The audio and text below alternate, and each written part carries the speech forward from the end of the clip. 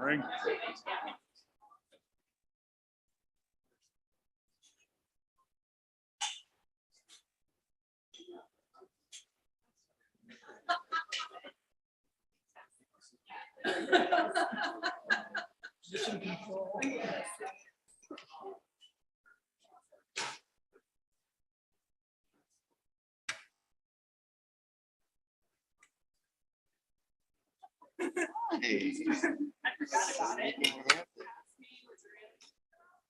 Has its own place, you know.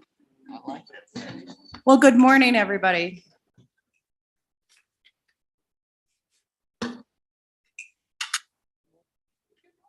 Good morning.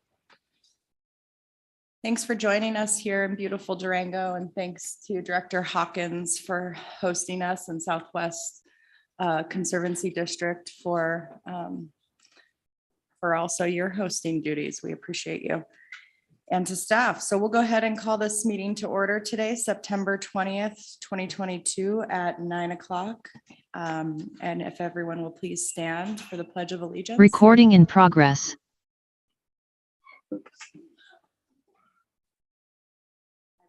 Allegiance to the flag of the United States of America, and to the republic for which it stands, one nation, under God, indivisible, with liberty and justice for all.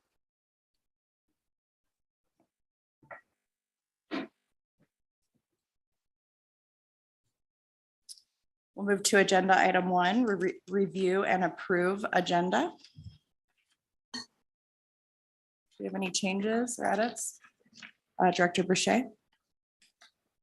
Thank you, Madam Chair. In the first paragraph of the directors in attendance, I am omitted. Turns out I was there. And then also in the second paragraph for the second day, the same thing. And then there's also, I don't know that it matters, but it's discrepancy between, it says you called the meeting to order, but it does not have you listed also in attendance. Thank you. Love those comments, but we're still on the agenda.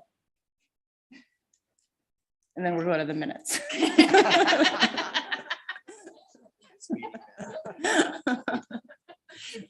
I didn't know how to do that any other way. I'm sorry. Any comments or changes for the agenda? Item number 2. Seeing none? I would move we approve the agenda. Thank you, Director Felt, second by Director Dutton to approve the agenda. Any discussion? Seeing none, all those in favor, please signify by saying aye. Aye. All those opposed, please signify by saying nay. And the motion carries. Agenda item 2, Director Boucher, your comments are noted on the attendance for both you and I on the call to order. Thank you, Viola. Is there anything else? Thank you. Anything from anyone else? Excellent. Seeing nothing, I would entertain a motion to approve the July 20 and 21, 2022. That's a lot of 20s, the July board meeting minutes. Thank you, Director Sakata. A second. Thank you, Director Felt. We have a motion and a second to approve agenda item 2. Any discussion? Seeing none, that all those in favor, please signify by saying aye. All those opposed, please signify by saying nay. Motion carries. Agenda item 3, consent agenda. Director Hawkins. Thank you. For a consent agenda item 5E, water plan grant, the Roaring Fork Conservancy. I want to disclose to the board that my employer, the Nature Conservancy, filed a letter of support for this project. I'm not going to recuse myself from voting. I also had a question related to consent agenda item 5F. I don't want to pull the this item from the consent agenda, but I do have a question for staff on a matter of policy and would like to do that before the vote if possible. Sure. Council Mealy, sorry, haven't said that in a while, and I just thought we would pull it for ease of flow. That's fine. Okay, so we'll pull agenda item, sorry, consent agenda item. Now I've lost it. 5F. Is that right? Yes. Okay, thank you. Okay.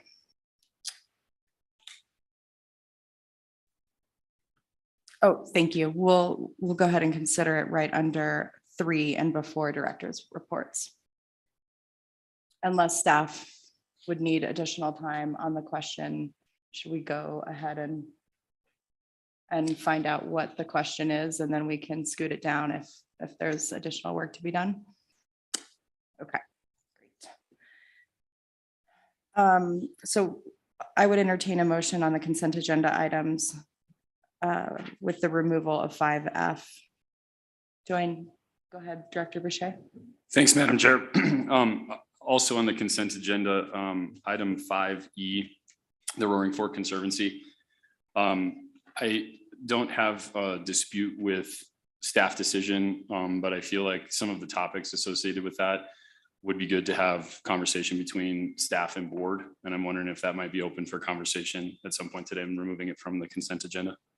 Sure, we can absolutely do that. And let me just take a look at where we would put that to give staff some time. Who would be our staff member on that, and are they present?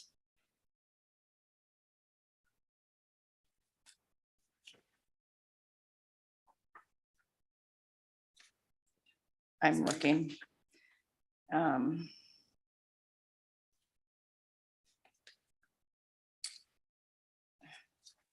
Here.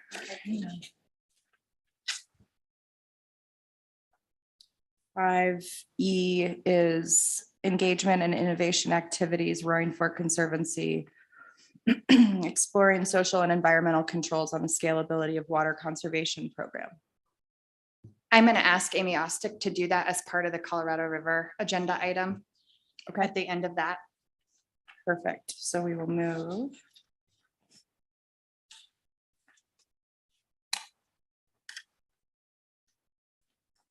That to just go ahead and do that after our Colorado River Interstate Matters. Yep, 14B. Or 5E is that, yeah. Yeah, well, sorry. Yeah. I know we always do that. I always do that, and it's not fair. Okay, anything else? The consent agenda? Do we need a motion to pull them from the consent agenda? Yeah. All right, I would entertain that. We have 5E and 5F coming off for consideration. I would move that we approve the agenda, but pull 5E and 5F off. Do we have a second? Thank you, Director Anderson. I have a motion and a second on the consent agenda minus 5E and F. Any discussion? Seeing none, all those in favor, please signify by saying aye. Aye. All those opposed, please signify by saying nay. Motion carries. I would entertain a motion on the remainder of the consent agenda now. Director Dunn. I move we approve the consent agenda with the consideration of the items that were just removed. Thank you. Second. Is there a second? Thank you, Director Brody.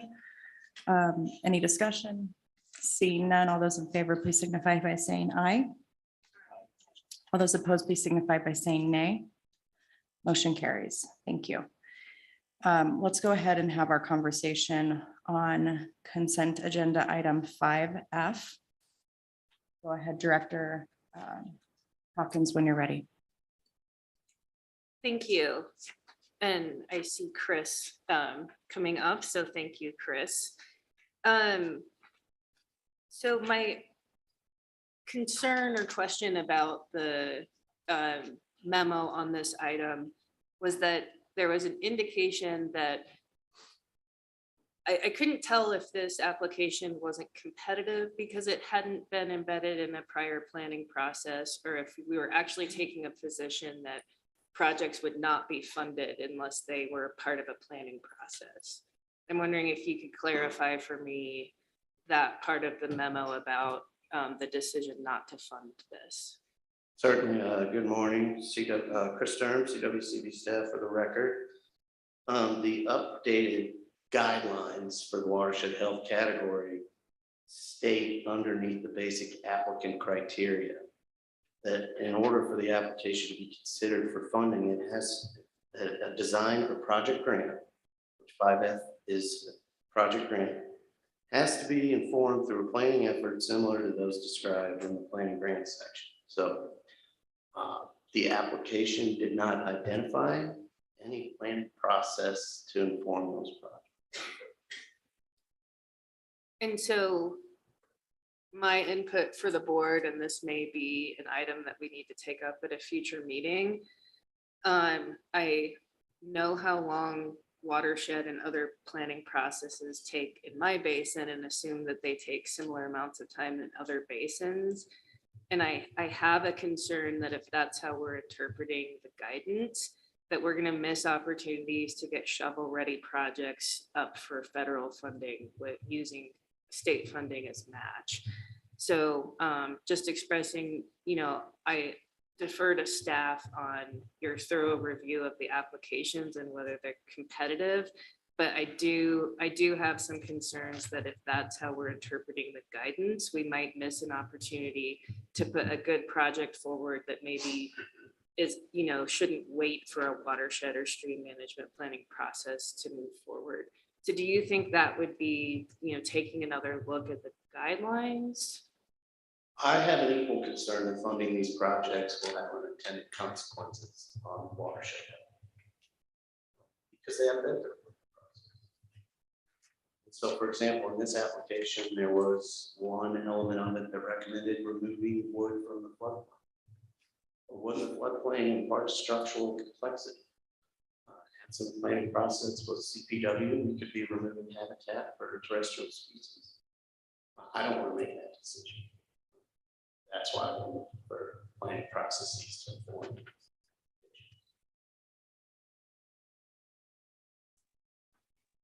Director Dutton. Thank you, Madam Chair.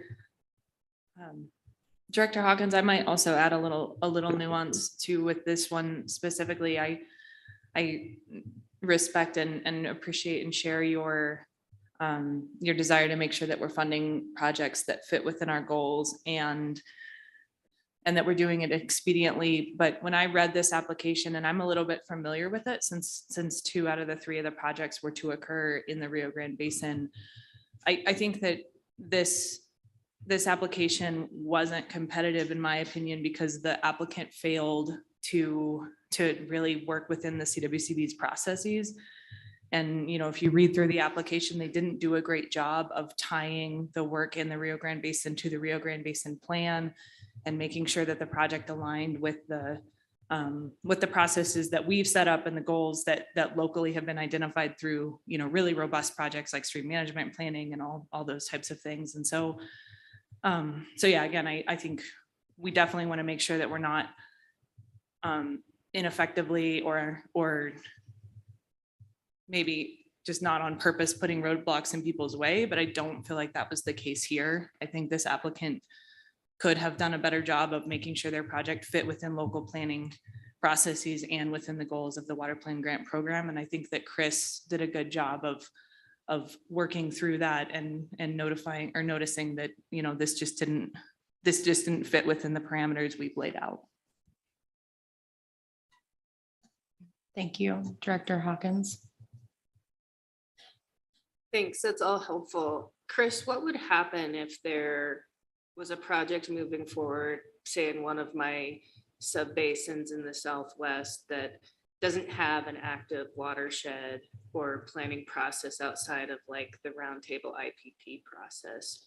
What would an applicant do to position a project like that for funding? They would start an application, they would start a planning process to prioritize the project. The whole reasoning behind that guidance change, as discussed when approved it, was in order to impart watershed health at bigger scales. These planning processes need to proceed so the stakeholders can have discussions about which projects in their basin or sub-basin or small watershed are going to have the most beneficial impact on overall watershed health. In the past, we've seen a lot of applications, this one included, and I'm not making any judgment over whether it was a great project or not, because they didn't provide information to inform that. But in the past, we've seen applications that say, oh, for example, we need to stabilize this outside meandering bend of this river. Erosion's a natural process on rivers, just as is deposition. A planning process might say that there's a gold medal fishery downstream that can't move that sediment through. And so it's high priority to stabilize it because we have an imbalance in the amount of sediment being delivered downstream that has a negative impact on wildlife. Or it's causing problems with a diversion structure.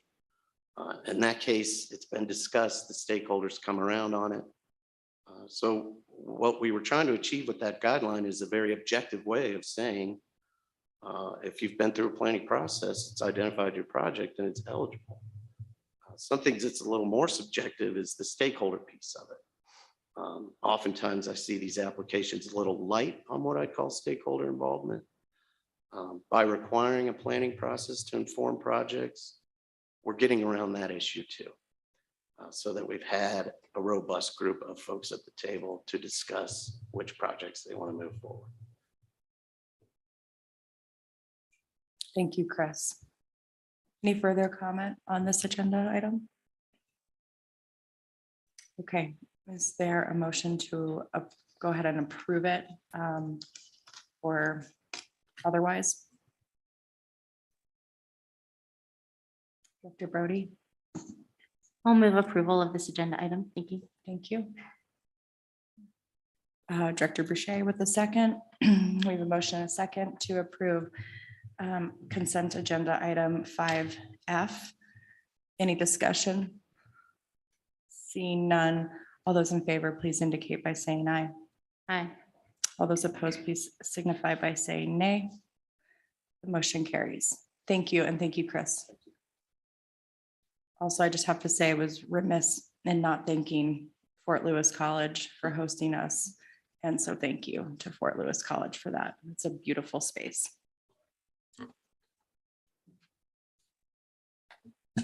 Still me, I forget that sometimes. Okay, we'll move on to director's reports, and Director Gibbs, thanks for being with us here. You're first. Great, thanks, Madam Chair. And I also want to thank Fort Lewis College for hosting us here. It's just wonderful to be in the Durango area. I studied at Western State in Gunnison, so there's a lot of similarities. We used to have some good battles with our mountain bike teams and cross country and downhill ski teams and stuff competing. So yeah, good to be here for sure. Yeah, I want to thank Kate Greenberg and her team for organizing an amazing tour yesterday. For those that were able to attend, that was really special. And you know, Bethany and Simon that also helped to organize it. It was really cool to go out to McPhee Reservoir and meeting up with Ken Curtis out there, and then heading out to the Ute Ute reservation to really get a good understanding of the hydroelectric turbines out there and seeing how efficient they can be. And a couple of years ago, I had a unique opportunity to head to Israel and met with, I believe it's the world's leader on kind of drip irrigation systems. It's a company called Netafin. So it was really cool to see that they're utilizing that technology at that location. So thanks again for organizing that. That was really awesome, to say the least. I also want to recognize and thank Commissioner Mitchell for all her great work. She has been an amazing leader when you look at the complex challenges facing us on Colorado River issues. She was instrumental in really bringing together the Upper Basin 5-point plan. So your work continues to amaze me, and your dedication to the challenge at hand. And so actually, let's give a round of applause for Becky for all of her amazing work that she's doing. You know, the organization, you know, you have great leaders on the top like Becky, but it's also really great to see so many leaders and the great work that staff is doing at Water Conservation Board. Russ Sands and your team, you continue to amaze me too. I believe Elizabeth is on her way to meet with Hinsdale County, and I think by, would you say by tomorrow, I believe you'll, him and his team have hit up 57 counties out of 64. So let's give him and his team a round of applause for making that happen. And then also I want to single out Anna Moss and her team too for quickly working on the development of this local capacity building and technical assistant grants. Where's Anna? She has done an amazing job to like create this like program so quickly, and let's give her a round of applause for her amazing work. So thank you. And we could go around the room and touch base on every single one of Becky's staff of the amazing work. So I just want to thank you all for your truly amazing work that you're doing. And thinking of staff, want to just give a shout out to Linda Bassey, who's of course not here, but total rock star within CWCB, and congratulate her for her. You know, she's a water buffalo, right? She received the ancient and honorable order of water buffalo at the Water Congress meeting. I'm trying to think, it seems like yesterday, but about a month or so ago, and it was really cool to see her get that honor and distinction. And then also I want to share with you some staff updates. Some of you have heard that Doug Vilsack, he was my assistant director for Parks, Lands and Wildlife. He really had a really unique opportunity to be the new state director of the Bureau of Land Management. And so Doug, I like to think of him as like a Swiss Army knife. He can do a lot. And at one point in time, when I first started and before Kate Greenberg had her ledge folks, you know, he was doing double duty with doing ledge liaison work for Department of Agriculture and for the Department of Natural Resources. And anyways, I'm still in touch with Doug, and I'm just really excited for him. And it's a real plus for the state of Colorado to have someone that really understands how we work in state government, everything that we do in the Department of Natural Resources, as well as, of course, Department of Agriculture, but to have him in that leading role. And as a result of Doug moving into this new role, we have an opening for our Director of Parks, Lands and Wildlife. So I named Alice Horgan to that role. She's in an acting role for that right now for the foreseeable future. Some of you may have worked with Alice. She was more recently our legislative director. So she knows the landscape of the state capitol very well. So if you need to reach out to Alice on any wildlife or lands issues, her email is alice.horgan@state.co.us. So reach out to her. And then we're also in the process of getting out the job announcement for the new Assistant Director for Energy Innovation. And then also, since Alice is leaving, for the legislative liaison or legislative director position. So we'll get those out hopefully by the end of this week, and maybe we'll forward that around. So let us know if you know any good candidates, some folks that want to join the DNR team and really do some meaningful work.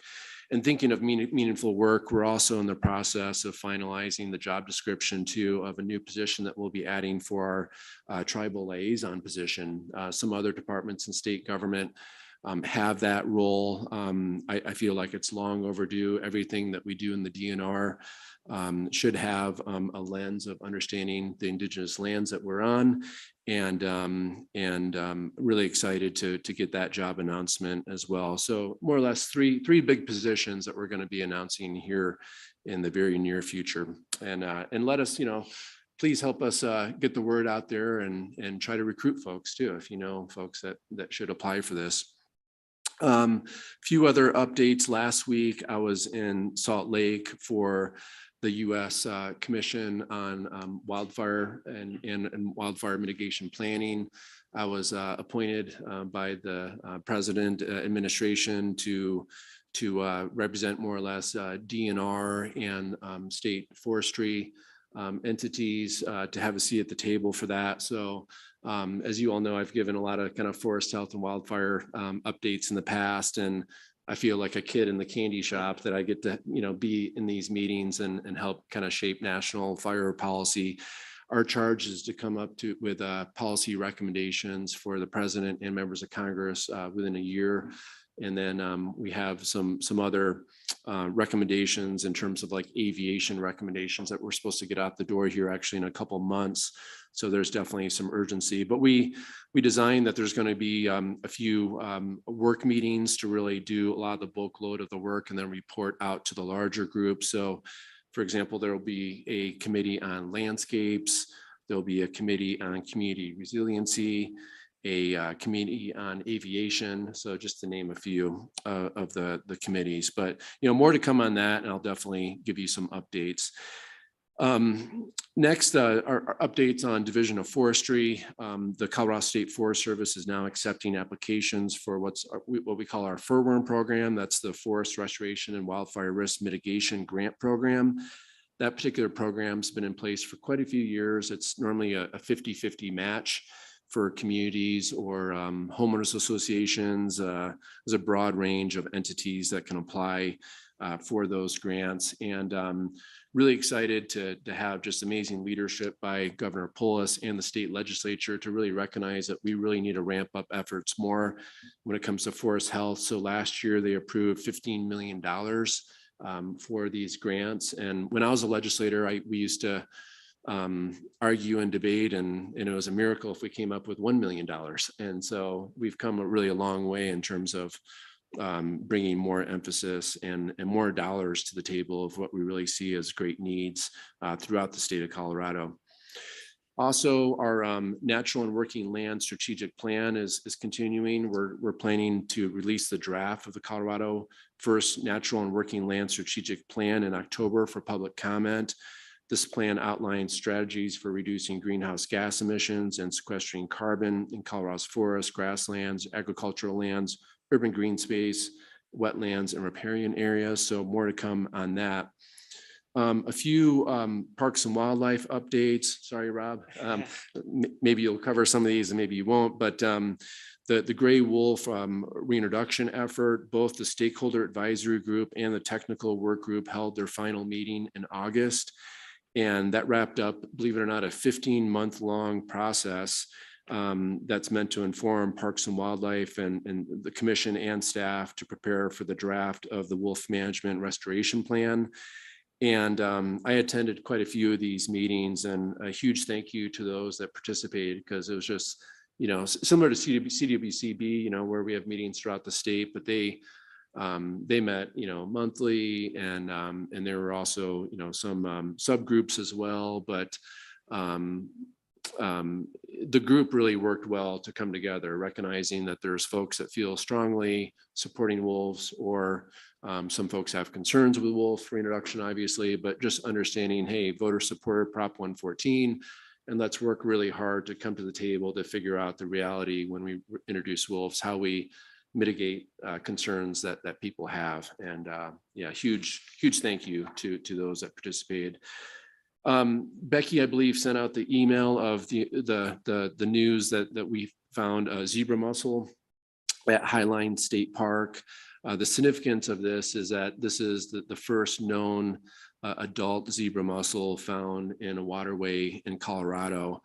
And Google what the impacts are, but more or less zebra mussels are filter feeders. And what happens is they grow and expand and reproduce very, very quickly, to say the least. An adult zebra mussel can produce 1 million offspring in a year. And so in a short amount of time, you can create real challenges in waterways, to say the least. And they're filter feeders. So what that really means is they almost eat nonstop and kind of like clean a waterway, and almost creating like a pool like clarity. And so that has impacts on the nutrients of the waterway. And so, fish and other wildlife that depend on having some more bacterias and so forth in there, kind of stripped away from that. So it has big impacts. So Parks and Wildlife immediately went into high gear, and we inspect all of our waterways, of course, for boats that come in. But now we're inspecting when boats come out of Highline State Park, but also have a decontamination component as well, to make sure that boats are not going to other waterways with that zebra mussel. So we're going to continue to look at that. And I don't know, Rob, if you have anything to add on that, but yeah. A few other updates. Our Colorado Geographic Naming Board continues to meet. Our next meeting will be September 22nd. The board is considering all proposals that are currently pending, including obviously those to replace all derogatory names. That's been a real heavy lift for our department. It's housed within the DNR, so we get a lot of requests of to consider proposals renaming certain peaks and you name it. And so the board is at our September meeting will be taking up Mount Evans, and so that's a pretty high profile discussion that they'll be having, and they'll likely make a determination on that by the November meeting. Our Oil and Gas Conservation Commission, we heard really great news just recently that we've been awarded $25 million from the Department of Interior to plug and reclaim orphan wells in the state of Colorado. So that's really tremendous, to say the least. Great need for that. So that's more or less quadrupling the current program that we have in place. And then our Division of Reclamation and Mining and Safety Department just recently found that Rocky Flats Environmental Solutions was in violation of milling gold without a permit. And so this particular location is in Western Jefferson County. And we actually heard a complaint from neighbors that said, hey, we think there's some mining going on. And we did some investigation, and believe it or not, there's an operator milling gold and using a process that's environmentally very challenging, to say the least, and negative for the local community. And so we put forth, the board assessed a maximum allowed civil penalties of $12,000. We required the operator to stop, cease and desist. And so that's been kind of ongoing too. Our state land board, we just recently hired Justin Berry, who came from Division 1, from Division of Water Resources. The state land board actually has a pretty robust water portfolio, so it's really high time that we have someone that can manage our water portfolio for state land board. And then a couple other quick updates. Let's see here. We have updates on the infrastructure bill and recovery funds. Because the department does not generally receive federal water funding, every effort's being made to assist and coordinate water stakeholders across Colorado to really seize the opportunities with the infrastructure bill that's before us. So we have Nate Pearson that I think many of you have met, and he's been working really hard to look through a lens to make sure that every federal fund is something that the DNR really wants to apply for and get a better understanding for some of the funds that have different state matches attached to it. And so we are still in the process of looking at what we're applying for, what kind of matches are available. And so, more to come on that for sure. we're involved with a lot of different federal processes right now with like greater sage grouse for the, that is for the 11 Western states to develop kind of a new resource management plan amendment for that. We're also involved with Gunnison sage grouse resource management plan. The big game resource management plan as well is just kind of kicking off right now. So the DNR is involved with all those right now. And then last but not least, for IBCC updates, really looking forward to our next meeting that we have at Winter Park, and that will be on October 25th. We're planning on having a subcommittee meeting before October 25th too. As I think some of you know, I've challenged each IBCC member to help advance a project. So that can mean everything from leadership and logistics to securing or sharing information about funding opportunities or helping to build partnerships.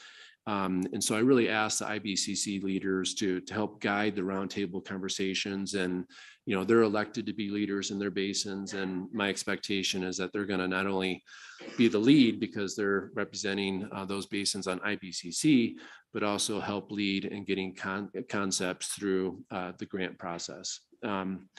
So with that, looking forward to working with you all today. And thanks so much. I'm happy to answer any questions, and or we can have conversations when we have breaks. Thank you, Director Gibbs. Are there any questions for Director Gibbs? Anything online? Okay, well, you're off the hook easy. Thank you. We'll move to CW. Yes, thank you. Director Mitchell, Commissioner Mitchell. Thanks. And thank you all for being here. Thank you to Fort Lewis. This is one of my favorite locations to be at. Unfortunately for us, our back is to the view, and the giving nature that we have, our audience gets to have the view. So that being said, we're also focused on making sure that we hear from everybody. And we've been trying to be very responsive to feedback that we're hearing about the opportunity for public comment and making sure that we make that clearer.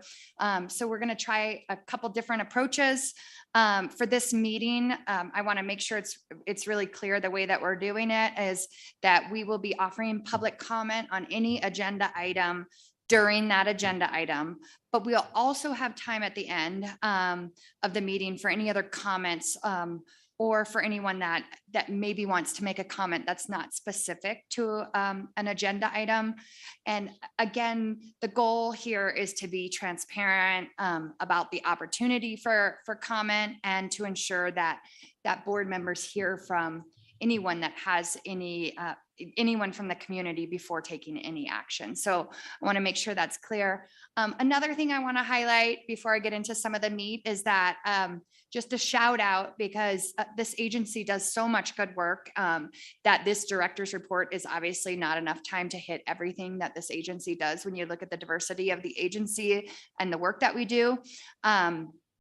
So I want to urge folks to hear about what we do through our director's report that comes out with every meeting. And oftentimes that's hundreds of pages. This month, I think it was less than 40, which is unusual. And that includes information on grants that we're approving or looking at approving, stuff that's happening on the ground, real work that's happening on the ground, moving us forward for our water future. So I just want to make sure that folks recognize that that is a source of information and should be referred to.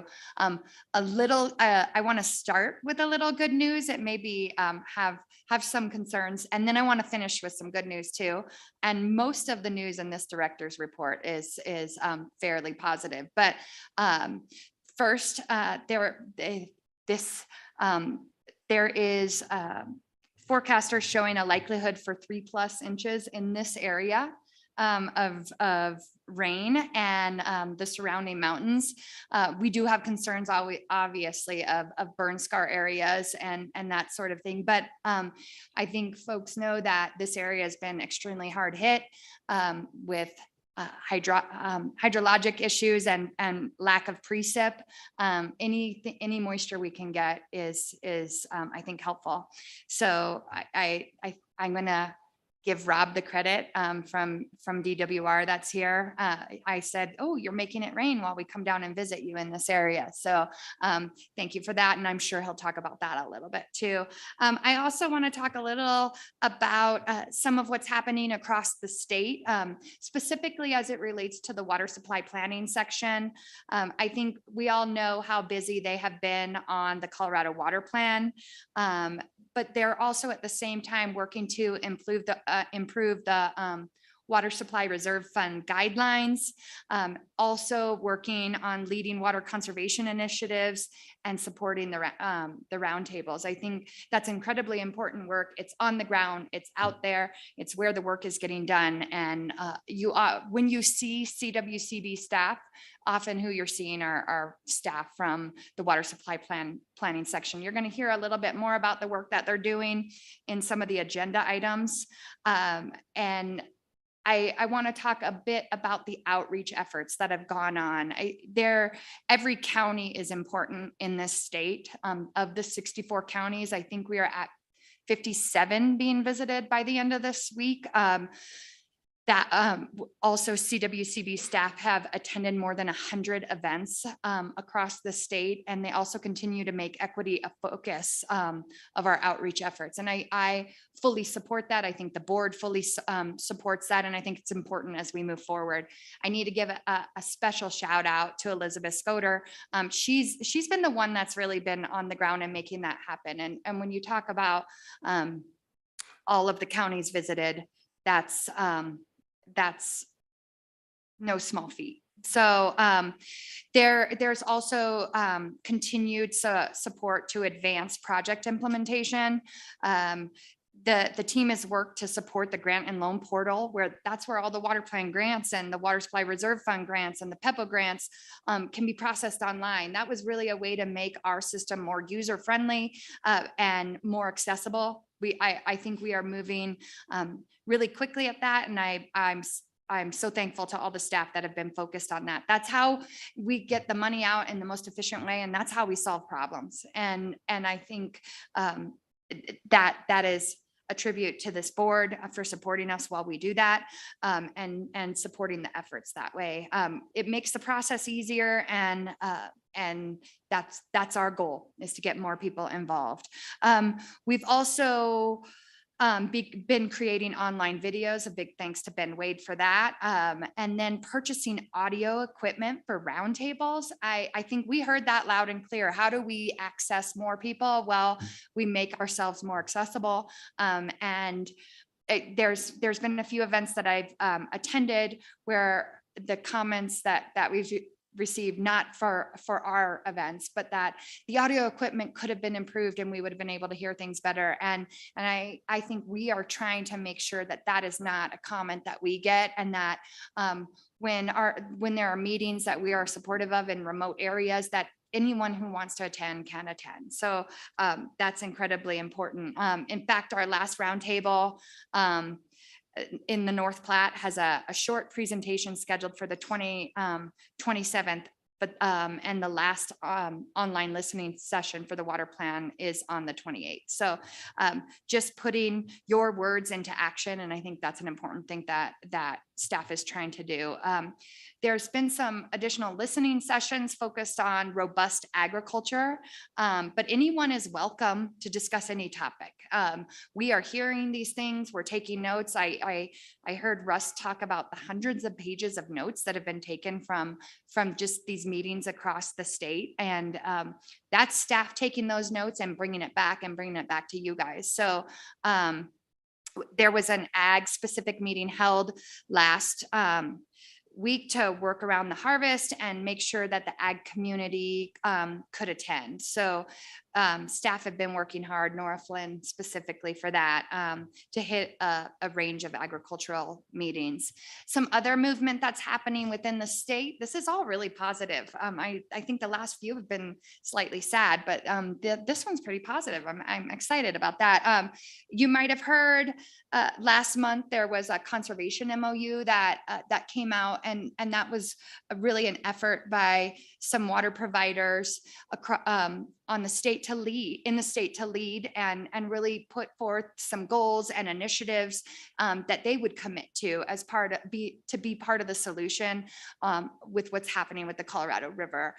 Additional utilities are signing on to that. Denver Water really pushed on that and led and got a lot of front range support, but across the state even. And now we're looking at there was some sign on from other water utilities across the Colorado River Basin, but even more are signing on. Utah's looking at it. I know New Mexico is, folks in Arizona. I think it's a real movement forward, and it is a message of leadership from that level. So I think that's incredibly important. I'm sure Director Brody will talk a little bit about that in her director's report, so I don't want to steal thunder.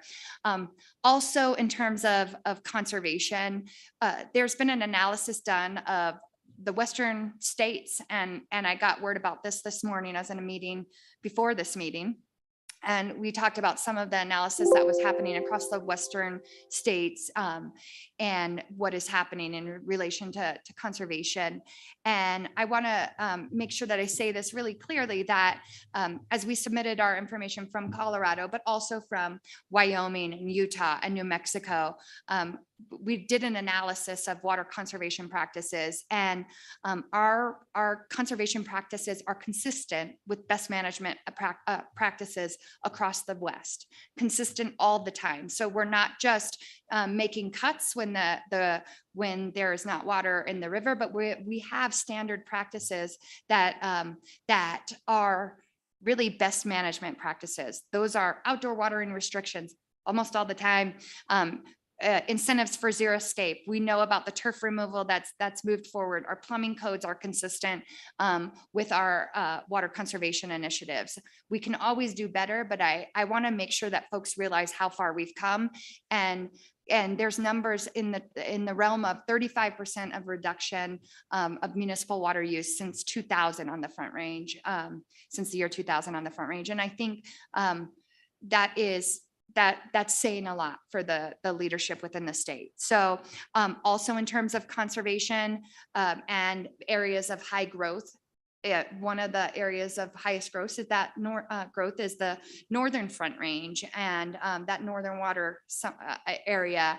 And there was a growing Water Smart workshop held with CWCB and Sonoran Institute on September 12th through 14th up in Estes Park, really focusing on that area with providers from that area. So I think that's continually a push forward.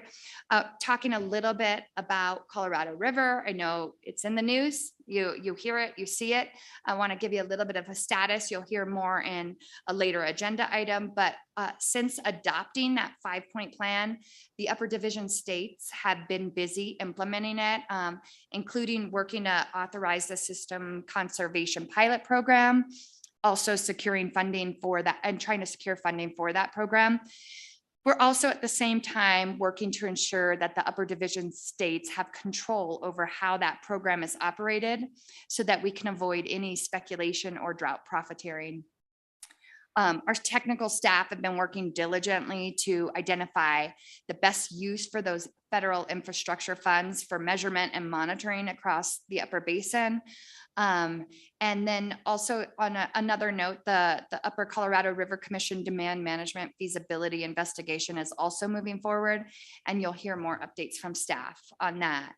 The lower basin states, on the other hand, are still in discussion and have not yet created a plan to conserve water in response to that call from reclamation. We support the use of federal funds to help the lower basin with these efforts, recognizing that the extent of water that they may need to contribute is going to be something that they're not accustomed to. But we're also hearing a lot of efforts to make big money on the crisis. And we firmly believe that we need to take a stand against that. I think it's important that that is a focus and that dollars are spent to actually solve the problem and solve the problem, not just for the temporary, but look at ways to solve this for the long term. And So that is going to be in the forefront of our mind. And obviously, we're going to insist that there are checks and balances as the public's money is spent, whether it's state funds, whether it's federal funds. That's incredibly important to us. In the Upper Basin, we've continued to live within our means, maximizing uses through efficiency to take advantage of the finite water supplies that are available when they are available. Again, you'll hear me harp on this whenever I have the microphone. We're averaging about 3 to 4 million acre feet less than our apportionment. And but the water users in the Upper Basin haven't been compensated for reductions in consumptive use. And I think we need to be thinking about, what is fair as we move forward. Another point that I want to make about efficiency, there seems to be a misperception of how efficient or inefficient we are in the Upper Basin as opposed to water uses in the Lower Basin.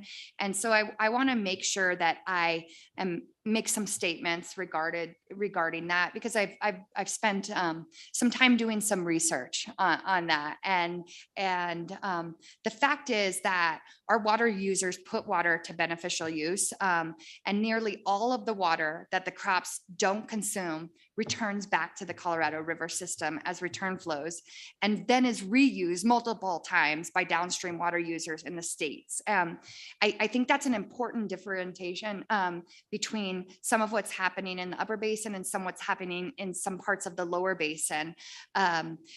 Flood irrigation is prevalent in the Lower Basin. I think in some areas it may even be considered the norm. But when it is an off-channel irrigation practice, that water runs off, it doesn't return to the system. So when you think about what's happening in Colorado, what's happening on farms and ranches in Colorado, that does return to the system. Even if it's something, even if there is an irrigation, which some much may consider an efficient irrigation practice. Can we do better? Yes. Should we do better? Yes. But I think it's important to recognize fully what's happening, and we make sure that we have all of the information.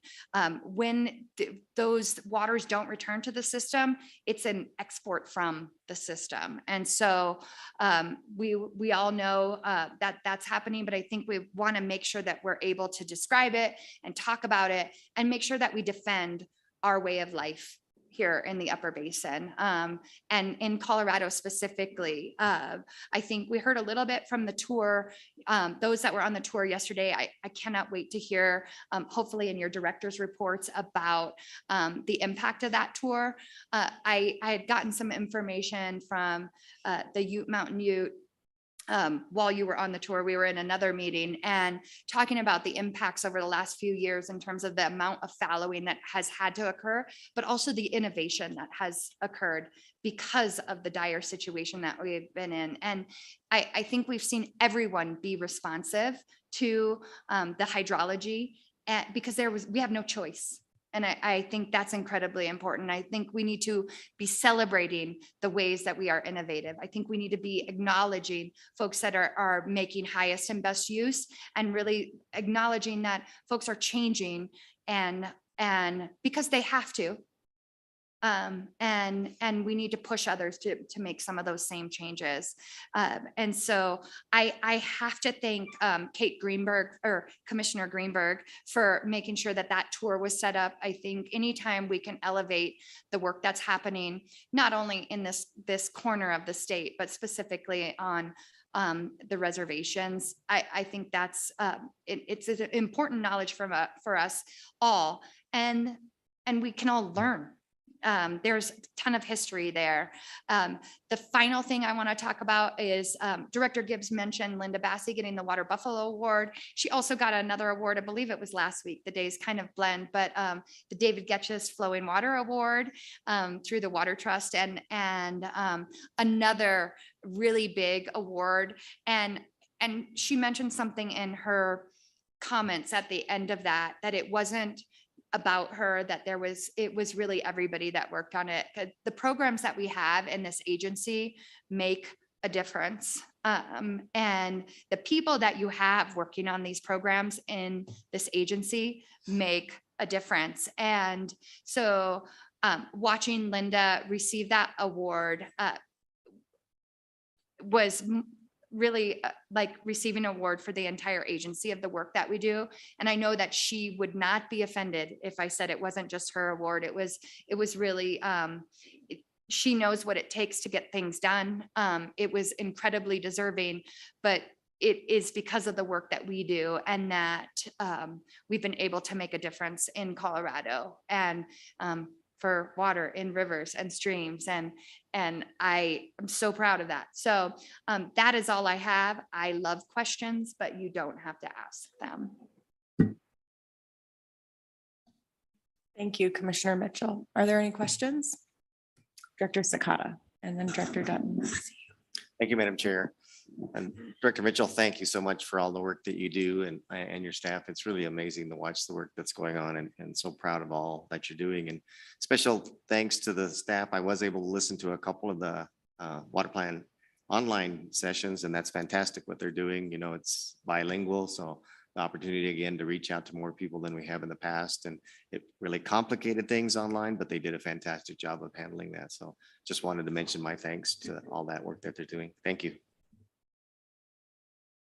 Thank you for that. And we have been trying to meet additional folks in additional forums. And so I got to do an interview with a Spanish radio station and Spanish speaking radio station. And that was an amazing experience too.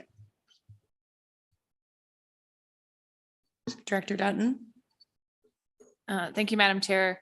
I just really want to take a moment after Becky's really exciting and interesting and almost fever-paced report. You're doing so much, Becky, you and the staff, and thank you for that. I just think it's so important to just pause and spotlight you, Becky, and the work that you're doing and make it weird since you're already squeamish at being spotlighted. But, you know, being here in the Southwest Basin and getting to tour the Mountain Ute Farm yesterday, it just feels really important and really relevant to highlight the work that you're doing with regard to unity and inclusion in the Upper Basin states. And, you know, I just have been so impressed and honored to get to work with you, Becky, and to see that you're not just bringing people into the existing process, you're figuring out how to make new spaces and places where people can be heard. And that's true inclusion. And you're really being an incredible leader in this space and making a true difference. And thank you. I have to respond to that. And partly, this is an incredibly important issue for me, specifically as it relates to tribes. And I think it's important that we look at systems and structures and we determine what's working and what's not working. And oftentimes we need to not fit a square peg into a round hole. Oftentimes we need to create something completely new. And I think that's to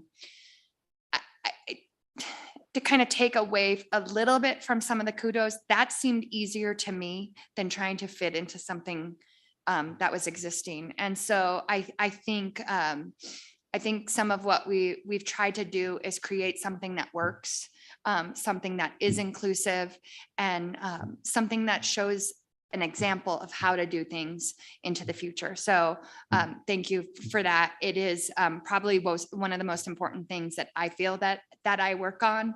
And it's nice to see the way that things have changed already in Colorado, but across the Western states. We can still do more. Thank you, Director Hawkins. Excuse me. I was going to address this at my director's report tomorrow, but I'm going to take a minute to piggyback off of those last two comments today.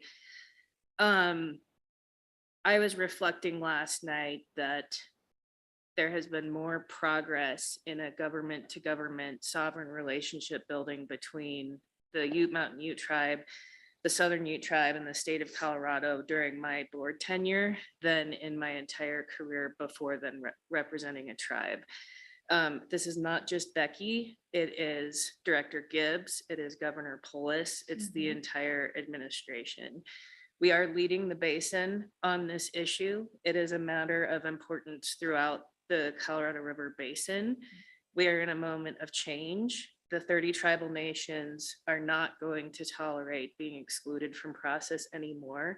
And so I just want to put a fine point that what we're doing here in Colorado is figuring out the path forward. It's not perfect, but the efforts that are being made are tremendous and significant. And I also want to acknowledge that these efforts don't work without cooperation from the elected leadership from the tribal nations. It's just as important. We will have some of those tribal leaders at the event tonight. And I wanted to make sure that you all heard me say that it would be appropriate for us to thank them for the contributions that they and their staff have also made to the process. So thank you. And again, tremendous amount of progress on an issue that is a matter of importance. And I also just want to recognize this is DNR, it's the state leadership, and it's our agency. So thank you. I have to respond to that too. Sorry about that, but thank you for mentioning that, Director Hawkins. There is support on a higher level. I don't have just willy-nilly permission to do things. It's really been supported. And I think there are other things happening in terms of sovereign to sovereign discussions outside of just water that I think have made a big difference and have actually enabled us to have the discussions about water that we may not have been able to have before because of the leadership. And so thank you, Director Gibbs and Governor Polis for that. The other thing is I also wanted to explain a situation that Director Hawkins touched on is that the staffing and the support that comes from the tribes, they do not have a just plethora of staff available with technical expertise. So the fact that they are really focusing on making sure that these tribal, the sovereign to sovereign discussions are meaningful and are able to make change and movement it shows that they see what we are doing as important, and that they're willing to put their limited resources to that. And I think that makes a huge statement. And so I do think it's important that we recognize all of the tribal leadership, specifically tonight, but just all of the time, because they're the staff that they have dedicated to working with us, being on the ground with us is not a small feat. So thank you for bringing that up. Thank you. Are there any other comments for Director Mitchell? Okay. And thank you for acknowledging this important development with the agency and DNR. It's nice to hear those words, Director Hawkins, from you especially. We'll move ahead to Director Greenberg. Thanks for joining us, and we're in your area. I guess, I don't know what we call it, your place of residence when you're not in everywhere else. That's probably Yeah. most accurate. There you go. Well, thank you so much, and welcome to Durango, everybody. And thank you to everyone who joined us for the tour yesterday. It was a great time having you all out. And of course, thank you so much to Chairman Hart and to Simon Martinez, the general manager of Ute Mountain Ute Farm and Ranch, who's on the Ag Commission, governor appointee to my board, representing the tribe for, I think, the first time ever, at least that I know of, at the Department of Ag. So grateful for that partnership. You all mentioned the project we visited yesterday was a micro hydro project we've been working on for 5 years with the Ute Mountain Utes.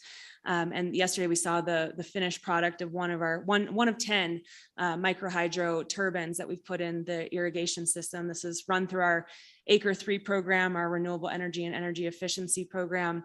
Essentially, they're capturing the energy that was once sort of not put to use and turning that into energy to run their irrigation system and eventually run the mill. So once we have all of those micro hydro turbines in place, we expect to be able to support the tribe in supplying all of their energy for the farm and for the mill, Bow and Arrow Mill, through that project. So really exciting to be out there yesterday with you all. Also looking forward to James Ranch tonight. So thanks everyone for bringing so much ag to this meeting here in the Southwest. I also want to reiterate what folks have just said about Director Mitchell. CWCB, your team, your leadership. We are grateful for that at CDA, and from the ag community. You are showing our strength and leadership here in Colorado, and you're doing that for everybody, but also for agriculture. And I think the relationship we've built between our agencies, I don't take that for granted. I think it's allowed us to do work that wasn't possible before without the kind of commitment to collaboration that our teams have brought. So thank you for supporting that between our agencies. So recapping what's going on at CDA, lots of big updates for you all today. First of all, I want to recap the 150th State Fair, which we just wrapped up on Labor Day. Thank you to those of you who were down there. Director Gibbs, of course, came down. We had the whole cabinet down there actually for a cabinet retreat. And the second annual Governor's Plate, which we launched last year. It's a celebration of local food. We had 9 food trucks competing for the Best in Show, the People's Choice Award, and the Governor's Award.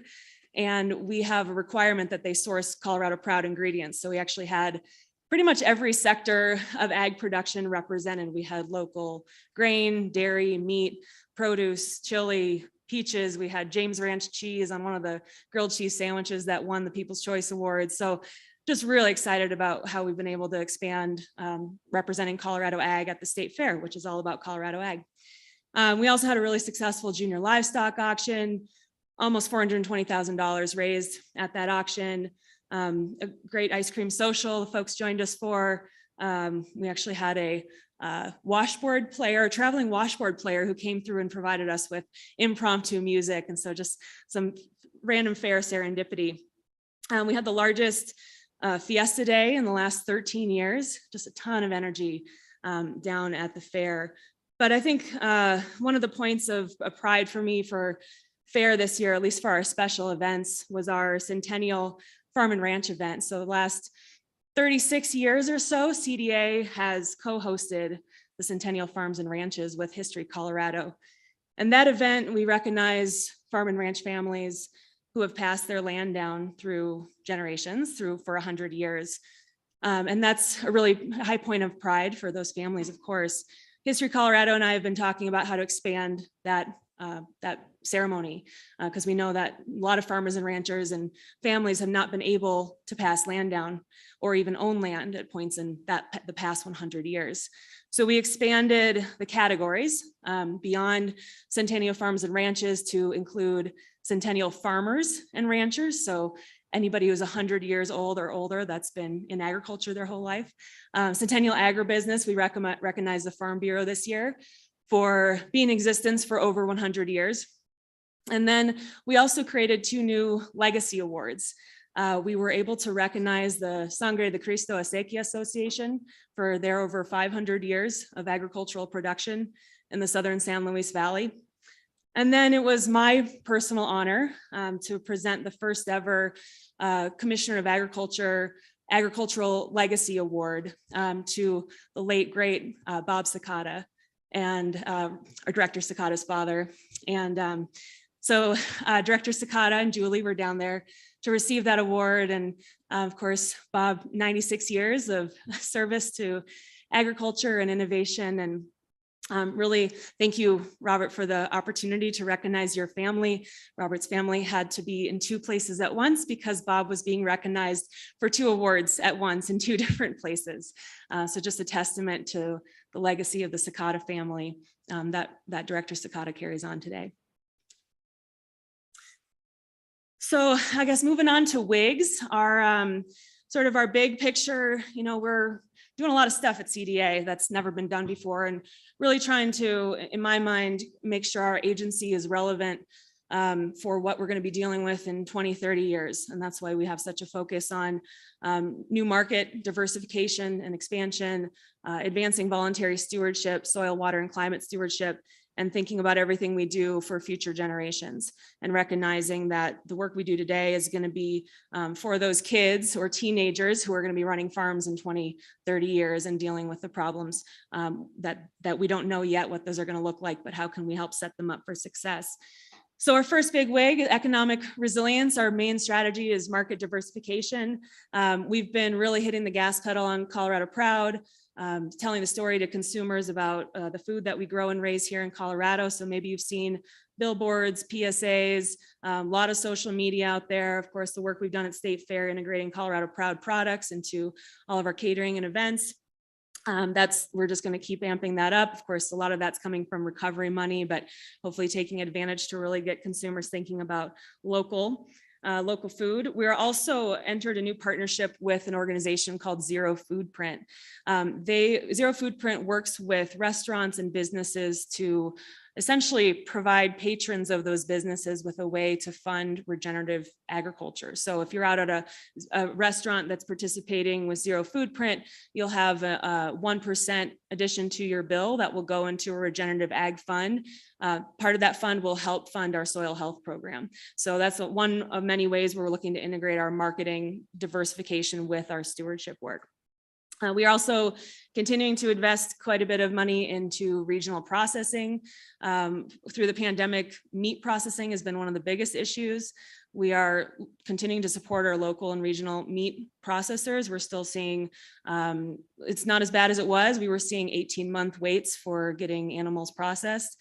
I think it's alleviated in some places, but it's still a struggle. So we're certainly looking to increase our capacity there. But I am conscious of overshooting on this one. There are billions of dollars across the country going into meat processing alone. And the last thing I want is in 5 years to have a bunch of vacant facilities that don't have enough business. So we're really trying to match our investment with the business needs we're seeing from the business community and make sure we're staying calibrated to that need. In addition, we're thinking of outside meat processing, other processing needs that we have here, but trying to make those investments in the middle of the supply chain to, again, help producers reach different markets or grow different types of food, making sure they have the processing there to support them.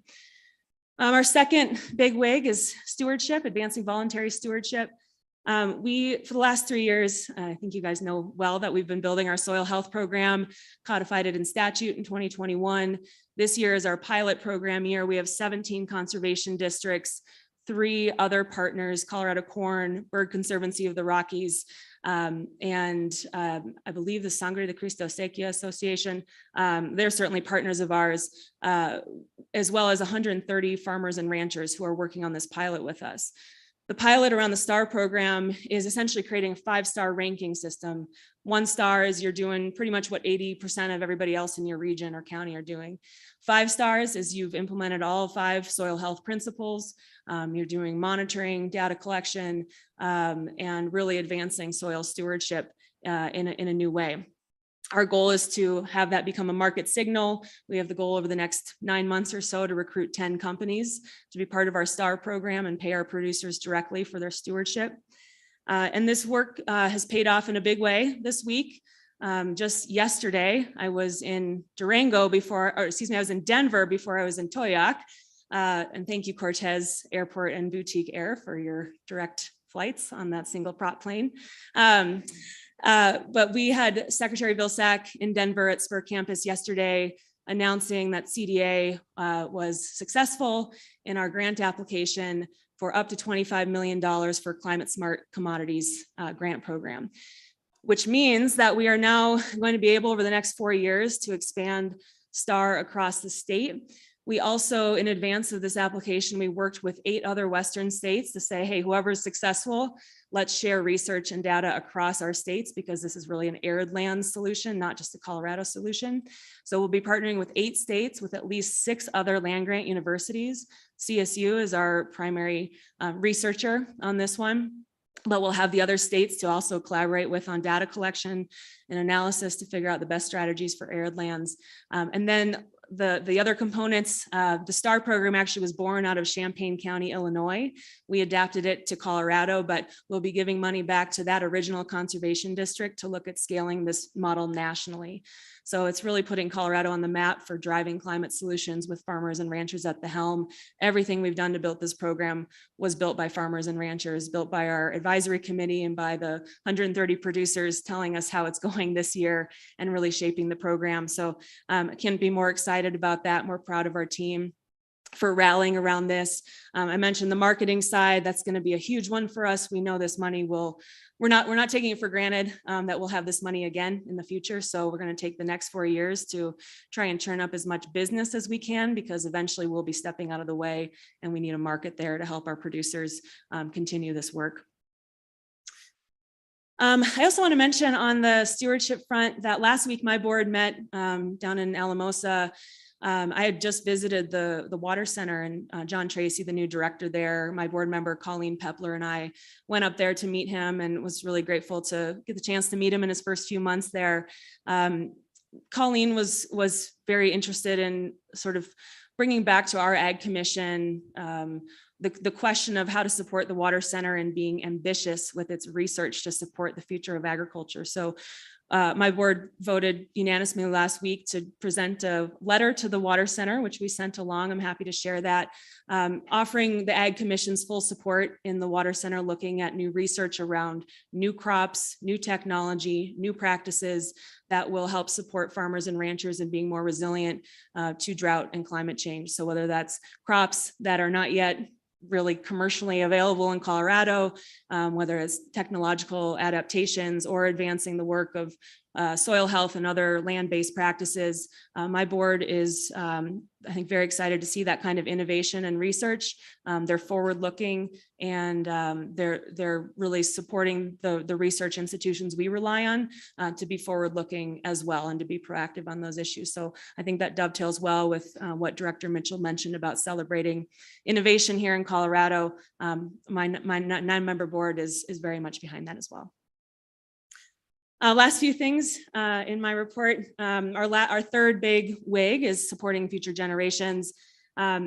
Big update there. So we have our $30 million revolving loan fund. Part of that is grants and loans for processing, but about 20 million is loans for beginning and underserved farmers and ranchers. So we have our first about 1.5 million in potential loans in the hopper. We're working directly with those borrowers.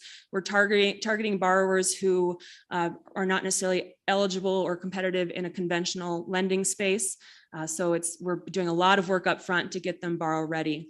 Our partner in this is First Southwest Bank. They're based here in Durango and in the San Luis Valley, but they have partnerships statewide. So really looking forward to getting that off the ground and hopefully ironing out any bumps in the road that we will inevitably have in our first go at becoming a lender. We are also sometime in the next few weeks going to be announcing a new next gen grant and scholarship program. This kind of is another spur off of our next gen work we've been building. This program will provide small scholarships to organizations to help more young people get education and leadership experience in agriculture. So whether that's a conference, a training, going through an internship, whatever it may be, it'll be another way for us to get more young people exposed to all the possible career choices in agriculture. So this is on top of the STEM program we've created for middle and high school students at our lab, expanding our paid apprenticeship program out on farms and ranches. We also created a paid internship program within CDA as another place for young people to get involved. And then of course our loan program. So kind of looking at everywhere from middle school education up to beginning farmer financing, sort of a pathway to careers for young people in ag.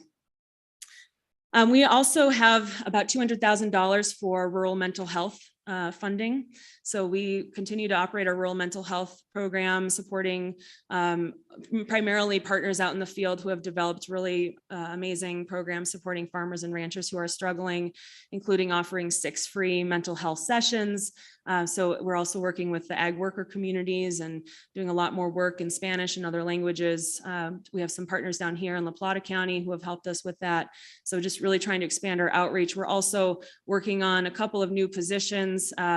One of them is directly outreach to the ag worker communities. Everything we're doing now, we're also translating into Spanish and providing interpretation resources as necessary. We are also building a community food access program, so about $7 million grant program for small business retailers to be able to sell fresh food in food insecure areas. I was just thinking, I was out in Cheyenne Wells a couple months ago. Their only grocery store just closed. And as I mentioned at the River District meeting on Friday, you know, when I was out there, folks were having to drive to Kit Carson to get food. Well, I ran into somebody in the audience from Kit Carson who told me their grocery store just closed about 3 weeks ago. So I think the food access landscape in rural Colorado is not necessarily getting any better, but I'm hoping our grant program will be able to help both in urban and rural Colorado for people to access fresh food grown and raised by our producers here. Lastly, on the hiring front, I'm very excited. We were successful in getting through the legislature an ag emergency coordinator position. We've never had a full-time position at CDA. So all of the crises we handle, we pass the baton and we rotate within our team, which has been great for getting a lot of us exposure to emergency operations. But now we'll have a full-time person. So that person will be able to work with our ag community in advance of emergencies and natural disasters to do planning work. We're going to be doing planning wherever we can. Of course, we'll have this person there through, through events and disasters, but then also recovery. That's where we have very limited capacity of supporting producers in the recovery phase, which is long and complicated and filled with administrative tasks. And so this person will be a resource for the ag community whenever there's a flood or a fire or a blizzard or other kinds of emergencies that we have to deal with in ag. Other than that, just continue to be on the road. Next week I'll be in New York for a National Association of State Departments of Ag, advancing the climate work we're working on and really talking about Western water infrastructure as well. We've got a great coalition of Western states that all share a lot of the same problems that we face here. I like to say, when CDA is done with one party celebrating ag, we're on to the next. So we also, in addition to the state fair, we oversee the wine board, and the Colorado Wine Board is having the annual Governor's Cup. So we have the Governor's Plate in August and the Governor's Cup in November. And it's a wine competition of Colorado wines at History Colorado.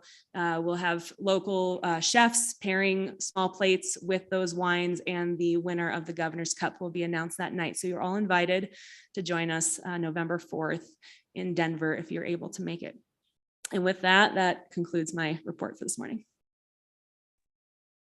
Thank you so much, Commissioner Greenberg. I had a quick question for you about the STAR program. You mentioned, I think, 150 participants, 130. Is that all over the state? Is there a map online just to see, if there's any producers around our areas that are participating, or how can we get more information on that? Absolutely. So that is around the state. The 17 conservation districts are all over the state. And then we have some individual producers who are working with us directly. But I'd be happy to forward you that list or a map. Yeah. That's really neat. Thanks for that information. Any questions for Commissioner Greenberg? Director Brody.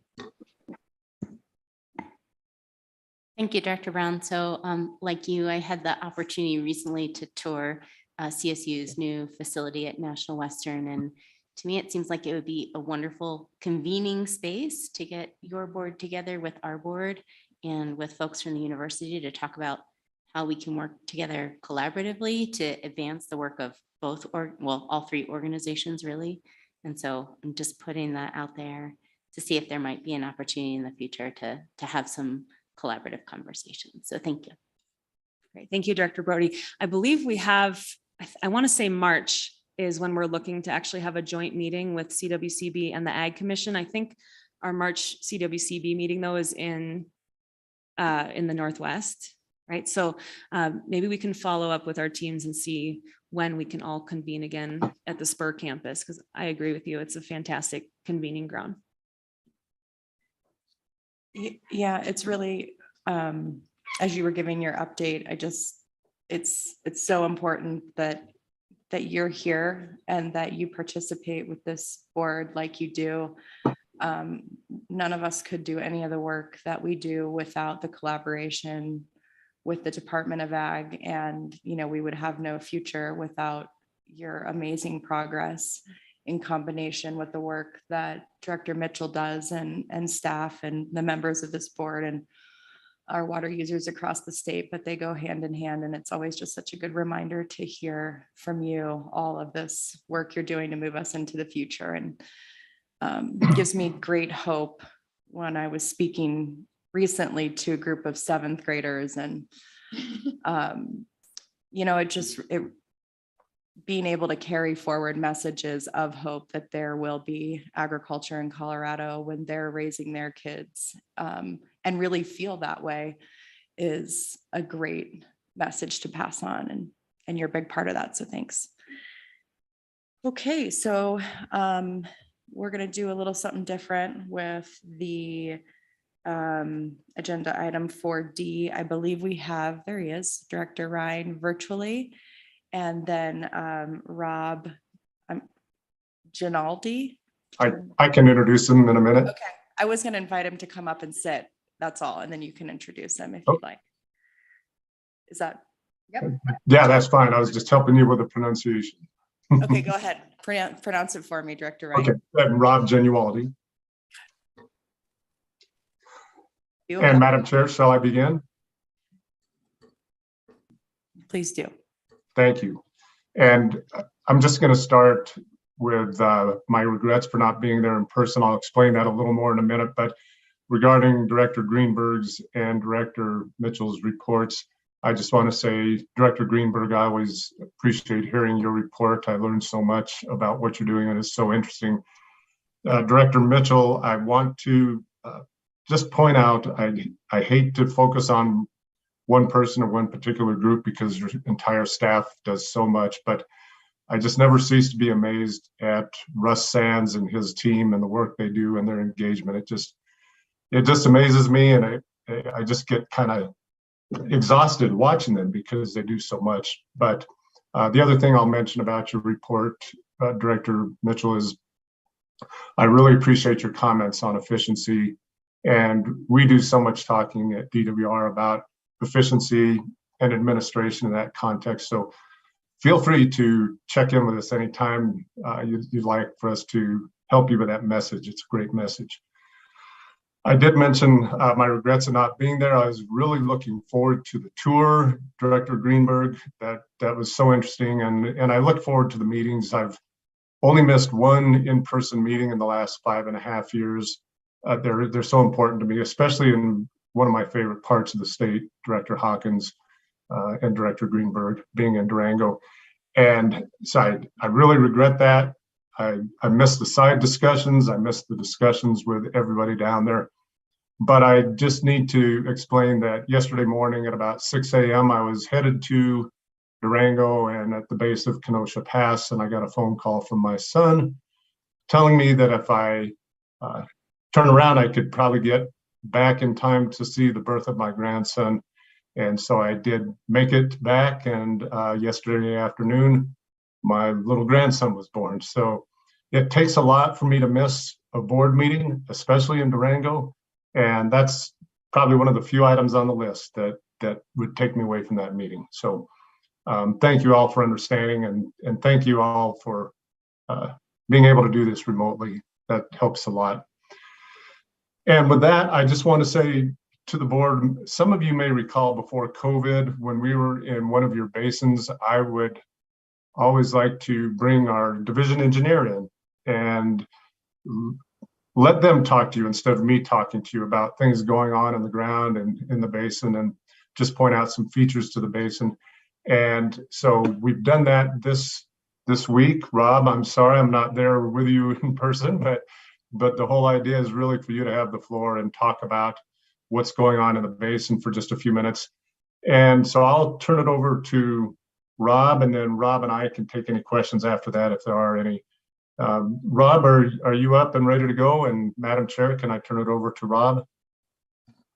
Rob is up. He's looking good at the table, and he has the floor now. So go ahead, and congratulations, first and foremost. That's amazing. Look at this stuff. Thank you. Thank you. It brought a tear to the mother's eyes up here in the, in the back table. That's nice to hear. Thank you. me start by pushing the microphone button. But yeah, Kevin, I'm a poor substitute for Kevin, and especially after a new grandson, but I'll do my best. Director Gibbs and the board appreciate the opportunity to speak with you guys today. It's a privilege to have you guys down here. I think some of you guys may remember Fred Krager, local water buffalo. He was a businessman and a local rancher and farmer. And he used to say that that it's about 6 hours drive to Durango, from Durango to Denver. Thank you. Yeah, and it's quite a bit further from Denver down to Durango. So we appreciate you taking the time to come this direction. So anyways, yeah, I'm just going to spend a few minutes and give a kind of a rundown of Division 7 and some of the local water features. Sounds like you guys were out and about yesterday, saw some of those, which is great. I'll just give a rundown of a little bit more of the area. And Becky, I'll take credit for any rain we get, but I just won't take blame for the drought we've had for the last 10 years or so. It's been rough, and it absolutely true. The farming, ranching community and the local environment has definitely taken a hit from the last 10 years of drought. So anyways, you can see from this particular picture, Division 7, of course, is in the far southwest part of the state. My name is again Rob Genualdi. I'm the division engineer down here in Division 7. And I'll point out John Simpson is the assistant division engineer in Division 7. So he's just sitting over here.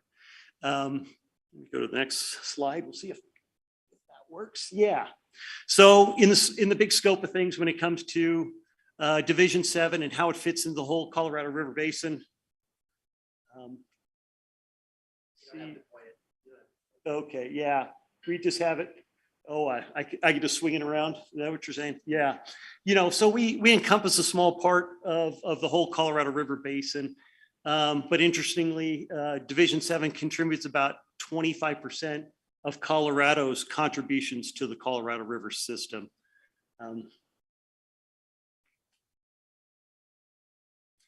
Everyone's familiar with the snake diagram that's been produced. It shows essentially what quantity of waters contributed outside of the state.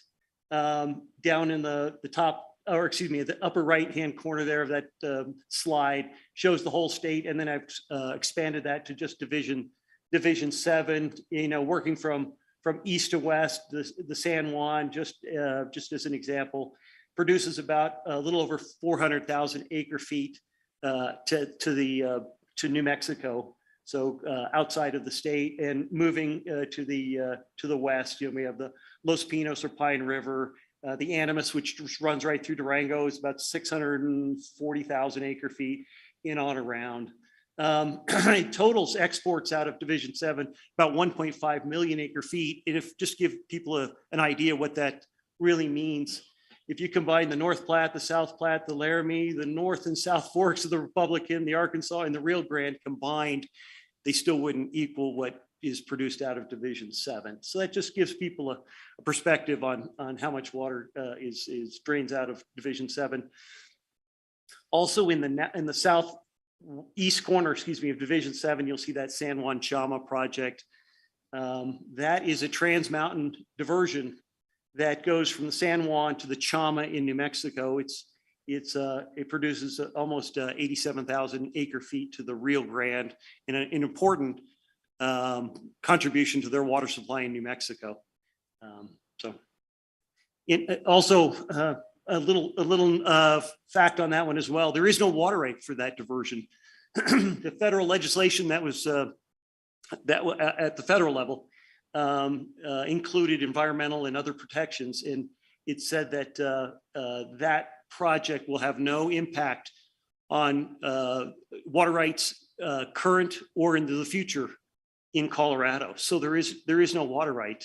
The good news for New Mexico is that there's not a whole lot of use over there either. So they, while there are bypass requirements for both downstream uses and federal, excuse me, and for endangered species, there still is no water right, just those other protections.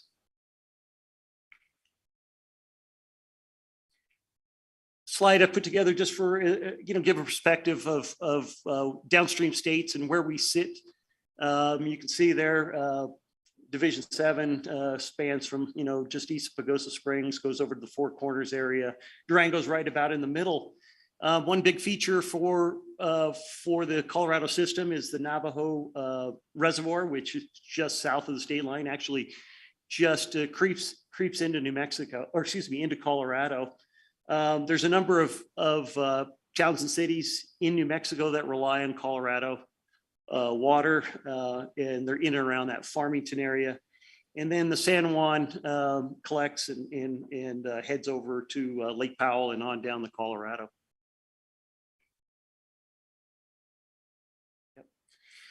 Besides the Colorado River Compact, there's some other compacts that we administer. It was developed at the exact same time as the Colorado River Compacts in 1922. Is the La Plata River Compact. It's a sharing compact between Colorado and New Mexico. Half the water from the upper basin of the La Plata River has to be shared the next day. So that quantity has to be shared the next day at the state line in New Mexico. This is a mostly agricultural area. And so that's some intense administration for our office. We have 2 water commissioners that tend to that compact on a daily basis. We know we're doing a good job when one day Colorado is screaming for water and the next day New Mexico is screaming for water. So we must be doing something right, but you're always getting screamed at. So that's just the way compacts work. Another compact is the La Plata, Animas La Plata Project Compact. Doesn't operate quite the same. It was a compact that was produced prior to the funding of the Animas La Plata project, actually in the late 60s. It was developed in order for the federal government to move forward with the funding of that project. And it basically just says that New Mexico can store and deliver, or Colorado can store and deliver water from Colorado into New Mexico with the same priority. So it doesn't carry kind of the same weight as some of these other compacts. It's really just meant to establish not really a right, but an understanding that water will be delivered and stored in Colorado for use in New Mexico. And then that last feature I wanted to bring up was that San Juan Chama project. It really was developed under the Upper Colorado River Compact, in that there is provisions in that compact for upper states to help the lower states develop their apportionment. And so that's what was the impetus behind that project. That again was a federal project built in the late 60s, first started diverting water into New Mexico in the very early 70s. Now, I know this one's challenging and I apologize for it. It was actually from a picture we have in our office that was put together by the Bureau of Reclamation. But I'm gonna do my best to tell you what this thing says. It gives an overall picture really of what Division 7 is all about. And I'm gonna start on the east side over near Pagosa Springs. Let's see what I can do here. Okay, right here is your San Juan Chama project, taking water off of the Blanco, Rio Blanco and the Navajo rivers, and taking it over to the Rio Grande drainage, which in particular, the Chama River. Then moving, see if I can keep it going here. Moving to the west is a reclamation built project, Vallecito Reservoir, and the Pine River Irrigation Project. So the reservoir holds about 125,000 acre feet, and irrigation projects just south of the reservoir. The same on the Florida River, Vallecito River Reservoir. This is Lemon Reservoir, same kind of situation. Feeds irrigation projects to the south, which is the Florida project. We get to Durango. Not on this map is the ALP project, which is Lake Nighthorse, just over the hill to the south of us. That's an M&I project.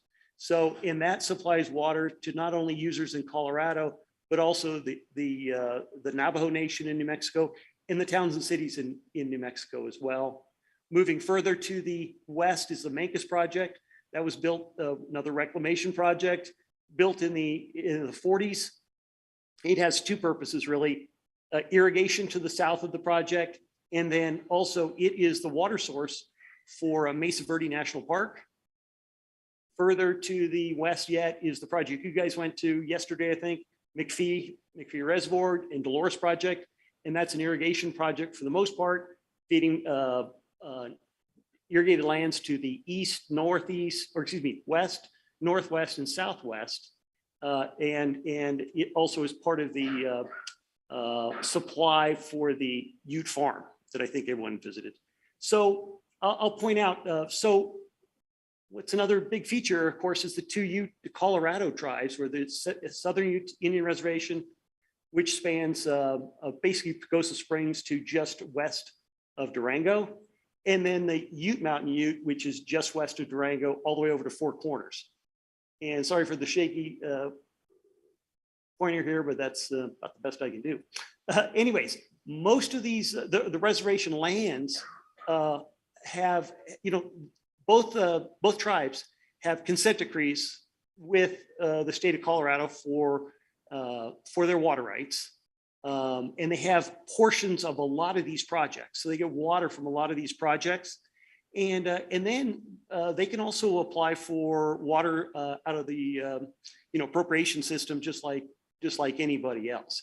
And so they have a combination of water rights.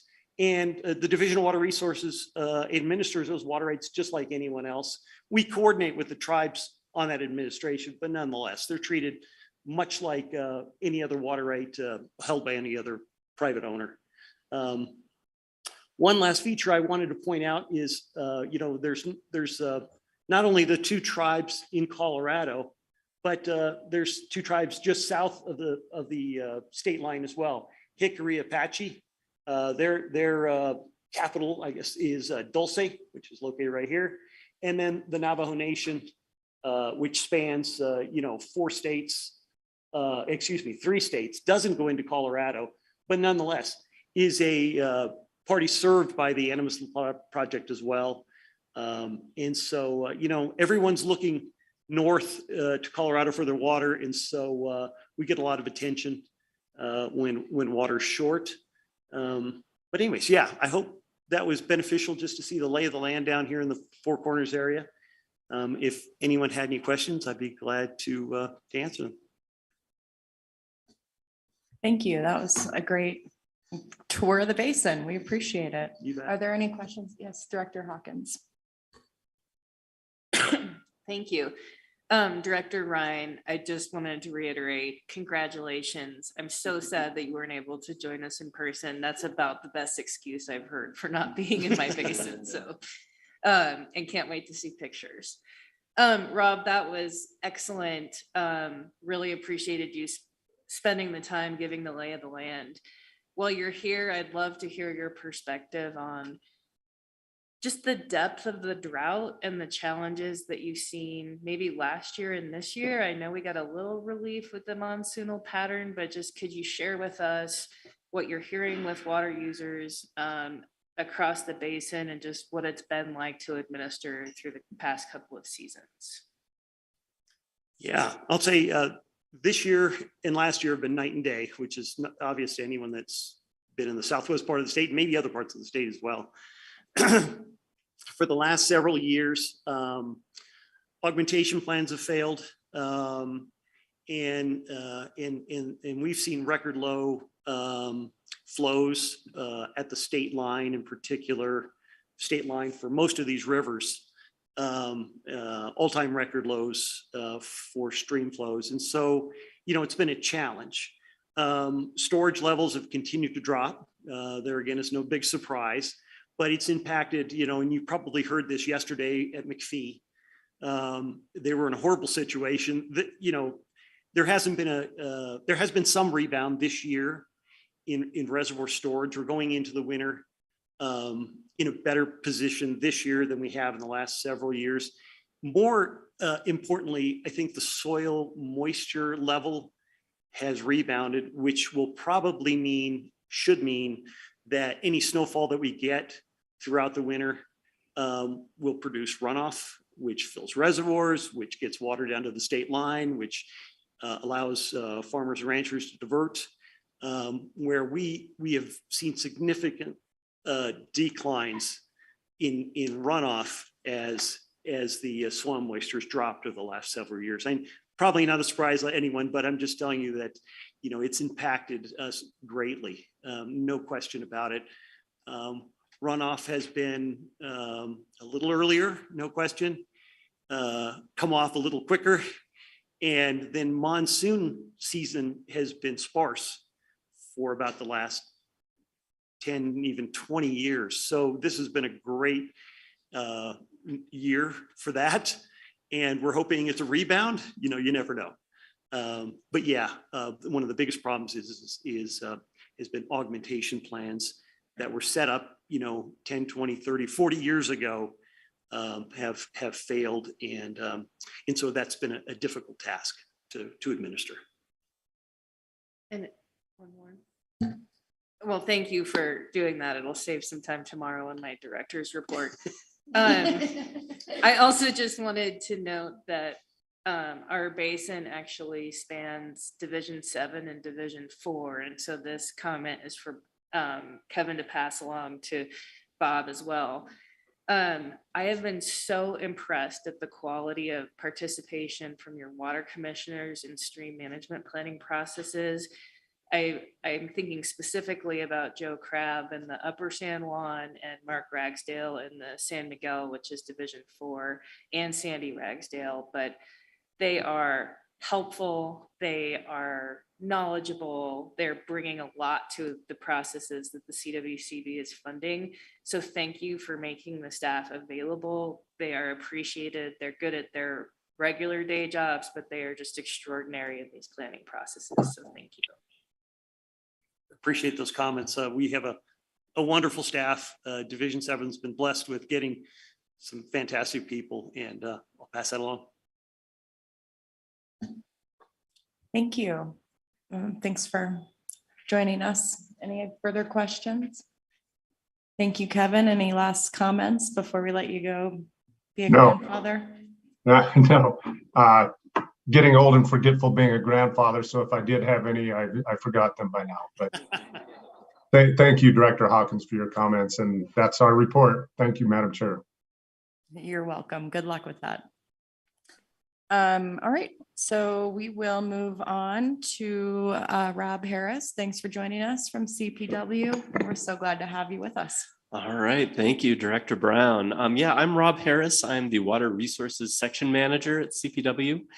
And Acting Director Dugan sends her regrets. I don't think her conflict is nearly as much fun as State Engineers Ryan's, but I'm sure she'd join me in congratulating him on his new grandson. I want to note just a couple of the CPW staff who are here today. Katie Birch, I think, is going to be a familiar face to many of you, as her engagement with CWCB is quite deep, and she's a key part of our team on coordinating with you all. But I also want to note Ryan Unterreiter, who might be a less familiar face, but is equally key part of our team, particularly here in the Southwest. I don't know, Ryan, if you could wave so people know who you are. One of the neat things about being on the road like this is we get to see folks that we don't always see in person.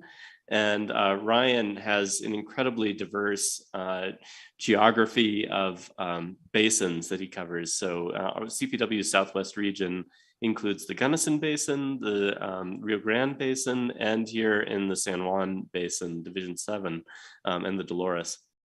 So anyway, so yeah, definitely encourage folks to, if you don't know Ryan, get to know him. He's a really good person to know, especially if you have any work down here. Getting to more regular business, CPW, we're excited that, during this meeting, we're going to be asking the board with CWCB staff to ratify a split season in-stream flow loan that we've been working on in Cottonwood Creek in the Upper Ark. This is just outside of Buena Vista. The lower half mile of Cottonwood Creek before the confluence with the Arkansas River experiences some really low flow conditions. There is an in-stream flow water right there for 20 CFS. But this time of year, the flow there can get below 1 CFS. So that gives you an idea of how low it can get. So, a lot of folks at CPW, CWCB really thought out of the box about how we can, leverage the assets we have to make that situation just a little bit better. So we've started by using our irrigation rights on the Cottonwood irrigation ditch number 1. Then we started at the beginning of the season, irrigating as normal at our Buena Vista Hay Barn State Wildlife Area. And we received approval from DWR in late August, as well as from CWCB. Thank you, Director Mitchell. And we've been working with the Water Commissioner to reduce diversions to the head gate by about 1 CFS. So again, we're not filling that whole 20 CFS gap, but we're keeping things going. So yeah, just big thanks to staff and leadership at CPW, CWCB, DWR, as well as the Colorado Water Trust, who've really hustled to accommodate that initial approval during this season. Moving on to fishing closures, this was a pretty trying summer, especially with some high temperatures. We had a bunch around the state. Almost all of them were voluntary. But as of now, I believe they've all been lifted as of, I think, the 16th. And we just want to say thank you to the public for their cooperation on these closures and for stepping up and helping us out. Hopefully we're done for the season, but if folks want to check out our webpage, we have a current conditions page, which will tell you if there are any closures in place. And then finally, so construction of the Kemp Breeze State Wildlife Area Habitat Restoration Project started. And, I think maybe a little background on what that project is will be helpful. So this is in the Upper Colorado River, not too far away from Windy Gap Reservoir. And as many have seen in the news, the Colorado River Connectivity Channel broke ground in August. And this project is the accumulation of over 20 years of work in the development of unique partnerships to reconnect the Colorado River around Windy Gap Dam. And perhaps less well known is that this phase 1 of this Kemp Breeze State Wildlife Area project also began at the same time. And this project is designed to work with the Connectivity Channel to accomplish critical ecosystem resiliency goals in the area. The in-river and riverbank work will improve the aquatic habitat of the Colorado River for all life stages of trout, mottled sculpin, as well as aquatic invertebrates, and especially the giant stonefly. Once complete, the project will create an ecologically functioning river system under current and future hydrology. The Kemp Breeze project is the first phase of the Upper Colorado River Habitat Project, whose origins come from Windy Gap and Moffett-Firming. And the Moffett-Firming project discussions from the early 2000s and is being implemented with Northern Denver Water, Grand County, and Trout Unlimited. And there are just many other partners that have come together to make both these projects happen. And I also want to give a shout out to CPW staff who've dedicated over 12,200 hours and counting to both of these critical projects. And we're excited to see them both move forward. And with that, I'll conclude the CPW Director's Report. And if there are any questions, I'd be happy to answer them. Thank you, Director Boucher. Thank you, Madam Chair. Rob, thank you very much for the update and appreciate the recognition there of those two projects, Connectivity Channel and the Kemp Breeze. Being a Grand County resident, these things have been in the works for a long time, and to see equipment moving and things happening on the ground is a very exciting time for Grand County, especially coming after a summer of a lot of closures on the Upper Colorado. So we appreciate it. And when you called out the 12,000 hours from CPW, staff really does deserve huge recognition for the amount of effort that has gone into this. It's been a lot of effort. So thank you very much, Rob. Thank you, Director Boucher. Appreciate it. Great. Well, thank you for that report. Seeing no further questions, we'll go ahead and move to virtually. Let's see if we have Keith here. Last one. Good morning, Keith. Good morning. How are you? I'm good. How are you? Great. Thanks. Thanks for having me virtually. I appreciate being able to really participate in this meeting, even if it is in a virtual format. So thanks for holding the meeting in this format so I can participate. I'm going to catch you up with a few items that our board is working on and some projects that we're working on that I think may be of interest to the board. On the drinking water side, at our August board meeting, which was held up in Steamboat, we passed an application for the city of Ouray. They've got a $12 million drinking water treatment plant project they're working on. And then we've got 3 applications coming in on the drinking water side under the Drinking Water Revolving Fund and also the bill funds, which I'll mention some more in a minute. Those 3 applications we expect to come in and then look at in our October meeting are the City of Denver for $76 million. They're putting an application in for their big lead service line project, which we're excited to potentially be a part of that project. So that was a good application. I believe the City of Denver or Denver Water is the location of your next board meeting. The town of Buena Vista put in an application for $4.2 million, and then Pagosa Area Water and Sanitation District put in a $38 million project for a new treatment plant. So all those applications will go in front of our board in October. On the wastewater side, and it's a little ironic these days, while we've got a big influx of funds under the bill or bipartisan infrastructure law, big influx of funds as we've talked about in the past, and we're seeing demand there. We're still seeing more demand on the wastewater side than the drinking water side, and that continues to be the case this year. On the wastewater side, we had 4 applications approved in August for the town of Bethune, town of Crested Butte, and the town of La Jara, as well as Palmer Lake Sanitation District. Those were all pretty small loans, except for Crested Butte, which is about $11 million for some treatment plant upgrades. Also, I wanted to mention on the wastewater side is as of October board meeting, we've got 3 new applications coming in for the city of Fort Lupton, $25 million, Meeker Sanitation District for $700,000, and then a small project with the Left Hand Water and Sanitation District. They have a pump station that they're looking for some funding for. So that's the kind of projects that we're working on immediately. We did receive both our base drinking water and clean water cap grants. Both of those were cut between 27 and 30%. So that's a little concerning for us as an organization, although we did see the large dollars come into the program this year and will be rolling in for the 5 years under bill. Those are big cuts to our primary programs, and the funds are a lot more flexible under the base program than the under the bill program, which have to be used for specific purposes. So it does have a real impact on the authority in our operations.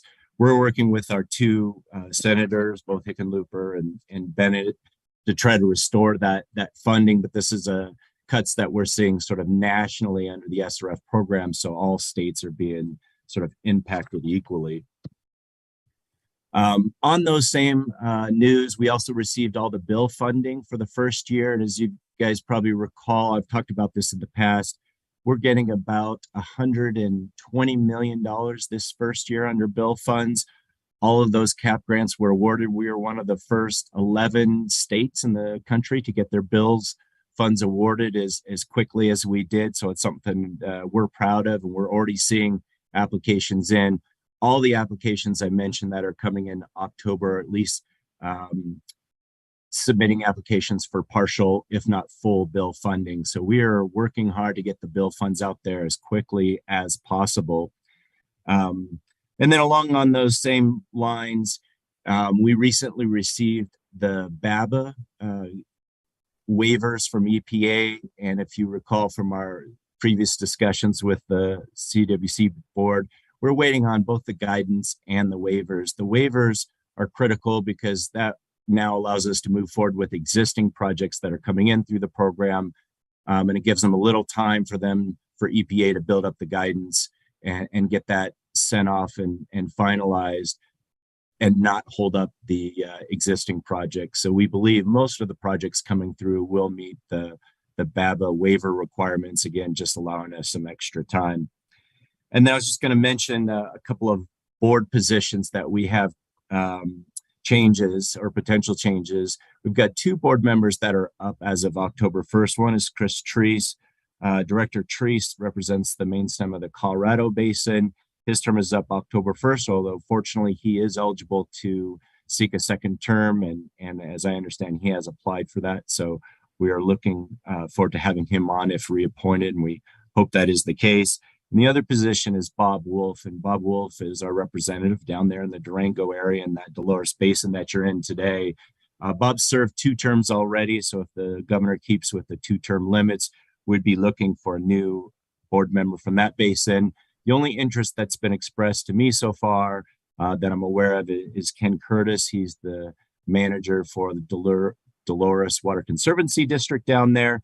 Ken would be an excellent board member, so if anybody asks folks there at CWCB for a reference there, Ken would be great. He's very aware of the projects that we're working on down there, and he'd be an excellent board member for sure. And then the last thing I wanted to mention was our October board meeting, which is going to be down in Colorado Springs. We're actually doing tours on a couple of projects we funded for Security Water and Sanitation District, both a water project and a wastewater project. At part of that board meeting, we're going to have a couple of presentations on the Arkansas Valley Conduit. That's a project that we've been talking to with CWCB staff for a long time, particularly Kirk Russell. We've been talking to him about this project for some time. So we've got a couple of presentations there. My hope is that we can really participate in that project in a meaningful way and really help connect those projects, those small towns and communities along the Ark Valley Conduit into the pipeline there. So trying to build some momentum for those projects and hope to be a part of funding those. And with that, I'd be happy to answer any questions. Oh, and the last thing I wanted to mention was I just wanted to sort of give a little quick shout out to Viola there at CWCB. She's, obviously behind the scenes for a lot of us, but for folks like us that are having to work and get things submitted and get connected, Viola's great. This morning I couldn't get in. I sent Viola a note. She probably responded in about 30 seconds, said, "Hey, Keith, try this." Got me all connected in. So just wanted to send a special sort of thanks out to Viola for her hard work and always being very responsive and so nice to work with. So with that, happy to answer any questions. Thank you, Keith. And Viola definitely deserves all the kudos that anyone can give her, because without her, I don't know where we would be. Probably stuck at home. Thank you. Great update. Any questions? I'm going to go with Commissioner Green. Nope. No. Okay. Director Belt, you're up. Yes.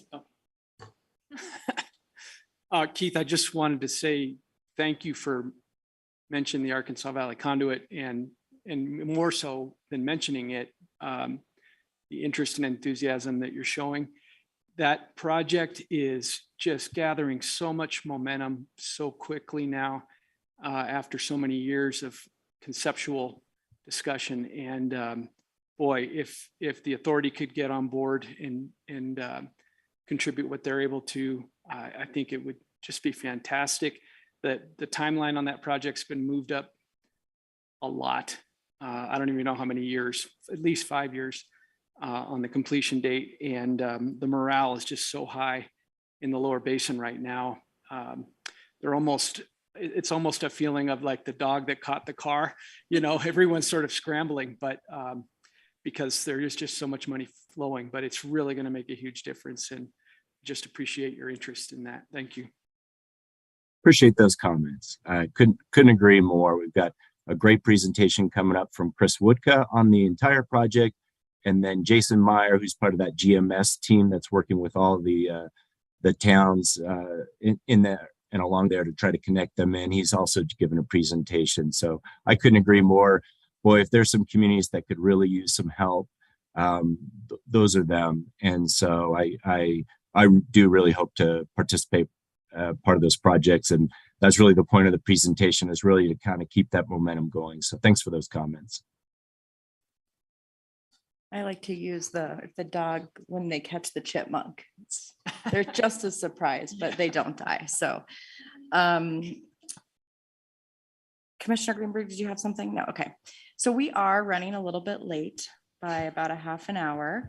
So what I'm gonna ask is that we just take a short break to about 5 minutes, and we will do our best to catch up and be ready for lunch when the college has it prepared for us here in a half an hour. So go ahead and take your very short break, and I will have Director Sakata ring the bell in just a few seconds, so.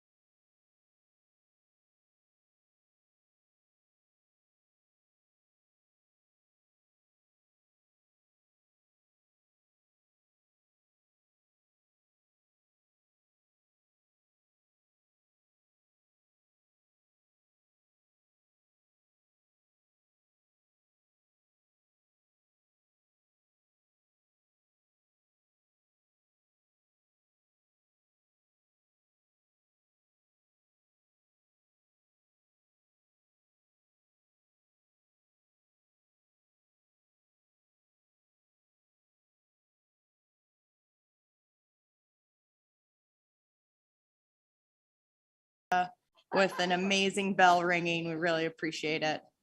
He's really stepping up his game. Yes, yes. Okay, so we will go ahead and start. Thank you, Colin, for joining us. We are on to agenda item 5A, and you have the floor. Thank you, Madam Chair. For the record, Colin Watson, CWCB staff. This is agenda item 5A and B. It's a request for authorization to proceed to trial in stipulated water court cases.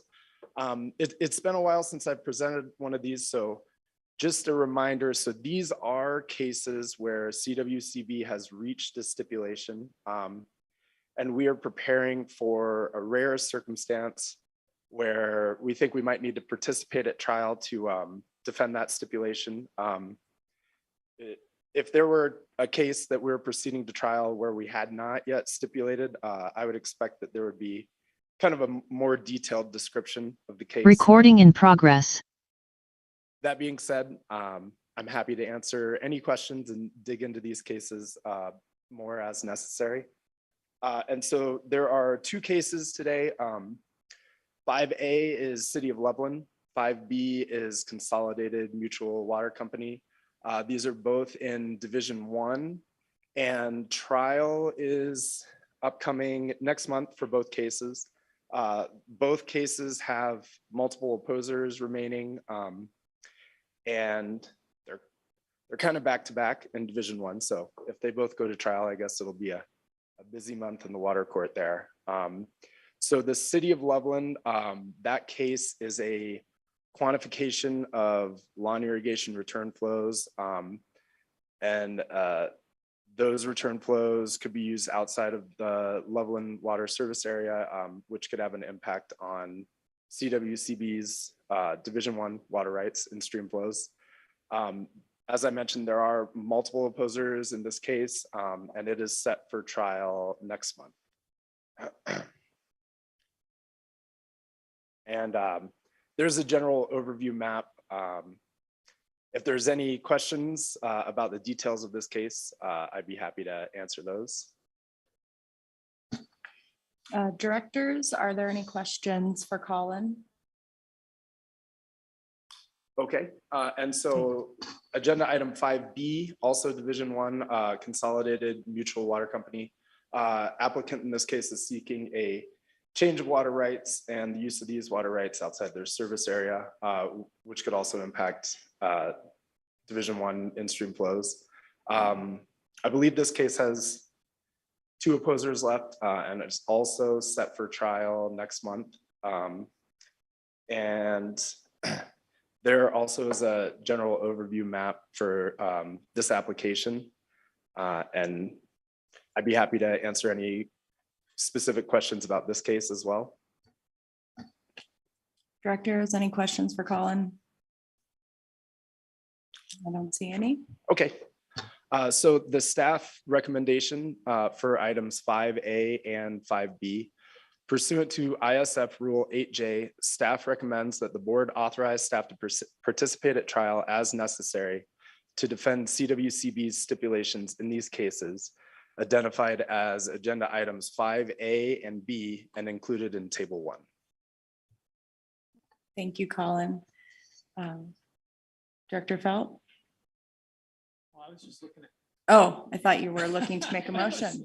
We'll try over here. Director Hawkins? Thank you. So moved. Director Dutton with the second. Thank you. We have a motion and a second to for staff recommendation on agenda item 5A and B. Any discussion? Seeing none, all those in favor, please indicate by saying aye. Aye. All opposed, please signify by saying nay. Motion carries. Thank you. Thank you. Okay, we will invite Pete up for agenda item 6A. Welcome, Pete. Thank you, Madam Chair. Members of the board, good morning. For the record, my name is Pete Konovitz, CWCB staff. I'm presenting on agenda item 6A, which is a proposed water use agreement with the Colorado River District to lease Rudai Reservoir water for winter in-stream flow use on the Frying Pan River. This is not an action item today. I'm just introducing the proposal that would initiate a 120-day review process by the board. Staff may recommend action on this proposal at the November meeting. So by way of background, the CWCB and the River District have entered into these leases before, where the CWCB has leased water in Rudai Reservoir that has been released to the Frying Pan River in the wintertime to mitigate the effects of anchor ice. And I'll speak a little bit more about anchor ice and its influence on river ecology in a minute. The water has also been released to the 15-mile reach in the Colorado River to support the goals of the Upper Colorado Endangered Fish Recovery Program. And I'll just say with that, the primary intent of these leases is winter in-stream flow use on the Frying Pan. But the arrangement that CWCB has with the district is that the water is leased and purchased up front. So if there is water remaining in storage that's not used, we wanted to have a valid, important, beneficial use to put that water to so it doesn't go to waste. But again, the water is primarily intended or exclusively intended for the winter in-stream flow use in the Frying Pan. Leases have occurred in 2019, 2021, and last year. And only in 2019 were releases made to the 15-mile reach. And I believe that amount was just under 300 acre feet. So the River District is again interested in implementing a lease. And this time staff would like to implement the lease within the umbrella of a larger, more comprehensive water use agreement with the district for these leases. This agreement would allow for up to 5 short-term annual leases for the Rudai Reservoir water for Frying Pan River use in the winter. And we'd also like to include the 15-mile reach use as a backup. There's a copy of the draft agreement in your board packet, but the key provision is that the CWCB and the district must agree under this agreement to implement a lease in any given year. Leases can't exceed 3,500 acre feet.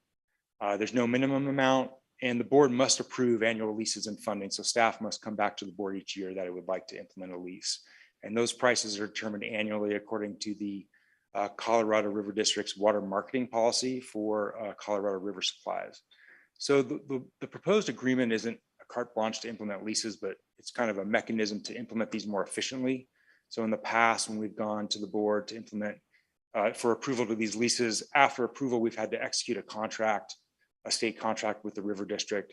Now we have a new funding mechanism. Our procurement offices, I guess, allows us to execute these leases or pay for these leases via purchase order. So if we have this master agreement in place, if we do have a lease approved, we can execute a purchase order under this agreement. So that's kind of the reason why we're doing it, just to improve efficiency and reduce staff time. The lease being considered this year would be the first lease under that proposed agreement. And the amount that the River District is offering is 3,401 acre feet. That's an amount judged sufficient to maintain flows in the Frying Pan River of up to 65 CFS in January and February. Prior leases included releases in March, but observations show that in March, water temperature or air temperature seem to warm up and anchor ice isn't quite an issue then. So we're trying to be a little bit more precise when those releases are made. And again, any unused water could be used in the 15-mile reach if that happens to help meet the Fish and Wildlife Service flow targets for the endangered species, particularly the razorback sucker and the Colorado pike minnow that are habit that reach. So I know you're all well familiar with the geography and have seen this map before, but for the record, you can see the location of Rudai Reservoir on the right-hand side of the map. The Frying Pan River in-stream flow segment is illustrated in red.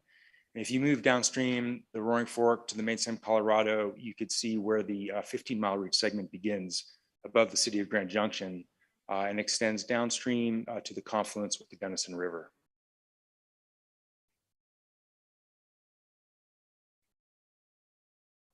So anchor ice, my understanding is it forms when you get supercooled water in areas of turbulence where you have ice particles that can form and put in suspension, and those can adhere to the channel bottom substrate.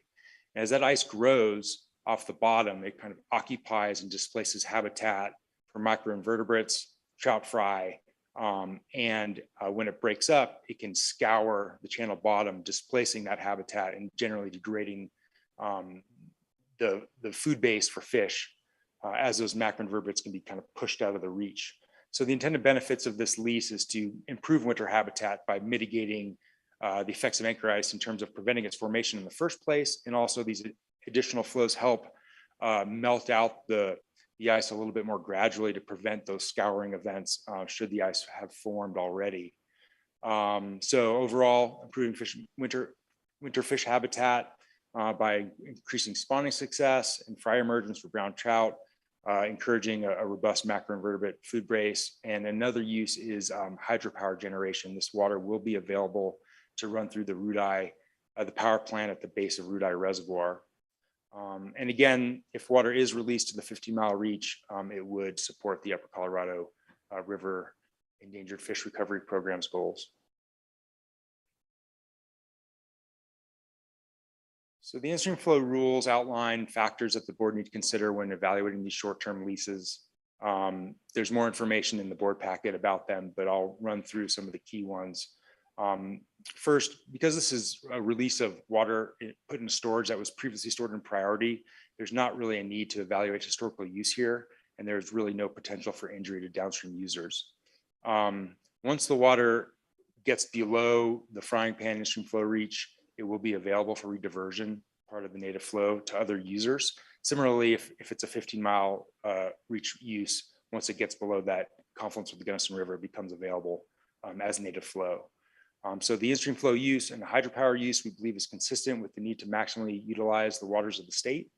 There is no impact to interstate compacts, and conversations with the Division 5 engineer indicate there should be no issues with administration. It will be administrable, and no problems with administration came up in any of the prior leases.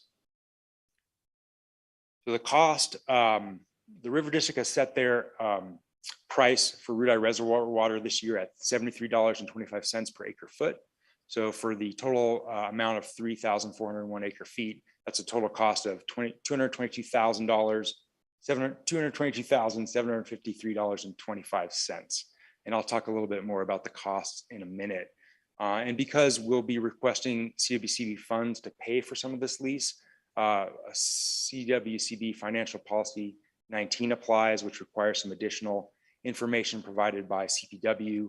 That information is provided in CPW's letter of recommendation, which was, I believe, forwarded to you in advance of the meeting. I apologize, it wasn't ready in time for the board packet. No fault of CPW's, that was my responsibility. So with respect to cost, one of the main, when this lease came up last year, one of the main feedback was a desire to have some of the local communities and stakeholders who benefit from these releases contribute. And staff agree with that sentiment. And so we spent a considerable bit of time over the last year sort of making sure that that could become a reality. So, and I think the stakeholders have really stepped up. So I'm going to review kind of what the stakeholders are committing to as of today. First, the Colorado Water Trust has been involved, and they've proposed to lease an additional 825 acre feet for their frying pan use. This is a separate lease not being considered, but would allow releases to begin in late December, in the mid to late December. So starting this release program even earlier than what would be allowed under the CWCB lease. And they've committed $30,000 to that effort. In addition, the Roaring Fork Conservancy, which is really the doing a lot of the heavy lifting with the fundraising, applied to the Pitkin County Healthy Rivers Fund and has tentatively secured a $50,000 contribution from that organization. That's been approved by their board, but it does need Boulder Board of County Commissioner approval, which I think will happen next month. I mentioned the Water Trust $30,000 contribution. The Roaring Fork Conservancy, as well as the city of Aspen and the town of Basalt, have all committed $10,000 each. The Roaring Fork Fishing Guide Alliance has put up $1,000, and the Roaring Fork Conservancy has also submitted a grant to the River District's Community Funding Partnership Program, which may secure an additional $20,000 contribution. So all said and done, we have about $131,000 matching funds available for this project. So that's approaching 50% if you kind of combine the Water Trust proposal with the CWCB proposal. So it's fairly significant matching funds. We're pretty happy about that. So again, no action item today. This is just introducing the proposal, the first of a potentially 2 board meeting process. The required public notice to the in-stream flow mailing list and the substitute water supply notification lists were sent out, as well as requests for letters of recommendation from our partner agencies. Anyone can request to hold a hearing on this issue within 20 days of this meeting, but if no hearing is proposed, then staff may recommend approval at the November board meeting. So again, no formal action. We just want to solicit questions, concerns, anything we need to address as part of the proposal. Thank you. Thank you. Questions? Director Dutton? Not a question, just a comment. Pete, thanks for the presentation and thanks for rounding up all those partners. It's really cool. You know, I know that definitely in my time on this board, we have looked at this and this is one of the higher priced RUDI leases. And so I think it's really great that you guys went out and working with the Water Trust and working with the community have identified some cost share opportunities. And so great work on that. It's really, really good to see. This is a great partnership and provides a lot of benefit, you know, to this community and further down in the river. I guess the question is if we are able to save some funding by not having to put everything towards this with all these partners, then does that free up funding for other leases, like either across the state or additional leases out of RUDI with other partners? Yeah, I believe it would. I think that, you know, the funding request would otherwise come from CWCB's acquisition fund. So any money not spent out of that would be available for, you know, other acquisitions, certainly. Director Felt? Pete, I want to echo Heather's comments and just circle back because I've raised some questions for you in the past. And one area of questions had to do with, is there any way to recapture this water, right? Could we divert it to an off-channel reservoir, exchange it somewhere, or at least sell it to somebody that would use it? And I feel pretty clear now that that's a pretty difficult thing to do in that part of the state, just with the logistics of it all. And then the other question regarded the funding. And it is really, I'm so impressed with what you've done to round up funding, because not only have you saved CWCB $100,000 approximately, and increased the amount of water that's going to be available for this in that December release as well. But by doing that, you've also really demonstrated that that community over there really does think this is important, where before they were all on board, I had no way of really knowing. And, you know, it was just, we were spending money to send water down the river, and yeah, it would help with anchor ice. And you just hope that it's a priority for them too. And so you've done a great job demonstrating that. And I'm really happy with what you've done. So thank you. Thank you, Director Felt. You know, we spent time trying to, you know, move forward on that, but really, you know, the credit goes to the Roaring Fork Conservancy and the local stakeholders. They really heard that message and definitely stepped up. So they've done the heavy lifting on this for sure. Director Hawkins? Thanks. I wanted to make sure that I said this out loud to you and the in-stream flow staff. I don't have questions because I've seen some version of this come before the board so many times that I understand the issues that you worked through to make sure that flows are both not too low, but also not too high on the frying pan. I like that we have the ability to use the water in the 15-mile reach if it's not used for the anchor ice issue. So just wanted to let you know that having seen this before, I'm comfortable with what we're doing with the River District. I love the improvements that we're making on the project. And I like the idea of minimizing the administrative burden on both the CWCB and the River District. Also wanted to thank the River District for their partnership in this project. So I don't have any questions, but I wanted to let you know that it's because we've seen some version of this deal come before the board before, so we're familiar with many aspects of the project. Thank you, Director Hawkins. Director Sakata. Thank you, Madam Chair. So Pete, on the draft agreement, the renewability clause, that to me was a little bit unclear because it says additional 5 years. And so to me, it almost made it sound like a total of 6. but- Yeah, we're still kind of working through those details in the draft, but I think Okay. the intent is to limit it to 5 renewals, including this first lease. Okay, How those dates or the wording, we'll kind of refine that for the final draft. great. And then I'm definitely not an expert in this area, so maybe we turn to some of my fellow board members or yourself, Pete, expertise on this, but it did, a glaring thing that came out to me on the report that said, a study said that releases from Rudai increase water temperature, reducing ice cover, increasing the formation of anchor ice, which seemed to be opposite of what the goal was we're trying to meet. So take a look at that. I think it was on page 41 of our packet. Okay, yeah, I will. I'm certainly Rudai Reservoir releases sort of altered the natural hydrology of that system. And I'm honestly not quite sure, if the reservoir didn't exist, would the ice problems be exacerbated or mitigated? That would be a good question for the Roaring Fork Conservancy. And maybe I'll make sure to kind of have that information for you at the next meeting so we can. And it was actually their study that had Yeah. that paragraph in there. That's Okay. that point. So thank you. Thank you. Thank you, Director Sakata. I just had, again, I'll reiterate what Director Sakata said, and definitely not an expert, but what happens if we see changes and there is a need for releases in March? The studies did say that there were days where there were ice in March, even more so than in February. So just curious if there's flexibility to build that in, just with the uncertainty we face sort of on an annual basis. Yeah, that's a good point. And I think, when we have these leases in place, we sort of determine a tentative release schedule with Bureau of Reclamation, with consultation with the Roaring Fork Conservancy and the River District. And I think we'll just have to sort of keep an eye on conditions. And if temperatures seem like, we can utilize weather climate forecasts to kind of try to anticipate whether we might need to hold back a little bit.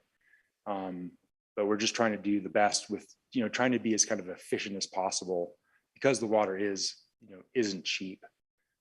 So that's kind of where we're coming from, but we'll definitely keep an eye on March. But it seems like anecdotally March, daylight hours are extended. So it may be hopefully less of an issue than those really cold months. Okay, great. Thank you. No staff recommendation on this, so we can move on to 6B if you're ready. Already.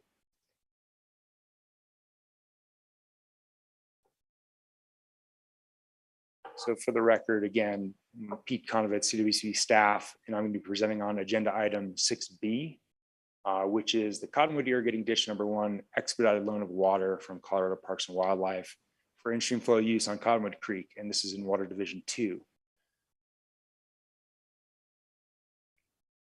So Rob, I appreciate in your director's update, a nice succinct overview of the lease. So I'll talk a little bit more about it in detail right now. So by way of background, back in July, the CPW offered to loan a portion of its interest in the Cottonwood Irrigation Ditch #1 water right for in-stream flow use on Cottonwood Creek. The intent of the loan is to supplement the existing in-stream flow reach on Cottonwood Creek, which is a 20 CFS right, but it's often not met in the summertime, particularly in the latter part of the summer. But in particular, the leases particularly could help mitigating critical low flows and high water temperatures on the lower end of that segment below the Trout Creek Ditch headgate. The Trout Creek Ditch is a senior, if not the senior calling right on Cottonwood Creek.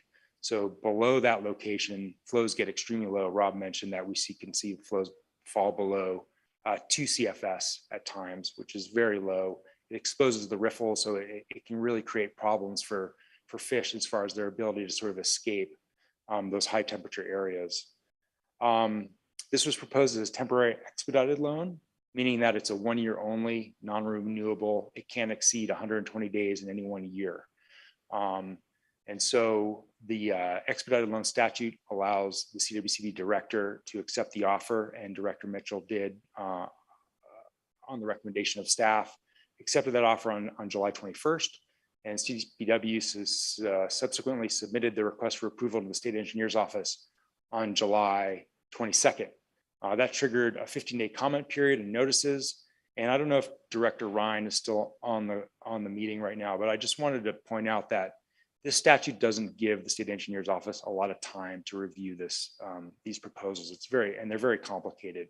So I just wanted to commend his staff for being so responsive and professional in getting that review done in a timely manner, not just for the approval, but also for the pre-consultations that occurred, so that led to the development of the request. That made it for kind of a solid request to start with. So thank you to staff in Denver and also out of the Division 2 office. So the state engineer's office did issue their approval on August 16th, and the loan operations commenced on August 25th. And they're continuing now. It's projected to continue through the end of the month, and I'll talk more about that in a minute. So here's a map just showing the location. You can see Cottonwood Creek and the in-stream flow segment denoted in red. The in-stream flow reach extends from the main stem Arkansas River all the way upstream to the confluence of Middle and South Fork Cottonwood Creeks, which is not on the screen. You can see the head gate of the Cottonwood irrigating ditch #1 in green. That's located about 4 miles, I think, upstream from downtown Buena Vista. And that ditch runs out in an easterly and then southerly direction. In crosshatch, you could see the location of the CPW state wildlife area known as the Hay Barn property, which is where this water has historically been used.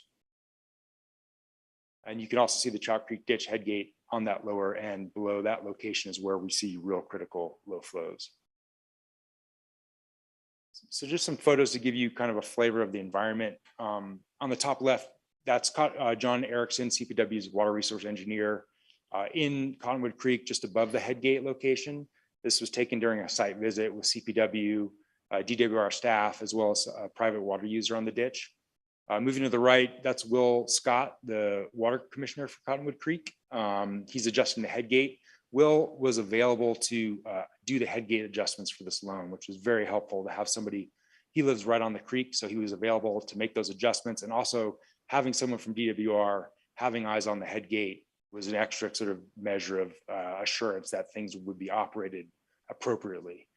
Going to the right bottom, that's a split structure. That's a location where CPW's water is split off from other private ditch users. And that was a kind of a key monitoring location to ensure the terms of the loan. And then moving over to the left again is that's a picture of Tony LaGreca.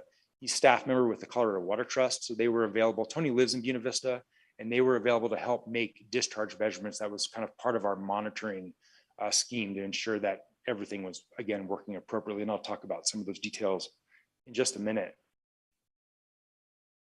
So more info on the loan. So the loan included 0.84 CFS of CPW's 3.8 CFS interest in the CID #1 water right. And I mentioned that this loan historically irrigated a portion of what's known as the Hay Barn property in Buena Vista, 2 parcels in particular known as the Central and East Meadows that totaled about 51 acres. There's a third parcel that is actually will be continued to be irrigated by CPW. This wasn't dried up as part of the loan, partly because there's high water tables in the area of this meadow. And so the concern was that even if it was dried up, we still couldn't realize additional consumptive use that could be put to in-stream flow because of that. So when the loan is operating, CPW is essentially going to be foregoing irrigation diversions, and that water that they're foregoing is going to remain in Cottonwood Creek. And I'll talk about those amounts in just a second. And that basically is from a temporary dry up of those Central and East Meadow parcels. This is a split season arrangement in that CPW at the end of September, when this lease is projected to end, CPW will resume irrigation in the fall for that pasture regrowth. And I didn't mention that the irrigation use typically for CPW is pasture grass. They have a grazing lease at times, and also they irrigate wildlife food plots as well.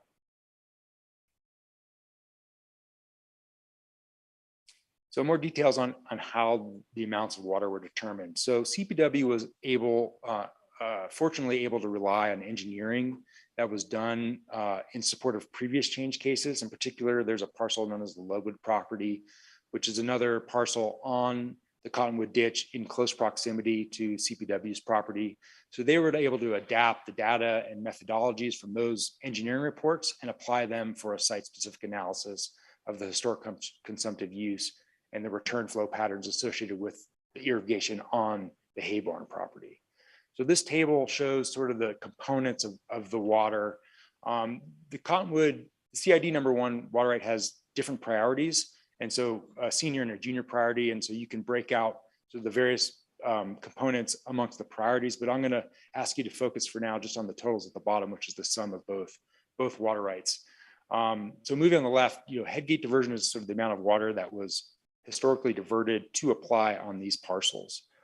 As that water is diverted, some amount of that water is lost to ditch seepage. That was determined to be 0.36 CFS. That water would remain in the ditch so that other ditch users on the system don't bear increased transit loss as a result of this loan. So the field delivery, which is the actual amount of water that makes it to the parcel, was 1.6 CFS, and then a consumptive use amount. Of the water that reaches the field, some of that is used by the crop, consumed, and some of it returns to the system in terms of return flows. So the CU amount, percentage of that consumed by the crop, that 32% is somewhat of a weighted average between the two priorities and results in a net CU credit of 0.51 CFS. So that amount, 0.51 CFS, is part of the in-stream flow amount in Cottonwood Creek. In addition, with respect to the return flows, those previous engineering reports established that the return flows from irrigation on this property don't accrue back to Cottonwood Creek, but accrue back to the main stem, Arkansas. So therefore, the surface return component, the component that immediately returns back to the system, could be delivered down Cottonwood Creek to the Arkansas. So therefore, could be included as part of that in-stream flow protected amount. So taken together, that's where the 0.84 CFS comes from. And it's a modest amount, but again, any water's better, particularly in that lower reach where flows are seriously critical. You're almost doubling the flow at times at that location. And then there's also the delayed return flow component. This is water that enters the aquifer and gradually lags back to the stream system over time. And I'll talk a little bit more about how that was replaced in time and amount in just a sec. So that table, it helps me to kind of look at a schematic to kind of make sense of what water is going where. So you can look at a schematic of the ditch, some water staying in the creek, some is returning, staying in the ditch. So again, the consumptive use portion that was dried up and the surface return amount that can be delivered to the Arkansas is what's being protected as an in-stream flow amount. The remainder, the ditch loss remains in the ditch and the delayed return flows. So as I mentioned, those return flows is what infiltrates the aquifer and gradually returns over time. And CPW's proposal was to leave that water in the ditch and allow ditch recharge to occur so that water can infiltrate and then gradually accrue back to the stream and make replacements in time and amount via ditch recharge. And we've been doing monitoring to kind of ensure that that is actually occurring. And just a little note on the delayed return flows, it's 0.76 CFS, but that's lagged out over a 10-year period. So the amount of water that the delayed returns have as far as an effect on the stream is fairly low. The highest amount is that first year. And in the highest amount in any given month is 0.08 CFS, instantaneous kind of stream flow accretion or depletion, depending how you're looking at it. And that lags out over a 10-year period down to the thousandths of the CFS. So we're fairly confident that the ability to infiltrate via the ditch is going to be, that we're not injuring other users downstream. And the calling right, the next downstream calling right typically is below Pueblo Reservoir, so quite a ways downstream. The Division of Water Resources imposed terms and conditions on the loan to ensure that there's no injury and it's operating according to how it was proposed. That includes measurement of continued irrigation delivery. So on that previous slide, one of the components that stays in the ditch that I didn't show is what CPW may continue to deliver for irrigation to that western meadow. So we need to ensure that that amount is not exceeded. We also need to monitor and measure the delivery and infiltration of that delayed return flow amount that's kept in the ditch. And also other operations to ensure that water users on the ditch, the private water users, are not impacted. And that's mostly making measurements and conveying those numbers to the users as needed to ensure that they're getting their entitled amount of water.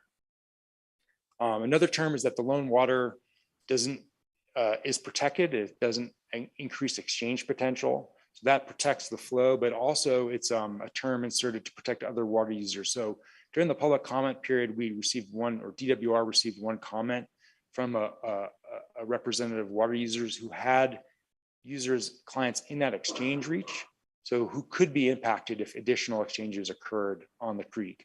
So this term protects, obviously, the water being protected and water users who might be kind of junior to more senior exchanges that could occur. And of course, there's accounting and reporting requirements as well. So while the expedited loan statute allows Director Mitchell to accept the loan, it also asks that the board either ratify or reject Director Mitchell's decision at the next regularly scheduled board meeting. So therefore, the staff recommendation is that the board ratifies the CWCB director's decision to accept Colorado Parks and Wildlife's offer of an expedited temporary loan of water for in-stream flow use on Cottonwood Creek in Water Division 2. And with that, I'm happy to answer any questions. Thanks, Pete, and thanks for the great presentation, and thanks to you and CPW staff for all the work that went into that. It sounds like you guys all did a great job on behalf of the agency. Questions? Director Felt, would you? Sure. Would you like to? I did want to thank Parks and Wildlife for this. Cottonwood Creek is one of the true pinch points in the upper Arkansas, maybe the most pinched point in that drainage because of the demands on it and just the relatively small amount of storage that we have upstream to work with and a lot of exchanging going on to fill those reservoirs that are upstream. So this is a great collaborative approach, and it looks really well thought out too. I appreciated all the math there, explaining how you got to those numbers and how you're going to take care of the delayed return flows. In particular, is always important. We're very incremental on the Arkansas, but it all adds up. So appreciate it. And are we going for a motion here? Yeah, so I would move approval of the staff recommendation. Thank you, Director Anderson with the second. We have a motion and a second to ratify as per the staff recommendation on agenda item 6B. Any discussion? Seeing none, all those in favor, please indicate by saying aye. All those opposed, please signify by saying nay. The motion carries. We've come to lunch and we are running a bit behind, so we will shorten lunch. Please be back here at 12:30. And as just a gentle reminder to please allow the board and staff to eat, and any guests that have joined us, feel free if there are leftovers after that. Did I get that right, Viola? All right. Sorry to put the hammer down. Director Brown, I forgot to Oh, mention one thing during my presentation, that this is the first example of an expedited loan being used involving direct flow water rights since the statute was passed. So it's a little bit of a kind of a cool milestone there. that is great. Yeah. Thanks for sharing that. So that- Sometimes we get so far into this stuff, we forget to recognize those milestones. Thank you. Mhm.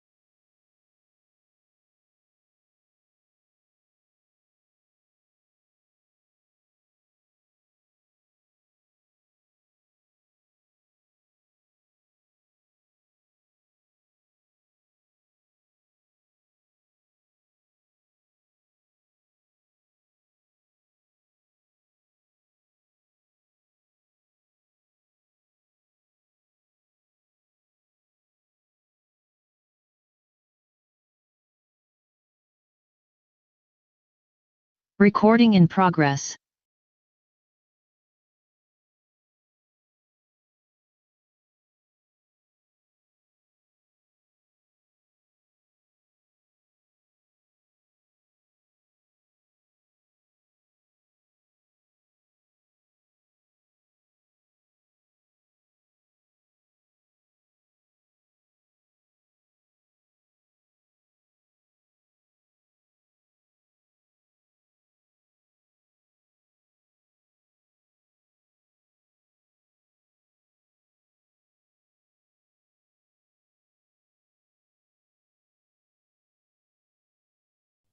Welcome back from break, everybody. We are going to move into agenda item 7.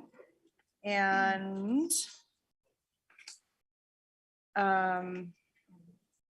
yeah, before we do that, we have a few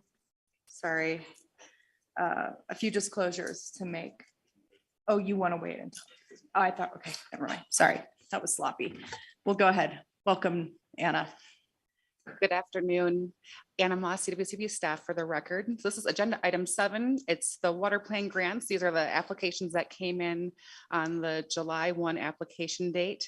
So in sum, we received 34 applications totaling about $7.1 million in requests. The recommendations before you and in whole between the director's report, the consent agenda and this agenda item sum to about $5.4 million in total staff recommendations. So that leaves about half of the balance available for the next round, which is December 1st of this year.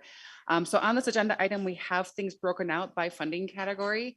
And so our plan was to have you all approve those sort of by category. And I do need to make one clarification on the agricultural projects. Right on top of the agenda, it has A through D, but it should be A through B. So I'll fix that in the minutes there. But with that, I'll turn it over to Nora to present the agricultural grants. Welcome, Nora. Thank you, Nora Flynn, CWCB staff for the record. Presenting items 7A and 7B. This is the agricultural category. We knew going into this round that we had about 1.6 million available in the agricultural bucket, and the requests that came in totaled over 1.7. So we had some tough decisions to make with requests being greater than what we had available. So we had 6 requests, and today I'm telling you about 2 of them that are over the $100,000 amount. The process that we used for making the decisions was we had an agricultural review committee of CWCB staff, and we also solicited and received really helpful feedback from staff at CPW and CDA. We also had meetings with applicants to answer questions and keep them informed along the process. All right, so thank you. So 7A is a request for $600,000. It's a diversion and headgate modernization project in the Rio Grande Basin. It's on the north channel of the Rio Grande. And what the project seeks to do is to improve the diversion and the headgate. The problem currently is that in low water conditions, they struggle to get enough water through to deliver to the irrigated land. If this project is completed, they will have improved irrigation of over 42,000 acres of irrigated land in the Rio Grande Basin that will benefit from improved delivery. This project also has strong multi-benefit aspects.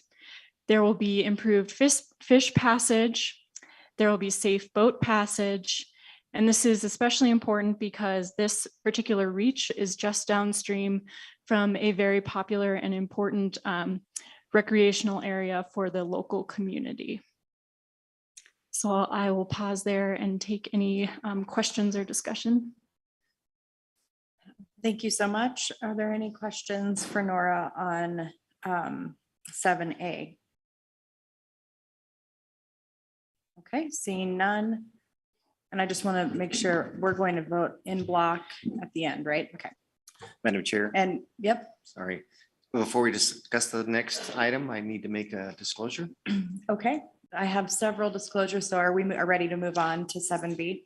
Great. Go ahead, and Director Sakata. Thank you. For item 7B, I just wanted to disclose that I'm a member of Colorado Fruit and Vegetable Growers Association, which is a member of the Colorado Ag Water Alliance, but I was not involved at all with this grant or will receive any benefit from it, but just would like to disclose that fact. Thank you. Thank you, sir. Director Hawkins. Thank you. I wanted to disclose that my employer, the Nature Conservancy, is a partner on the CAWA application. We are providing match funding and we will be part of the stakeholder group. We are not receiving any funding from the state. Again, we are providing match funding into the project. Thank you, Director Hawkins. Director Boucher. Thank you, Madam Chair. I also wanted to disclose that if you recall in the March board meeting, presentations from Mark Harris and Aaron Derwinson about some urgency to act on some issues with agriculture. That led to a number of conversations that I participated in with both of them, and the group slowly continued to grow. CAWA got involved and Greg Peterson took on a large role with it. I then presented to the CAWA board based on this concept to give them further information. And that was the conclusion of my involvement to this point. I was not part of the grant application or anything else and received no benefits personally from it. Okay, thank you. You are welcome to move on to On the request for $190,575. And this project, as has been noted, has lots of diverse stakeholders. It's a collaborative effort that builds a network of various organizations to discuss, explore, collaborate on innovative solutions for Colorado agricultural producers working on drought resilience and water conservation efforts. So this project will spend time convening these diverse stakeholders to discuss these issues and select and implement several on-farm demonstrations and experiments of innovative drought resilience strategies. And if successful, they will have built this network to communicate and collaborate on this issue, and they will hopefully have found some scalable solutions for drought resilience and water conservation efforts in Colorado. So I'll take time for any questions or discussion. Thank you so much, Nora. Are there any questions on the Colorado Ag Water Alliance grant application, agenda item 7B? Yes, Director Greenberg. Thank you, Director Brown. Just a couple comments. Appreciate both of these applications and the partners on both of them. I had the chance earlier this summer to be down in the valley with Nora and others and looking at some improved diversion structures. And of course, Director Dutton, just fantastic collaboration and multi-benefit projects going on. So appreciate that continued effort. And then CAWA has just been a great partner with us at CDA. We issued $1.9 million in drought relief grants. CAWA has been really critical to helping us strategize of where best to put these resources, and continues to be a great partner with sort of learning back and forth about how we expand drought resilience in ag. Thank you, Director Greenberg. Seeing no further Director Dutton. Sorry, guys, I was a little late getting back to the table. I did want to disclose before we go ahead and vote on this that I am an unpaid board member of the Colorado Rio Grande Restoration Foundation, but I will not benefit in any way from the project. But yeah, if there are no other questions, I would move staff recommendation on agenda items 7A and B. Thank you. Is there a second? Director Felt, thank you. I have a motion and a second on agenda items 7A and B for staff approval. Any discussion? Seeing none, all those in favor, please indicate by saying aye. Aye. All those opposed, please indicate by saying nay. Motion carries. And Kevin, welcome. Thank you, Nora. Kevin rode his bike here from Denver. Did, yes. Wore out my tires even, so. Kevin Reedy, CWC staff for the record. That hill was, my lungs are still hurting. That hill was a bear. So it'll be much more fun going down. So, well, all right. Good afternoon. We've got 7 grants for the conservation and land use section here. And I'll bring to your attention on the memo, you'll see a slightly different number on there. So I take umbrage of myself for missing that. It should be the numbers right on the slide and the numbers right at the bottom of the table for the thing, but I had forgot to take off about $40,000. So just wanted to bring that to attention to you guys so it wouldn't cause any confusion. So we have 7 grants, one of which is going to be taken on by the Watershed Health and Recreation Grant Area. They've were gracious enough to say that they could help fund this because a lot of multi-benefits crossing over with my group, my area, as well as Chris's. And so that kind of brings me to a little over half of what I had to spend this time. So we're in good shape going into December. So without further ado, I'll jump in with the first one, Resource Central Landscape Change Program, $110,070. This is basically Resource Central does Garden in the Box. If you guys are familiar with that program, it's basically plant by numbers, right? So it's a really great program. They get these gardens out there and people plant them in their yard and they tell them exactly where to do it. And they're also doing a turf conversion program they've been working on for a few years now, and they've got about 1,000 homes in that. And I think they said they've got about 20,000 residents have taken advantage of the Garden in a Box program. So this is really timely with our turf replacement program coming up this spring. And they're going to be evaluating their programs and what kind of impact they've had, and to see what kind of water savings, how much customers have been spending on their landscapes, and really to kind of get down to the qualitative and quantitative bit of their program. And this is going to help us a lot as we roll out the turf replacement program, and as we go through time. If it lasts a while longer, we'll have much better data to work with that. I'll just keep on going, and feel free just to jump in and yell at me if you have a question or anything like that. Okay, 7D, San Miguel Watershed Coalition, Integrated Hydrologic Modeling of the San Miguel Watershed, a modern tool for the water resource evaluations for $150,000. I definitely went the extra step and had Chris's group look at this as well. And Steve Rees said that he will PM this as well going forward. So it's in good hands with the Watershed group. But it really goes into, looking at this hydrologic model and integrating it in the basin and in the watershed, and looking at all the impacts of drought and conservation, everything from watershed health to municipal supplies and things like that. So it's a way to kind of get a better handle on water availability and to make better management decisions with that. If I may, Madam Chair. Sorry. Go ahead. Kevin, as I was reading this, I was wondering, is the group going to look at if there's any value? We talked as a board about CHASM, the aerial snow observation, and if the open, flights would help this process at all? That's a great question. I am not positive on that, and I'm not sure if I'll phone a friend. I don't know if Chris is in here or not, but I'm not positive on that, but I can find out. It seems like that would be a pretty good, fit, I think. So I can't recall seeing that in there, but I think they did bring it up in the application somewhere. But I'm not sure, but I can find out for you for sure. All right. Thank you. Write that down. Okay, great. Moving on to 7E, Pacific Institute for Studies and Development, Environment and Security, diversifying Colorado's water portfolio, the potential for stormwater capture and use to contribute to water resilient future. So this is a really interesting and really cool project, I think, that is going to be looking at this stormwater and how we kind of deal with that, that scourge and that resource, right? And we know that, Colorado water law is pretty clear on this stuff, but there's seems like a lot of nuances in this.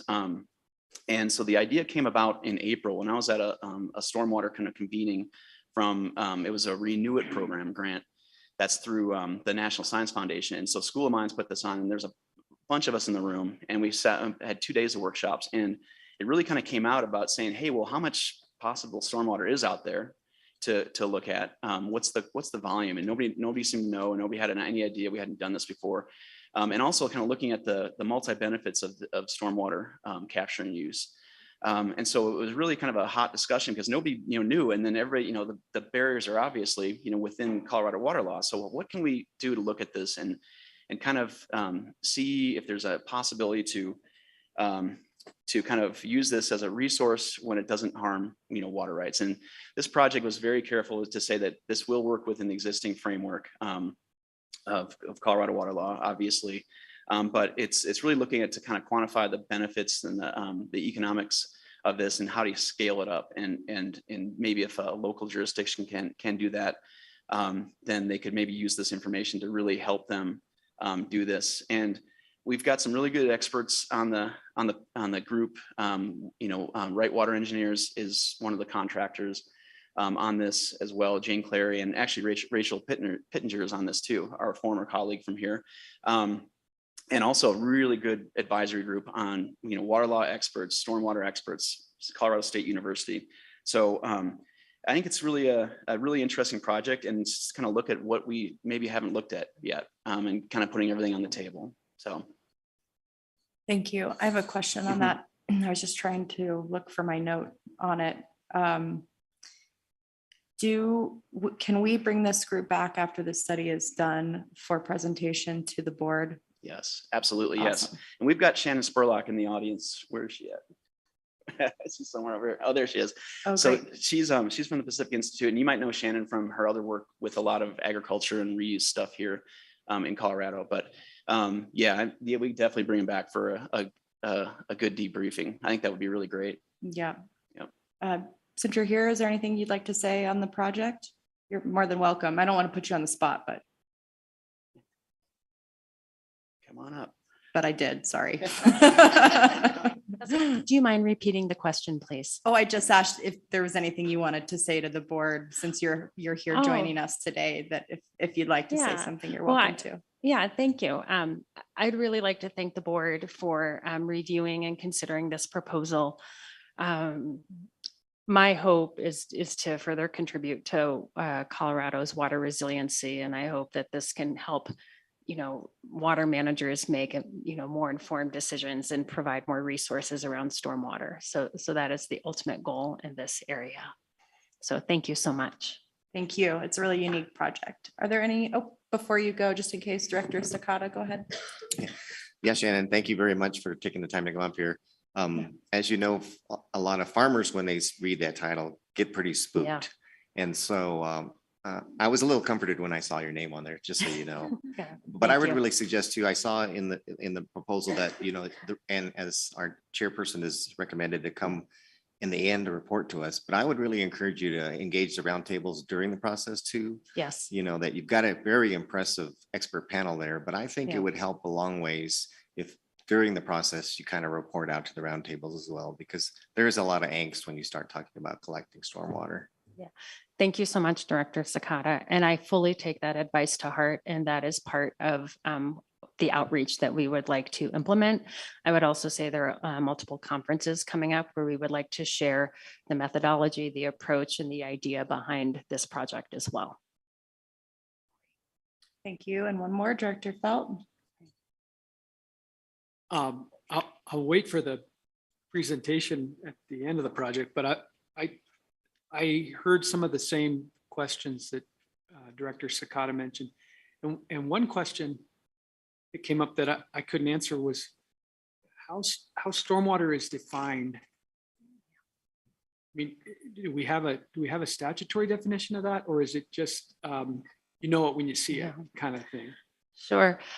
I will say a lot of the methodology for this project will be informed by our key partners, and we will be looking to the core team, including Right Water Engineers, around that question. And also our expert review panel will also help inform and define that question. That will be, I think, an essential component, right? When we talk about reporting out, how are we defining it? So I do, again, take that to heart, Director Felt. Thank you. Any other questions?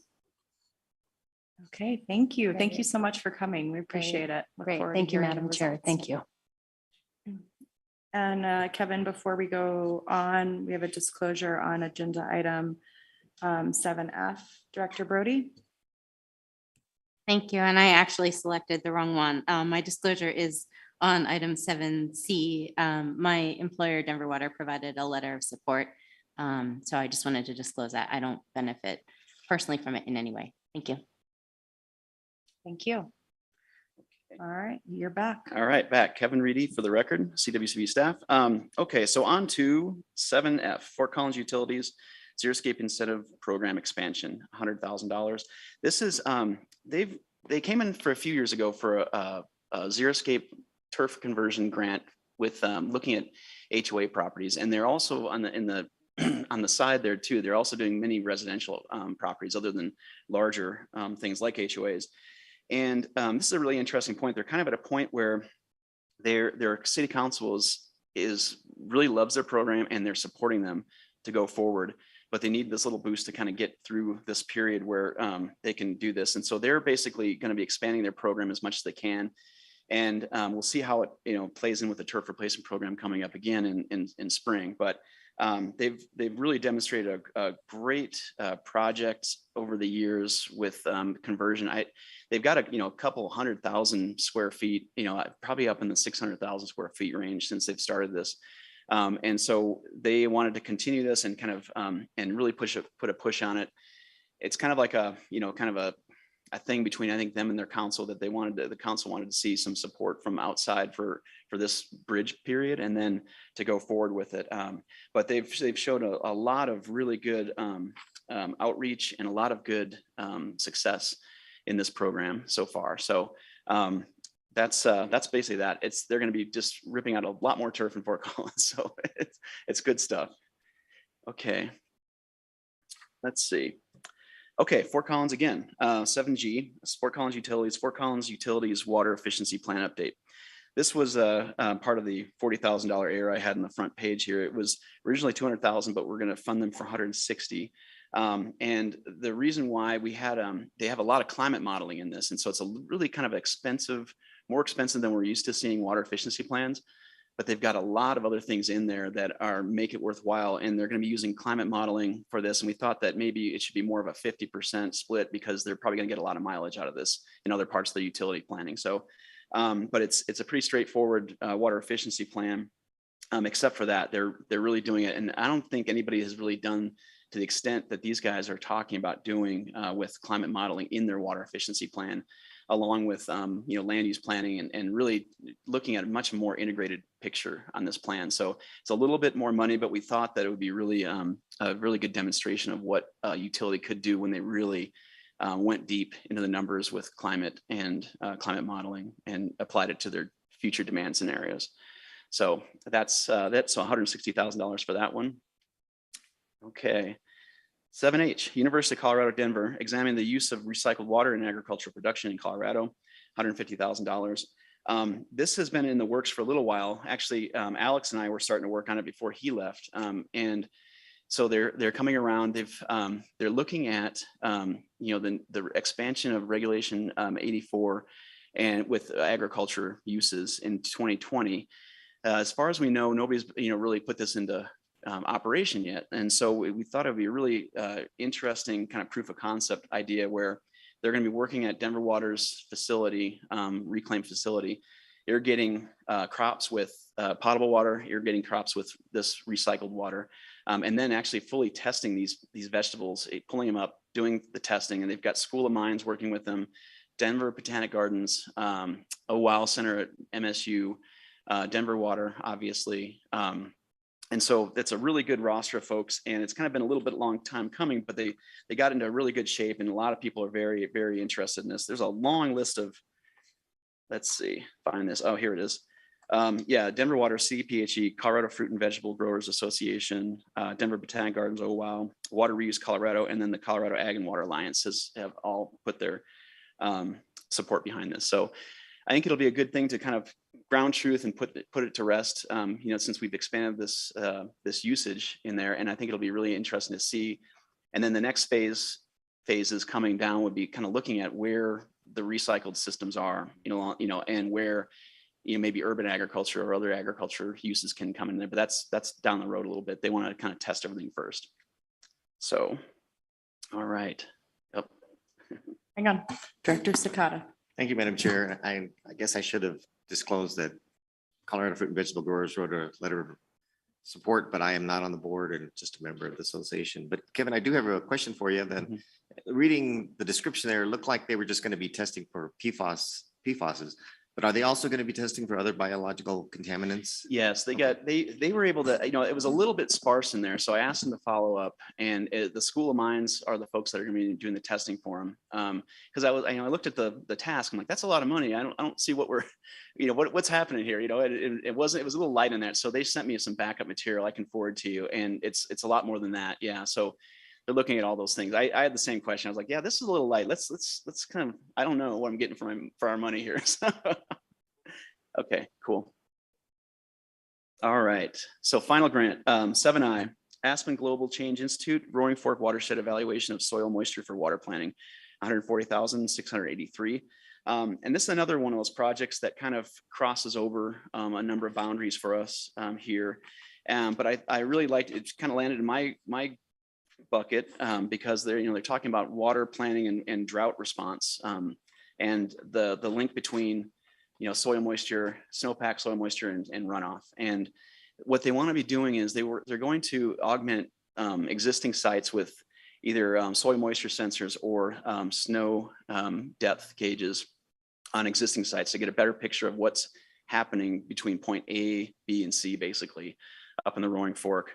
And it's really kind of, it could help agriculture, it could help municipal water suppliers, basically to create a better planning for really drought contingency when it does happen. And as it's happening, they can get a better idea. They just don't have a real good handle on what the connection is and what happens when X happens, what happens downstream. So that's it for that one. Any questions?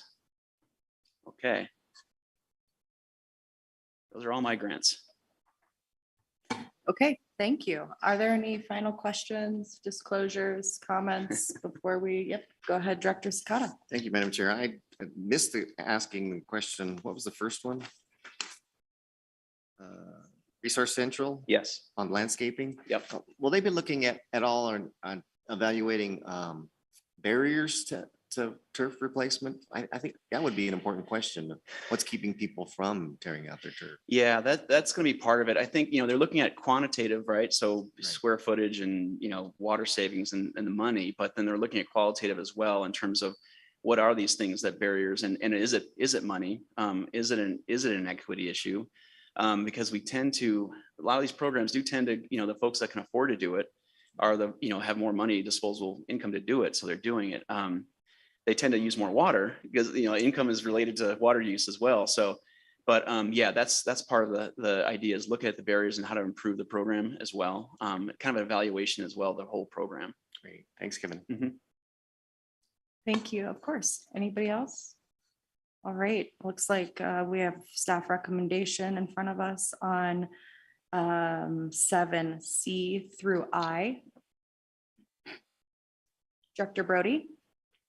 Thank you, Director Brown. I'll move approval on staff recommendations on agenda items 7C through I. Thank you. Is there a second? Director Sakata, thank you. We have a motion and a second. Any discussion? Seeing none, all those in favor, please indicate by saying aye. Those opposed, please signify by saying nay. Motion carries. Thank you. Thank you. Good luck with that downhill trip.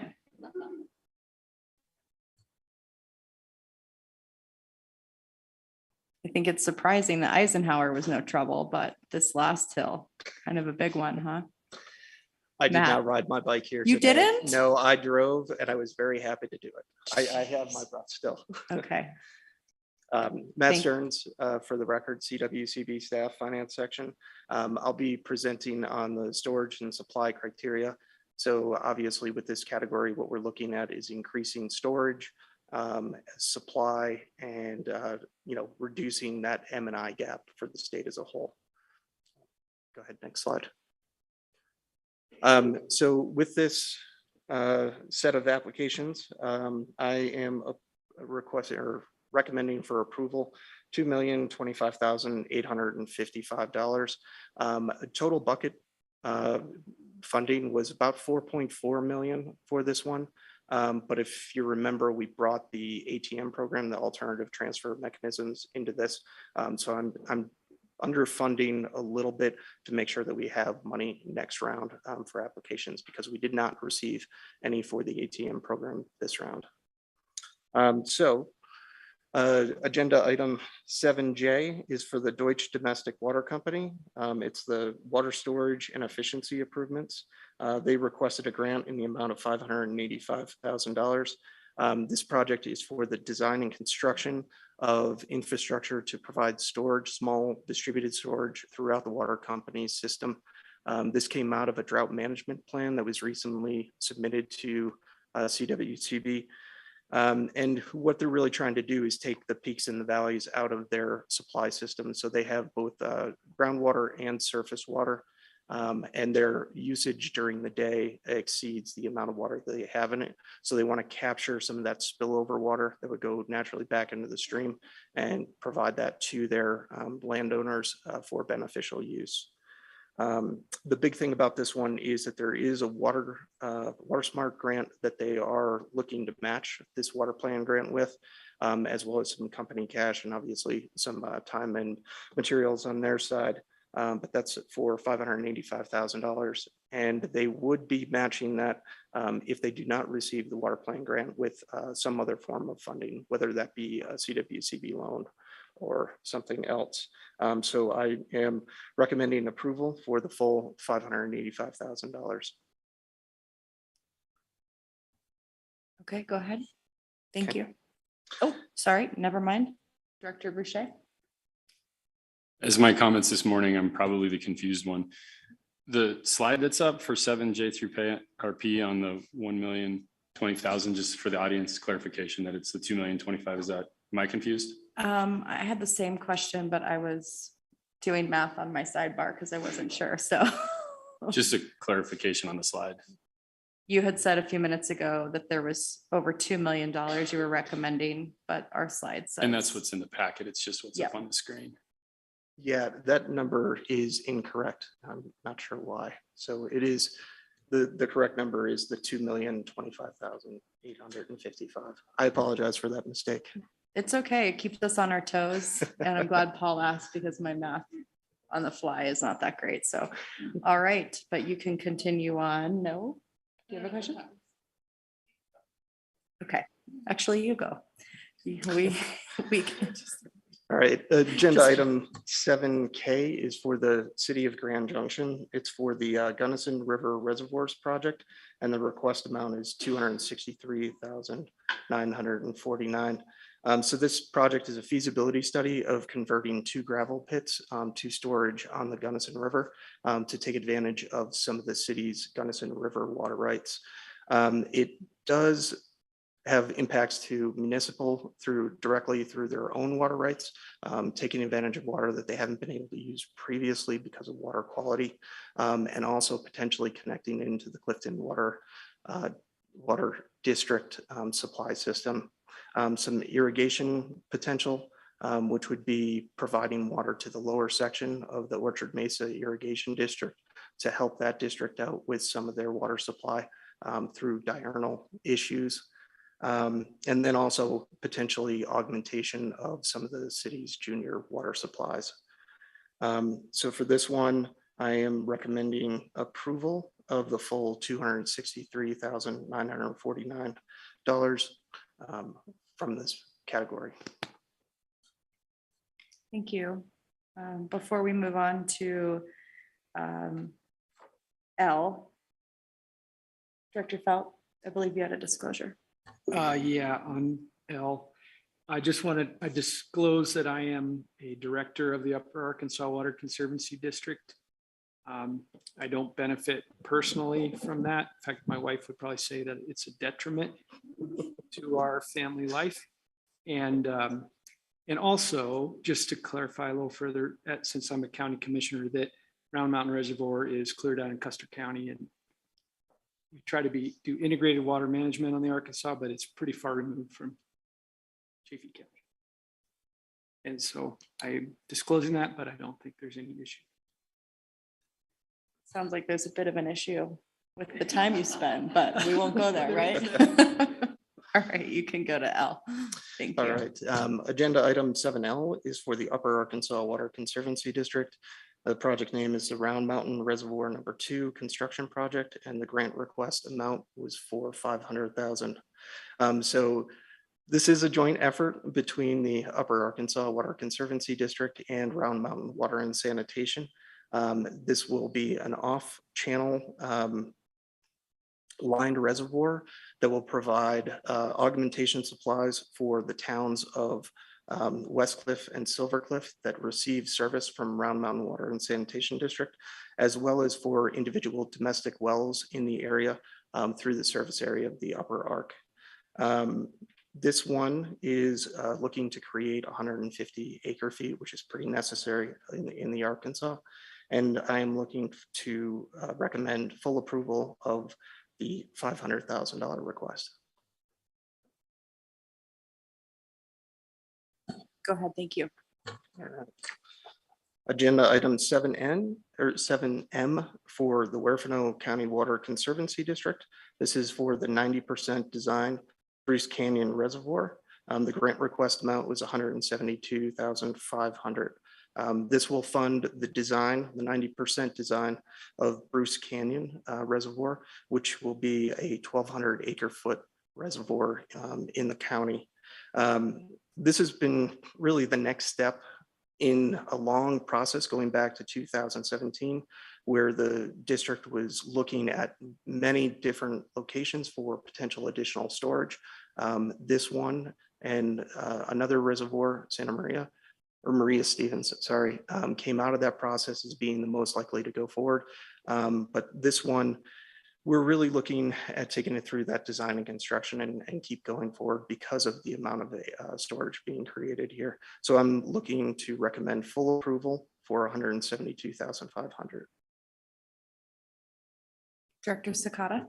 Thank you. I noticed in their application that they had a research project that indicated that since World War II, the basin had lost 70% of its storage. Do you know why?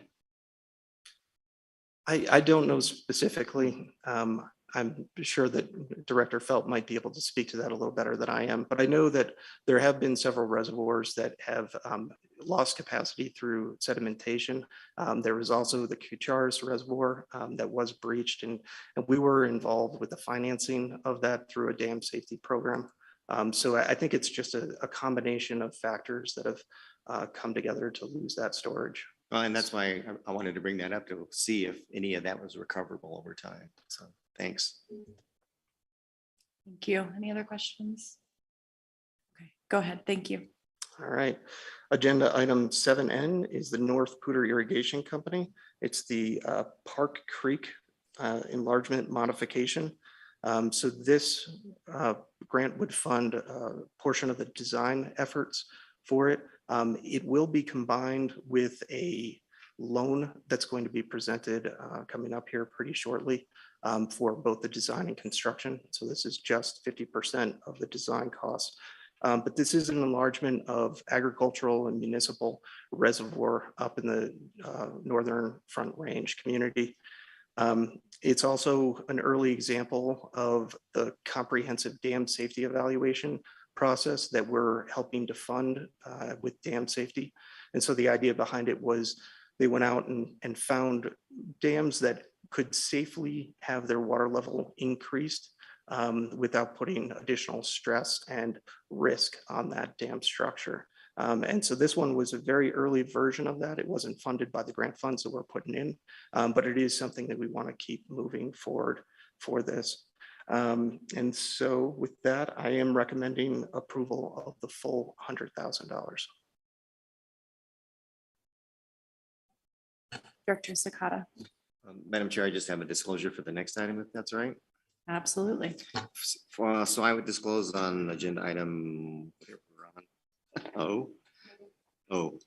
that Farmers Reservoir and Irrigation Ditch Company, we irrigate out of the Henry Lynn Ditch Company, which has water that comes out of Bar Lake, which is operated by FICO, but I would not involved in this project at all or would have any financial benefit. Thank you.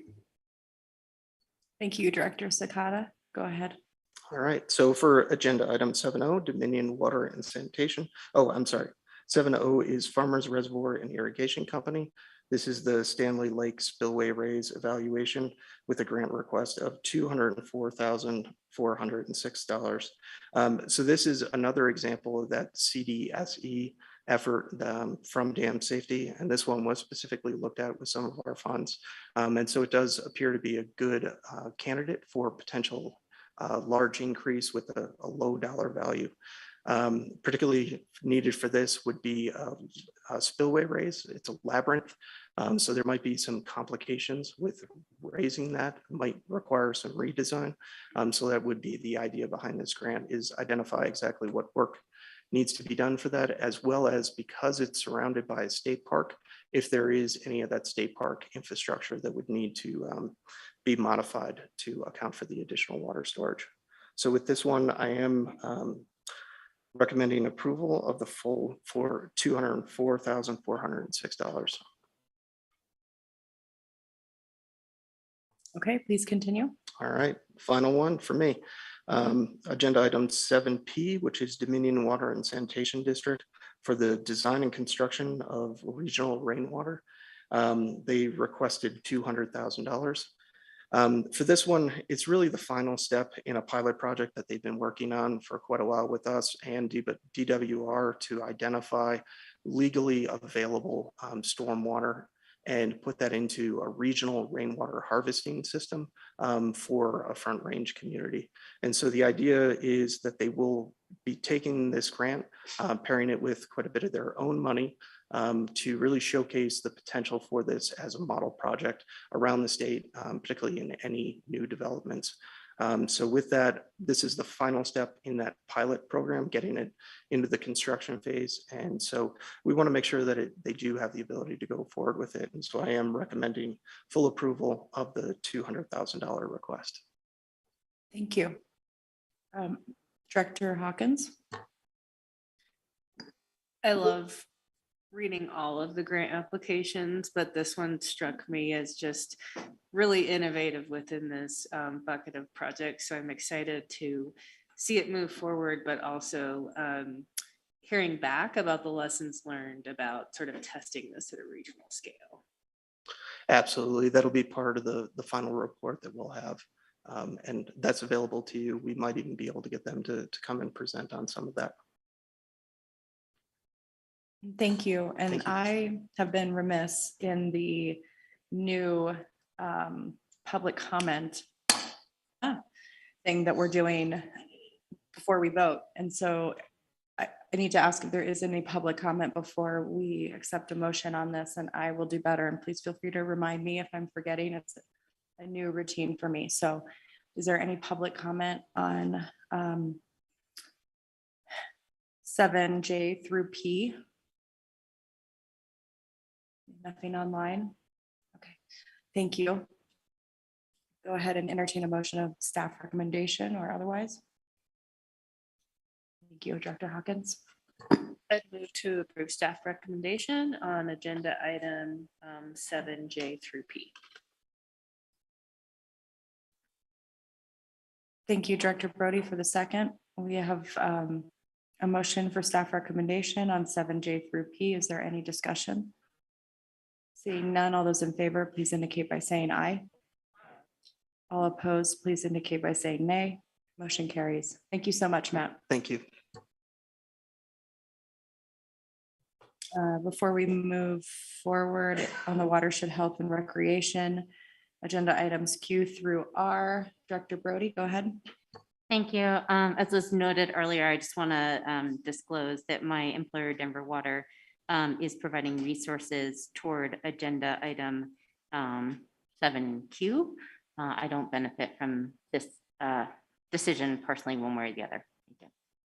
Thank you, Director Brody, and welcome, Chris. Good afternoon, Chris Sturm, CWCB staff for the record. I am batting cleanup for this today with agenda item 7Q and 7R for the newly renamed Watershed Health and Recreation category. And again, we have a snafu with the total recommended amount, so I apologize for that. We will revisit the strategy on this one as a group. after this board meeting. But the total recommended funding amount is $1,185,171 for these two items. One more time, that's $1,185,171. So apologies for that.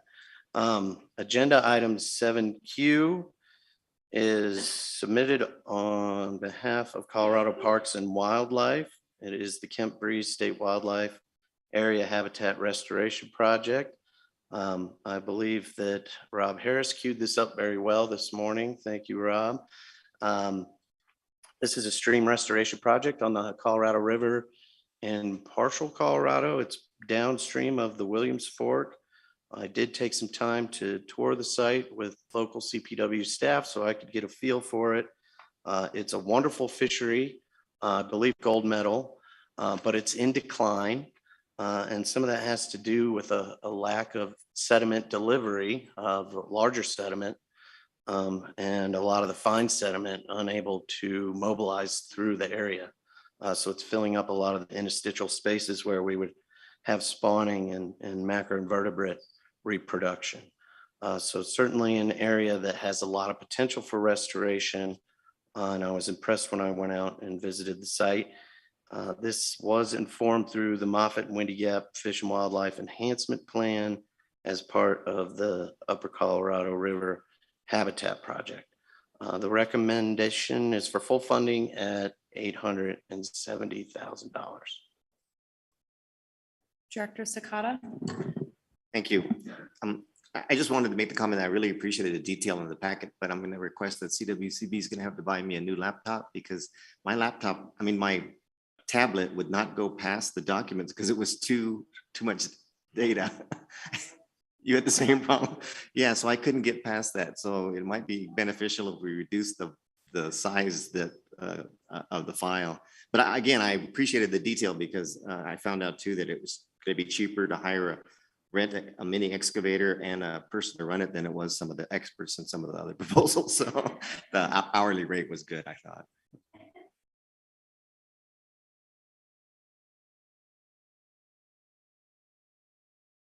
Thank you. I guess new laptops for Director Sakata. So build that in. Anything else? Director Burchett. Thanks, Madam Chair. Again, thanks to CPW for this work. And I also, Chris, want to give a special thanks for you for keeping an eye on this and especially the site visit and understand what's going on up there. I appreciate it very much. Yeah, as we found out this morning, the project is underway, although it's still active and there's still a need for this funding. But I do want to state on record that if approved, the CWCB cannot reimburse Parks and Wildlife for any funds that are spent before we have a contract in place. So we will be working diligently to get a contract in place quickly if it's approved. But I still felt the need to state that on record. Okay, next up is agenda item 7R. This is an application submitted by Colorado State University. Again, Colorado Parks and Wildlife is a strong stakeholder in this project as well. The title is Recovery and Resilience of the Cache La Puta River Fish Community and Habitat Following a Wildfire-Related Fish Kill. I think the name of the water project is a little misleading. It's really an effort to monitor the impacts on the fish community after the Cameron Peak fire because there were significant fish kills associated with the runoff and the ash and sediment. So the project is aiming to do several things to monitor the fish community composition in the canyon and transition areas to assess recovery of fish, to monitor fish movement and assess the role of existing fish passage structures in facilitating recolonization, to see if rare and endangered native fish species have repopulated areas following this fish kill. And then finally to map the sediment monitoring and entrainment of that sediment. So that last task is really, what did the sediment do to all these fish and how are the fish recovering? That's what we're after here. It's a 5-year project, pretty robust monitoring project. The initial funding request was $472,520.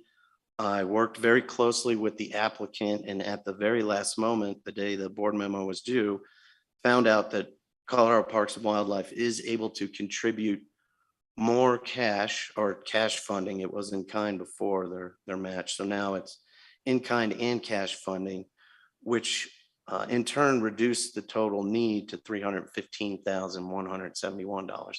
So that's why you see reduced funding recommendation, but the project's still going to proceed as defined with the full scope of work.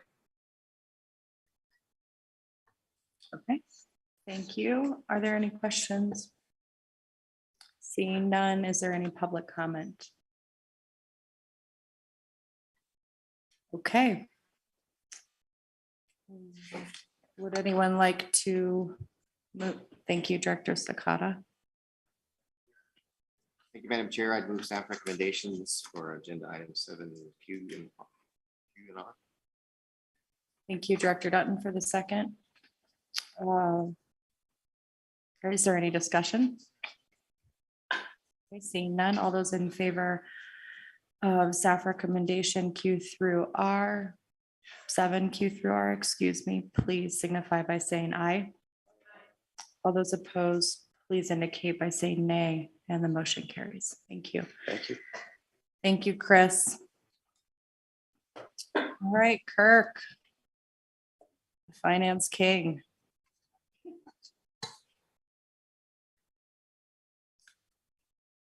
Here it is. Everybody's favorite chart. Especially Paul. Where's Paul? Paul's our local severance tax expert. He's over there. Okay, just making sure you're here. You can take a break. Before you get back. Good afternoon, Madam Chair. Kirk Russell, Finance Section Chief, and I apologize not getting those sheets handed out at the break. I'm a little rusty with this in-person board meeting approach. I'm not going to spend a lot of time this afternoon talking about the money. We spent ample time at the Finance Committee last week, and I appreciate everybody's participation in that. I do want to start off before I get into some numbers that I wanted to highlight in that cash spreadsheet.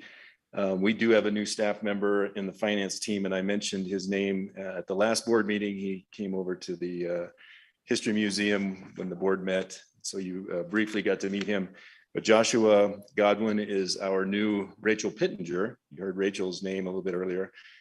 Joshua will be taking over from the engineering side and finance management, project management side, primarily focused on the Arkansas Basin. We have Cole that works in the South Platte and Joshua down in the Arkansas, and then we kind of divvy up the rest of the state. But most of our projects are in those two basins. And so I will tell you, out of all the folks I've hired, Joshua hit the ground running extremely well. Matter of fact, he has offered to present one of the loans to the board, which I remember that first time I did that. It's a little bit scary. So he'll do a great job. He comes from the city of Aurora, so he has some experience with actually with one of the loan with the loan that he is bringing to the board. So and we really needed him.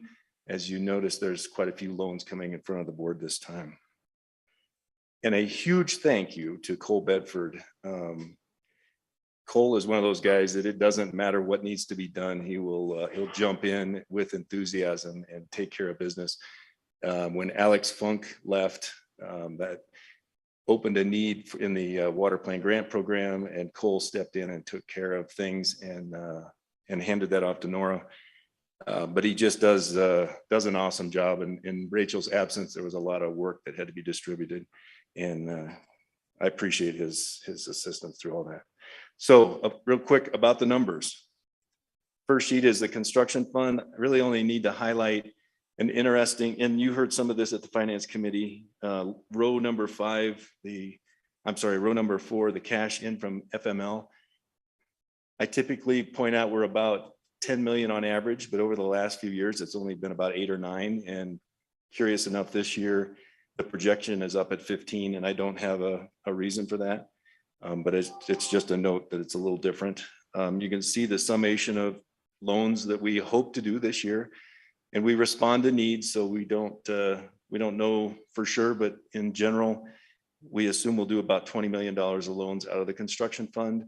Sometimes I get asked, why do you choose a loan out of one fund over the other? And it's more than anything, it's availability of funds, but sometimes the higher interest rates, we like to pull out of the construction fund.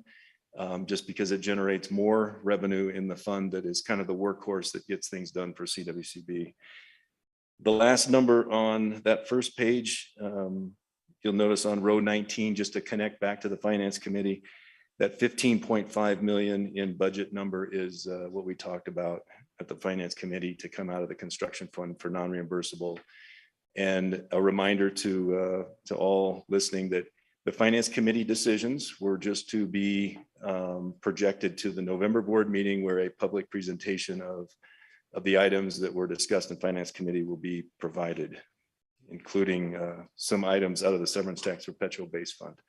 So I'm going to keep moving through the perpetual base fund on the second page and then open it up to questions. The number to highlight on the second page is on row number 4. And again, it's the cash that comes in from severance tax perpetual base. There's been a lot of conversation about the revenue that's considerably higher all of a sudden from the severance tax. And this number is the projection for the year that we're in right now. So that's the number we're expecting.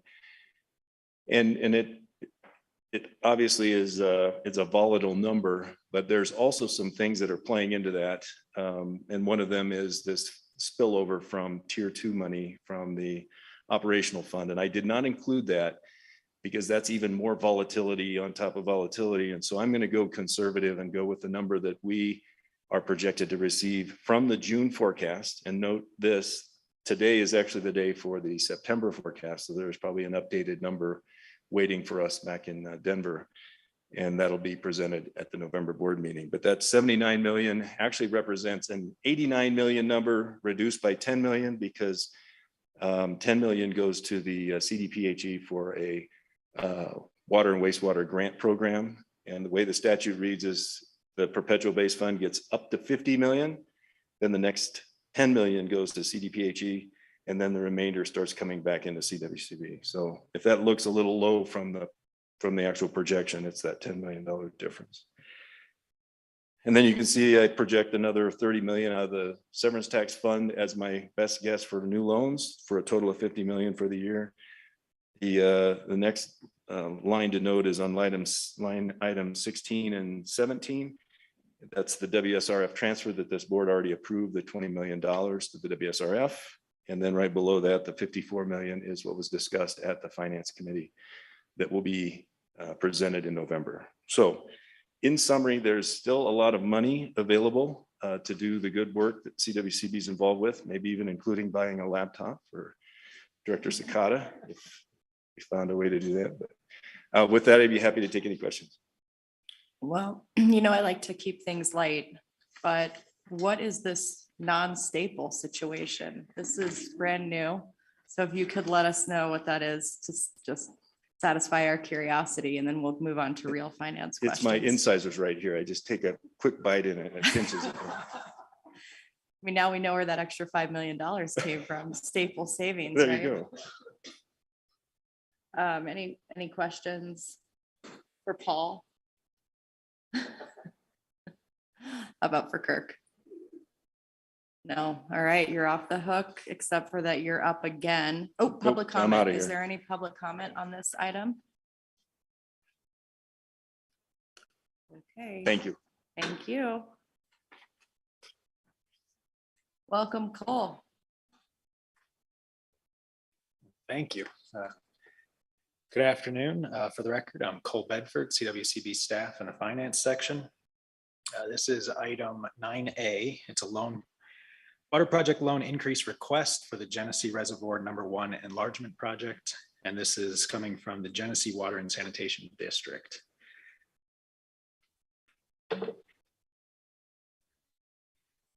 Some of the big picture items on this one, the project's in Division 1. Again, the title is the Genesee Reservoir #1 enlargement project, and the borrower is the Genesee Water and Sanitation District.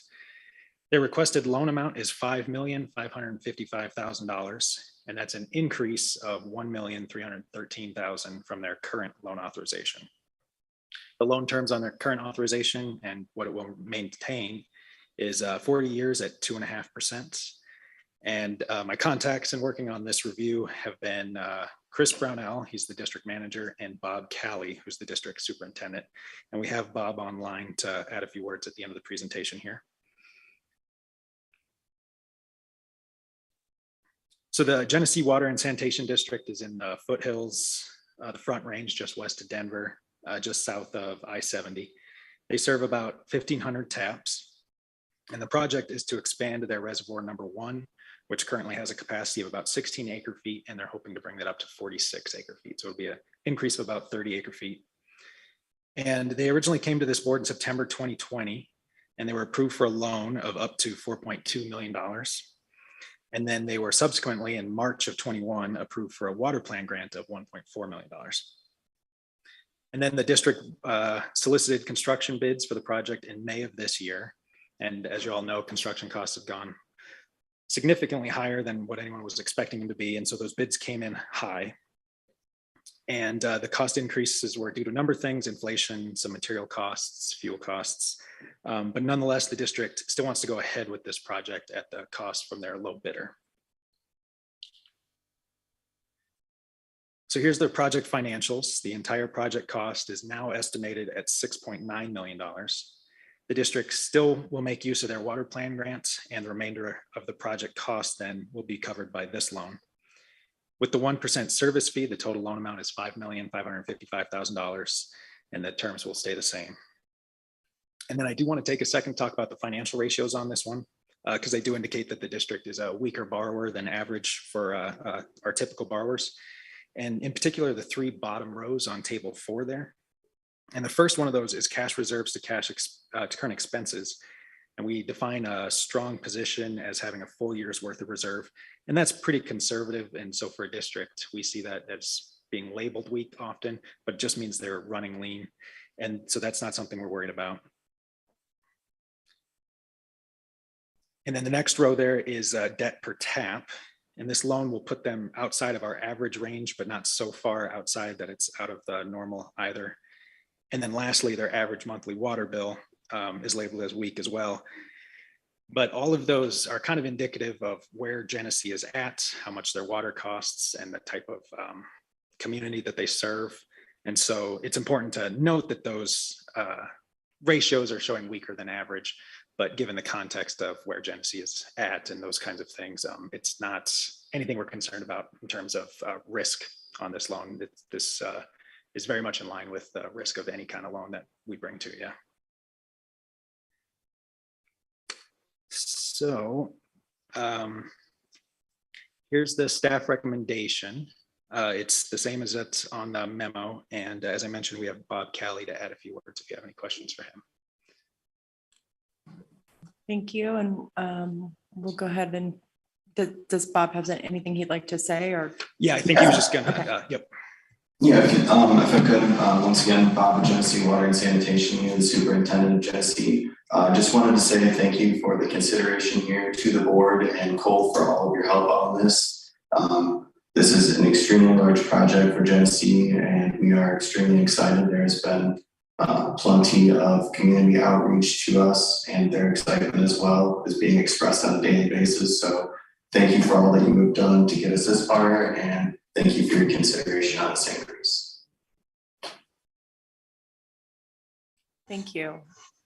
Can you locate me as to this project? Genesee? Where is It's it? just west of Denver. It's on I-70, and there's a Okay. Genesee exit actually just west of town. Okay, there. Yep. the yep. same place. Thank you. All right, any questions? Well, I was a little murky still. So is the $5,555,000, that includes the original loan and the new money? The increase is 1,313,000. That's on top of 4.2, what they're authorized now. So, but that's the total. It's the 50. The total is 5,555,000. Yep. Yeah. Yep. Okay. Thank you. Director Dutton, was that you moved your arm? Did you have some? Don't move your arm. This is like being in an auction. I know. I'm on high alert. I'm sorry, I'm not sitting on my hands. Okay. I will from now on. Anybody else? Okay. Thank you. Any public comment? All right, thank you so much. We have a staff recommendation on agenda item 9A. Go ahead, Director Sakata. Thank you, Madam Chair. I'd move staff recommendation for agenda item 9A. Director Dutton with the second. Thank you. We have a motion, a second for staff recommendation on agenda item 9A. Any discussion? Seeing none, all those in favor, please indicate by saying aye. Aye. All those opposed, please signify by saying nay. Motion carries. Thank you. And thanks for joining us.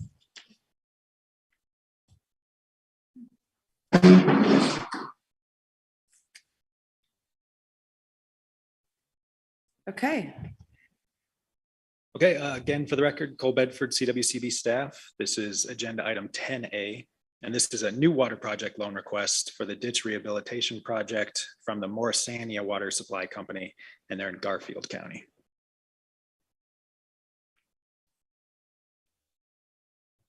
This project's in Division 5. They're just outside of the town of Parachute.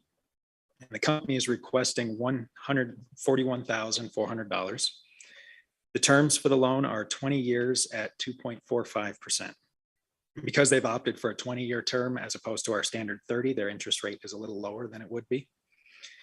And I've been working with Judy Sappington, who's here in person today, the first borrower in person that we've had for a long time in the loan program, and Chris Beasley on this loan review.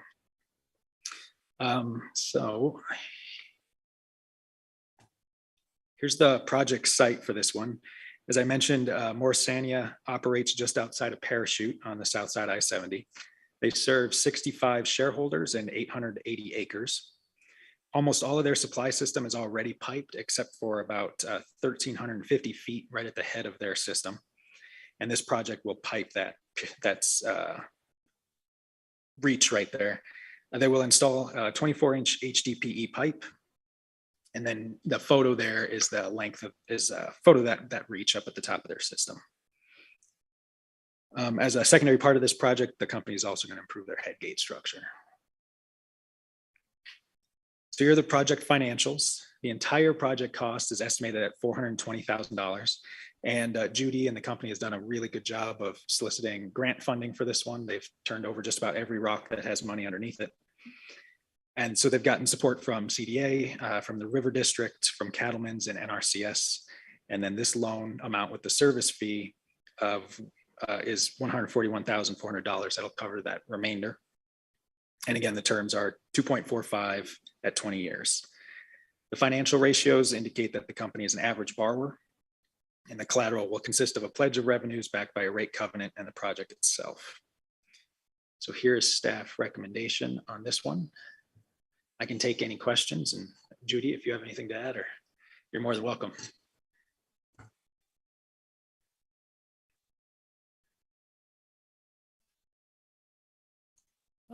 Welcome, Judy. If you'll state your name for the record, please. Thank you. My name is Judy Sappington, and I represent the Morrisania Water Supply Company, which would like to very much thank you for all the help from the staff on engineering and finances to get our project done, which will increase the efficiency and the availability of the water that we have. We're very, very grateful.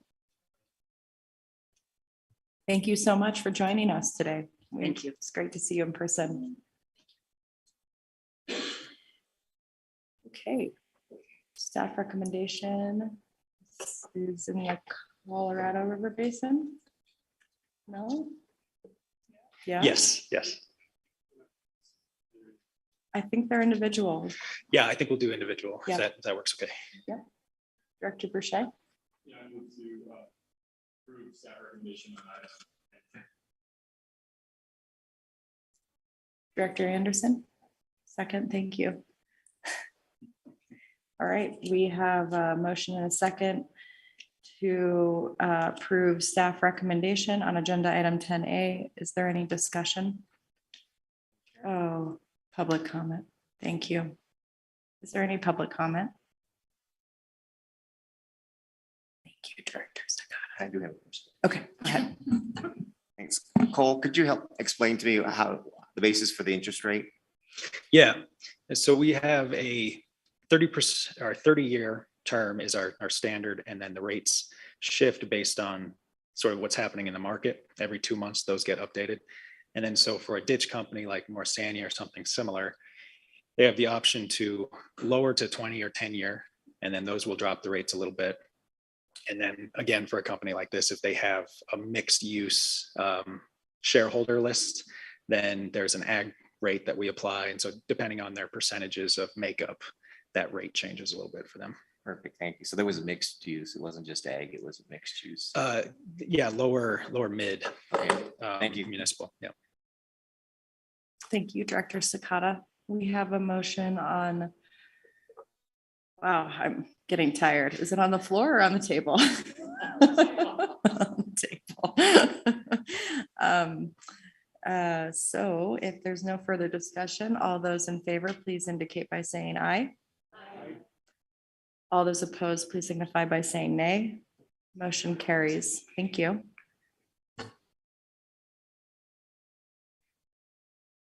Okay, agenda item 10B is a water project loan request for the diversion structures replacement project from the Smith and Emens Ditch Company. This one is in Division 1. Again, the project is the diversion structures replacement. The borrower is the Smith and Emens Ditch Company. Their requested loan amount is $414,100. The terms for Smith and Emens are 30 years at 3.9%. And I've been working with Eric Engelhard, he's the company president, and with Mark McLean, who's their consulting engineer, and I believe both of them are online.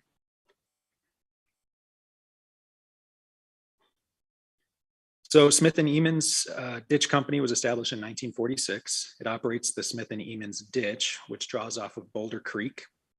And this is a map of that area. In 2020, DWR notified the company that their headgate and measurement flume were both deficient. And so as a result of that notice, they're looking to modify both, as well as a check structure that they have that's just downstream of their headgate there. And they think most of this was installed in the middle of the last century, but it's tough to tell for sure. In any case, most of it's in tough shape and it's time to replace it. And so here are the project financials on this one. The total project cost is estimated at $455,550. The loan request is $414,100, and the difference will be paid for by the company. And again, the rate is 3.9% for a 30-year term. The financial ratios on this one indicate that they're an average borrower, and their collateral will consist of a pledge of revenues backed by a rate covenant and the project itself. And here's the staff recommendation. And as I mentioned, Mark and Eric are online if they have anything to add. Welcome. If there's any, I don't see you yet, but if you're there, no, not there. Okay, I think we're a little early. We are a little ahead of schedule. Yep. So it is what it is. Any questions? Is there any public comment on this agenda item? 10B. Okay. Director Sakata. Thank you, Madam Chair. I move staff recommendation for agenda item 10B. Thank you. Second by Director Brody. Is there any discussion? All those in favor of the motion for staff recommendation on 10B, please indicate by saying aye. All opposed, please signify by saying nay. Motion carries. Thank you. And we are on 10C. Thank you. Welcome, Joshua. Is it Josh or Joshua? Sorry. Joshua, please. Okay, thanks. Thank you. For the record, my name is Joshua Godwin, CWC staff, also the new Rachel Pittenger. I prefer Joshua though. All right, so this agenda item is 10C, the water project loan request for the alluvial water rights extension project in the town of Keensburg in Weld County. Does that work? There we go. The project is in South Platte Basin. The loan amount is for the water rights and piping project for about 2.1 million, and the terms are 30 years at the municipal middle income rate. My contacts in preparing for this memo have been Deborah Chumley, the town manager for Keensburg, as well as Mark Gray, their utility director.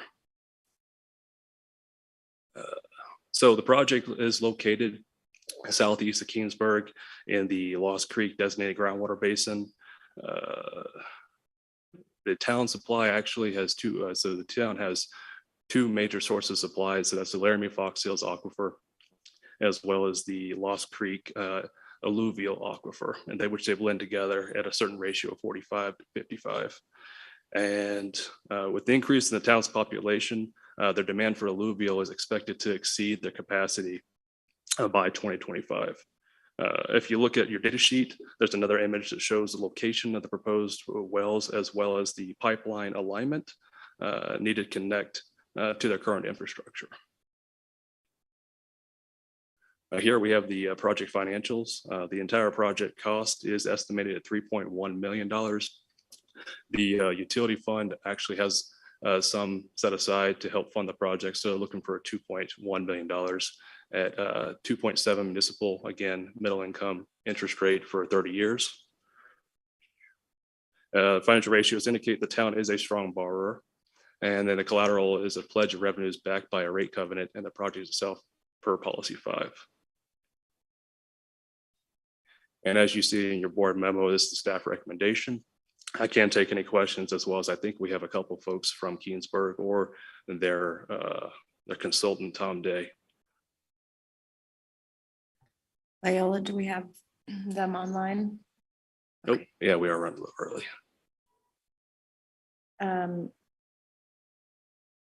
Any questions? Director Sakata? Thank you, Madam Chair. Joshua, part of this proposal is the purchase of water rights? Is That's that correct. Yeah, it is a Lost Creek alluvial water rights. Okay. And I'll get a little background on that. It has gone through the historic consumptive use analysis the past several years. It hasn't been used for ag. It's been used for oil and gas development. Okay, that's what I was wondering. I figured you might head that way. Yeah. Okay, thank you. Is there any public comment on this agenda item? Anything online? Thank you. Any further questions? Go ahead, Director Sakata.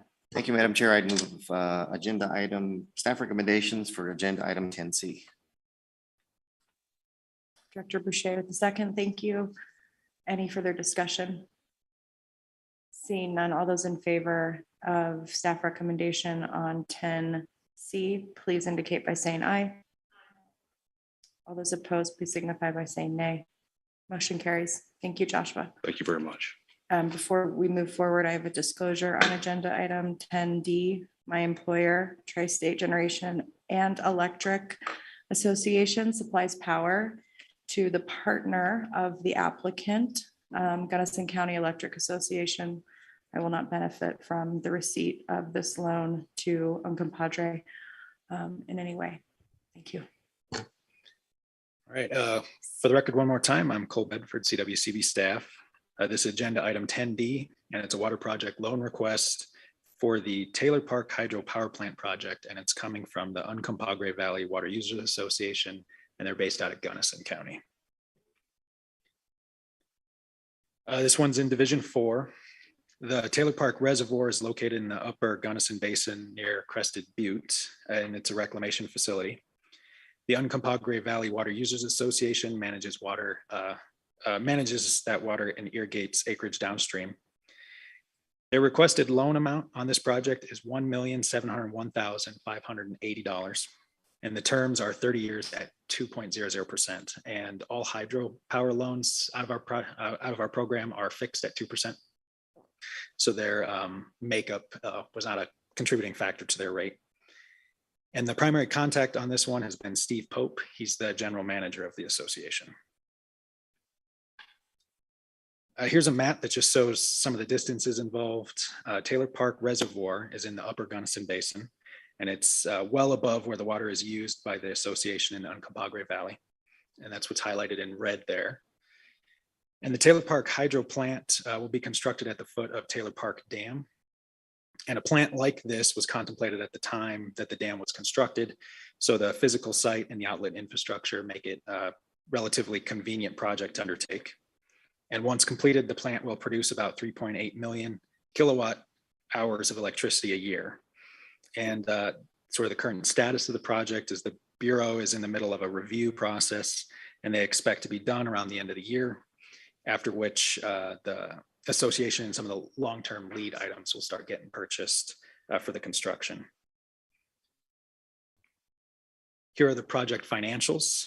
The entire project cost is estimated at $3,280,000, and the association will cover half of those construction project costs. It's being undertaken as a partnership between the association and the Gunnison County Electric Association, and the GCEA will cover the remaining 50% of the project. With the 1% service fee, the loan request is $1,701,850. And again, the terms are 2 years, 2% at a 30-year term. Financial ratios indicate that the association is a strong borrower, and collateral will consist of a pledge of revenues backed by an assessment covenant. And here's staff recommendation. In this case, it includes a contract condition. We've talked with GCEA about their funding mechanism, and there's no concern that they're going to have a funding mechanism, but what exactly it's going to be is still in flux. And so this recommendation just includes a condition that be figured out before we start pushing money out on the project, that all of the financing is sorted out. And so I can take any questions you have on that one, and we may or may not have Steve Pope online since we're getting a little ahead of schedule. Viola, do we have Steve? Yes, I'm here. Oh, hi, Steve. Welcome. Do we Thank you. see Steve? Okay, that's okay. Welcome. Is there anything you'd like to talk to us about regarding this application? Well, I'd just like to thank you for the opportunity to review our loan. We view this as a unique project, and it's since it was originally contemplated in 1935 at the construction of the Taylor Park Reservoir, to finally be able to implement some sort of hydropower and work, collaboratively with a local utility provider to support the residents of the Upper Gunnison Basin. Well, thank you for consideration in our application. Thank you. Any questions for Steve? Oh, sorry, not Steve. Yes, Steve. Sorry. So many Steves. All right. Yes, Steve. Director Anderson. Good afternoon, Steve. I believe you aren't showing the potential to get a Water Smart grant to cover some of those costs. Correct? That is correct. We have a pending Water Smart grant. We should hear hopefully we'll hear something from that, latter part of this year. But that would be for 50% of the total construction cost, which would downsize our loan application considerably. Thank you. Director Hawkins. Thank you. My question's actually for either Cole or Kirk. I believe this is the first time I've seen a purely hydropower project come before the board. Could you give us the elevator speech of how our programs can fund hydropower, just because it wasn't in the memo? Programmatic one, maybe we'll take that. Kirk Russell, CWCB Finance Section Chief. Yeah, the statute actually lists hydropower as one of our opportunities to fund projects. We have been involved in, I want to say 5 now. This might be our 5th hydropower loan. Most recently, the Orchard Mesa Irrigation District / Grand Valley Water Users Association hydropower on the Colorado River in Palisade was the most recent. And we've actually done a loan to the Uncompahgre Association back maybe 5-6 years ago with Director Anderson at the time. And so they seem to be a little bit more common now for us. I think the opportunity for the renewable energy credits and some of the prices are getting more in line with our interest rate. So we're glad to participate, especially when, and we do put up some walls when we have an entity come in and say, we are a hydropower company and we want to come into somebody's system and make money off of it. And we say, no, we want to loan money to the water users that are involved in the project. And so the Water Users Association here lines up very well with our program. thank you for that. And it's an awesome project. So glad to hear that. Thank you. Any other questions for Steve or Cole? Seeing none, is there any public comment on this agenda item? No? All right, Director Anderson. I'm gonna take quite a bit of satisfaction in making the motion to approve staff's recommendation on agenda item 10D. Thanks. Thank you. Thank you, Director Anderson, second by Director Dutton. Congratulations to the Steves. And if there is no discussion, all those in favor, please indicate by saying aye. All opposed, please signify by saying nay. And the motion carries. Thank you for your time today. All right, this is the last one, I promise. This is agenda item 10E, the water project loan request for the Park Creek expansion project. And this is from the North Poudre Irrigation Company in Larimer County. So again, the project is the Park Creek expansion project. The borrower is the North Poudre Irrigation Company. They're in Division 1. Their requested loan amount is $6,554,800. And the terms for the loan are 30 years at an interest rate of 2.55%. And this is one of those blended rates. In fact, they had municipal of all kinds of different municipal and ag and commercial folks. And so that's where that rate came from. And I've worked with Tad Moen, he's the general manager of the company, and Jack Byers, who's the company's consulting engineer. And I think Jack's online. So here's the project site for this one. The Park Creek Reservoir is north of Fort Collins. The current reservoir capacity is about 5,000 acre feet. And with this expansion, they're looking to go another 3,000 acre feet. And Matt talked through some of this with the water plan grant application earlier. The main components of the project will be a parapet wall across the crest of the dam and raising the spillway. And they're working closely with the dam safety branch on this one. As Matt mentioned, this is part of their new assessments for enlargements. Some of the preliminary work will get started yet this fall, but the bulk of the project is expected to take place in 23 and 24. So here's the project financials. The entire project cost is estimated at $6,580,000, and they're taking advantage of a $100,000 water plan grant for engineering. That was item 7N earlier. And the rest of the project will be covered by this loan. With the service fee, it's $6,544,800. And again, the terms are 30 years at 2.55%. The financial ratios indicate that they are a strong borrower, and collateral will consist of a pledge of revenues backed by a rate covenant and the project itself per policy number 5. And here's staff recommendation. And if Jack is online, he might have a word or two to add as well. Okay, Jack, are you there?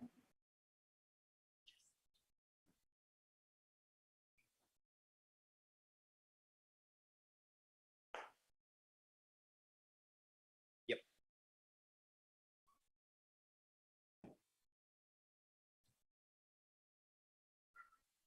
Are there any questions for Cole while we see if we can queue up Jack?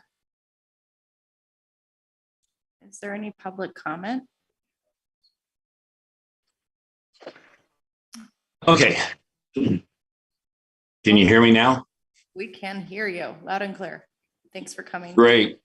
Oh, my pleasure. And, appreciate the CWCB board considering our request. And certainly the staff has been great, as well as the state engineer's office and all of the staff that we've worked with them. This is really a great poster child for a low-cost expansion of an existing reservoir so that we could have additional water supply, primarily for irrigation, almost exclusively for irrigation. And we just appreciate all of the help and the assistance and the consideration. With that, if you got any questions for me, I'm available. Thank you. Any questions for Jack? Okay. We are Go ahead, Director Sakata. Thank you. Sorry, did you ask for public comment? Were you ready for a motion? I did. I remembered. Thank you for Nice. catching me though. Okay. If we're ready, then I would move staff recommendation for agenda item 10E. And a second by Director Dutton. Thank you. If there is no discussion, all in favor of staff recommendation on 10E, please signify by saying aye.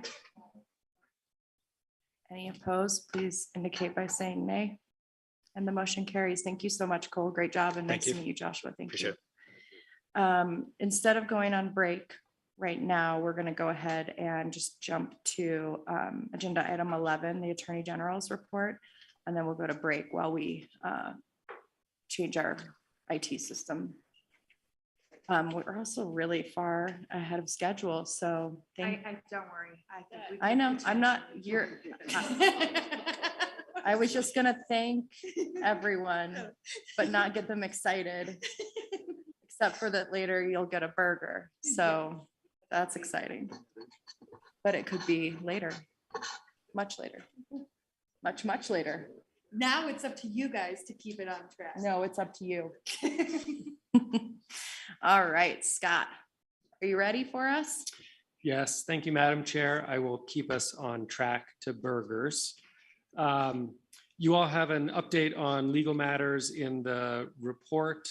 I'll give you just two brief updates on staffing issues or staffing matters. So at the last meeting, I think I mentioned that our office had gone to the legislature to get funding for 2 additional positions in our federal and interstate water unit. That's the unit that Lane Leoniak is first of.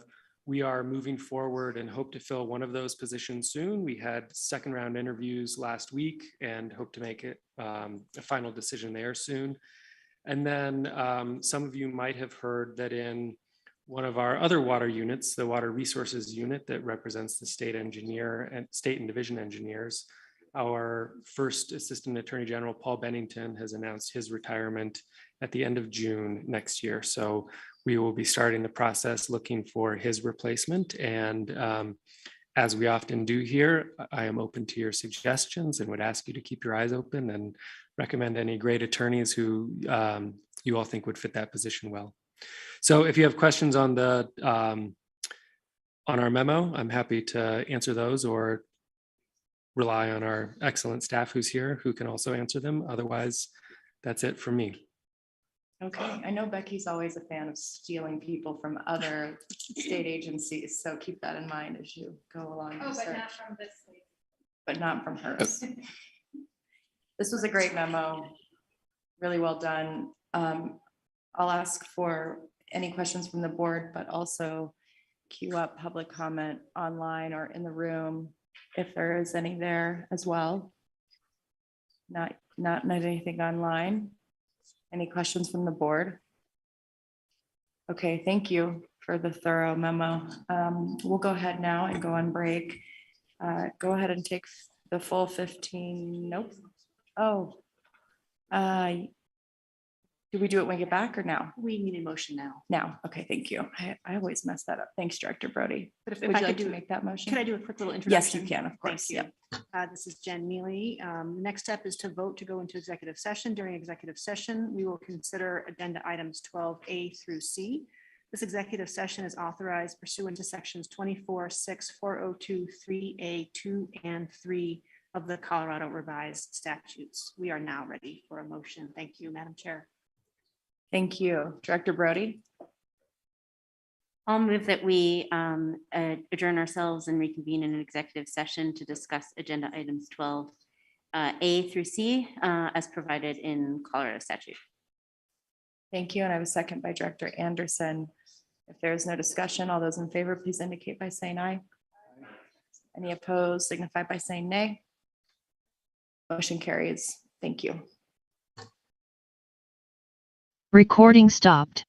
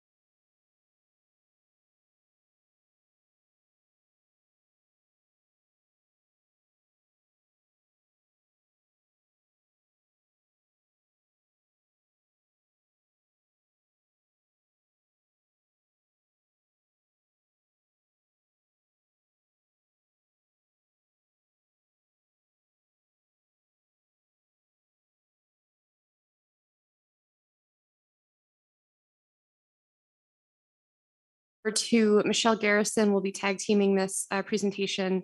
And I thought it would be good just to start with a little reminder of why we do this every board meeting. You all had requested, I think nearly a year ago now, to receive more regular updates on Colorado River hydrology. We recognize that this is kind of the factual situation, the context that really informs your decision-making on Colorado River issues, and it's important to have that context. And I also just want to emphasize that, you know, I know that Colorado River issues are becoming more prevalent in the news. It seems like everyone is talking about it these days. And this is kind of a basis of information that you all should feel free to rely on. If you're asked questions, if you just need some facts or figures, Michelle is a really excellent source for that. So I hope that these are helpful to you. And with that, we'll go ahead and turn it over to Michelle to get us started.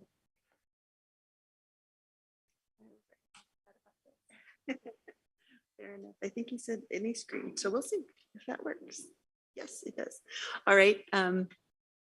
Just a reminder, in the fall, we have a lot less to talk about in terms of temp, precip, and all of those things driving runoff. But we will go through where we stood at the end of this year. So we are quickly approaching the end of water year 2022. Precipitation for water year 2021 is on the left, which you'll see was running 70, 80% of normal. And then in the middle, you will see the water year through August, where we're running just really close to normal, just below normal for the whole basin. And then on the far right, you'll see September, which has been very, very below normal for September. And so the rain outside looks really, really nice right now. Happy to see it. And so we will end the year with precipitation being slightly below average across the entire basin, and runoff from that precipitation being more clearly below average. And why was that? That's the soil moisture problem that we've been facing for a couple of years. Really started after the really dry period in 2020. The summer of 2020 was incredibly dry, and the soils dried out to quite a deep depth. And so it takes a couple of years to bounce back from that, even with decent or near average hydrology. So on the left, you'll see the modeled soil moisture from late 2020 and then late 2021 on the right. And so I think the question for going into this next year is how much have the monsoons and what soaked into the ground instead of running off this spring help that soil moisture for next year? Or are we going to be expecting again some below average runoff from whatever snowpack that we get? So on the left, you'll see the snowpack for the year, which was below average most of the time. It was pretty dry throughout most of the basin most of the time, with a couple of really big storms. That storm in December was really the one big one, and then a few other slightly large storms in different parts of the basin, but generally really dry. And then on the right, you'll see that while this was significantly better than 2021, which was really close to that bottom line, we're still below 25th percentile for the runoff for 2022. In terms of what we are looking at going forward, on the left, you'll see the monthly outlooks for October showing increased chance of dry weather and warm weather. And then the bigger ones are November, December, January.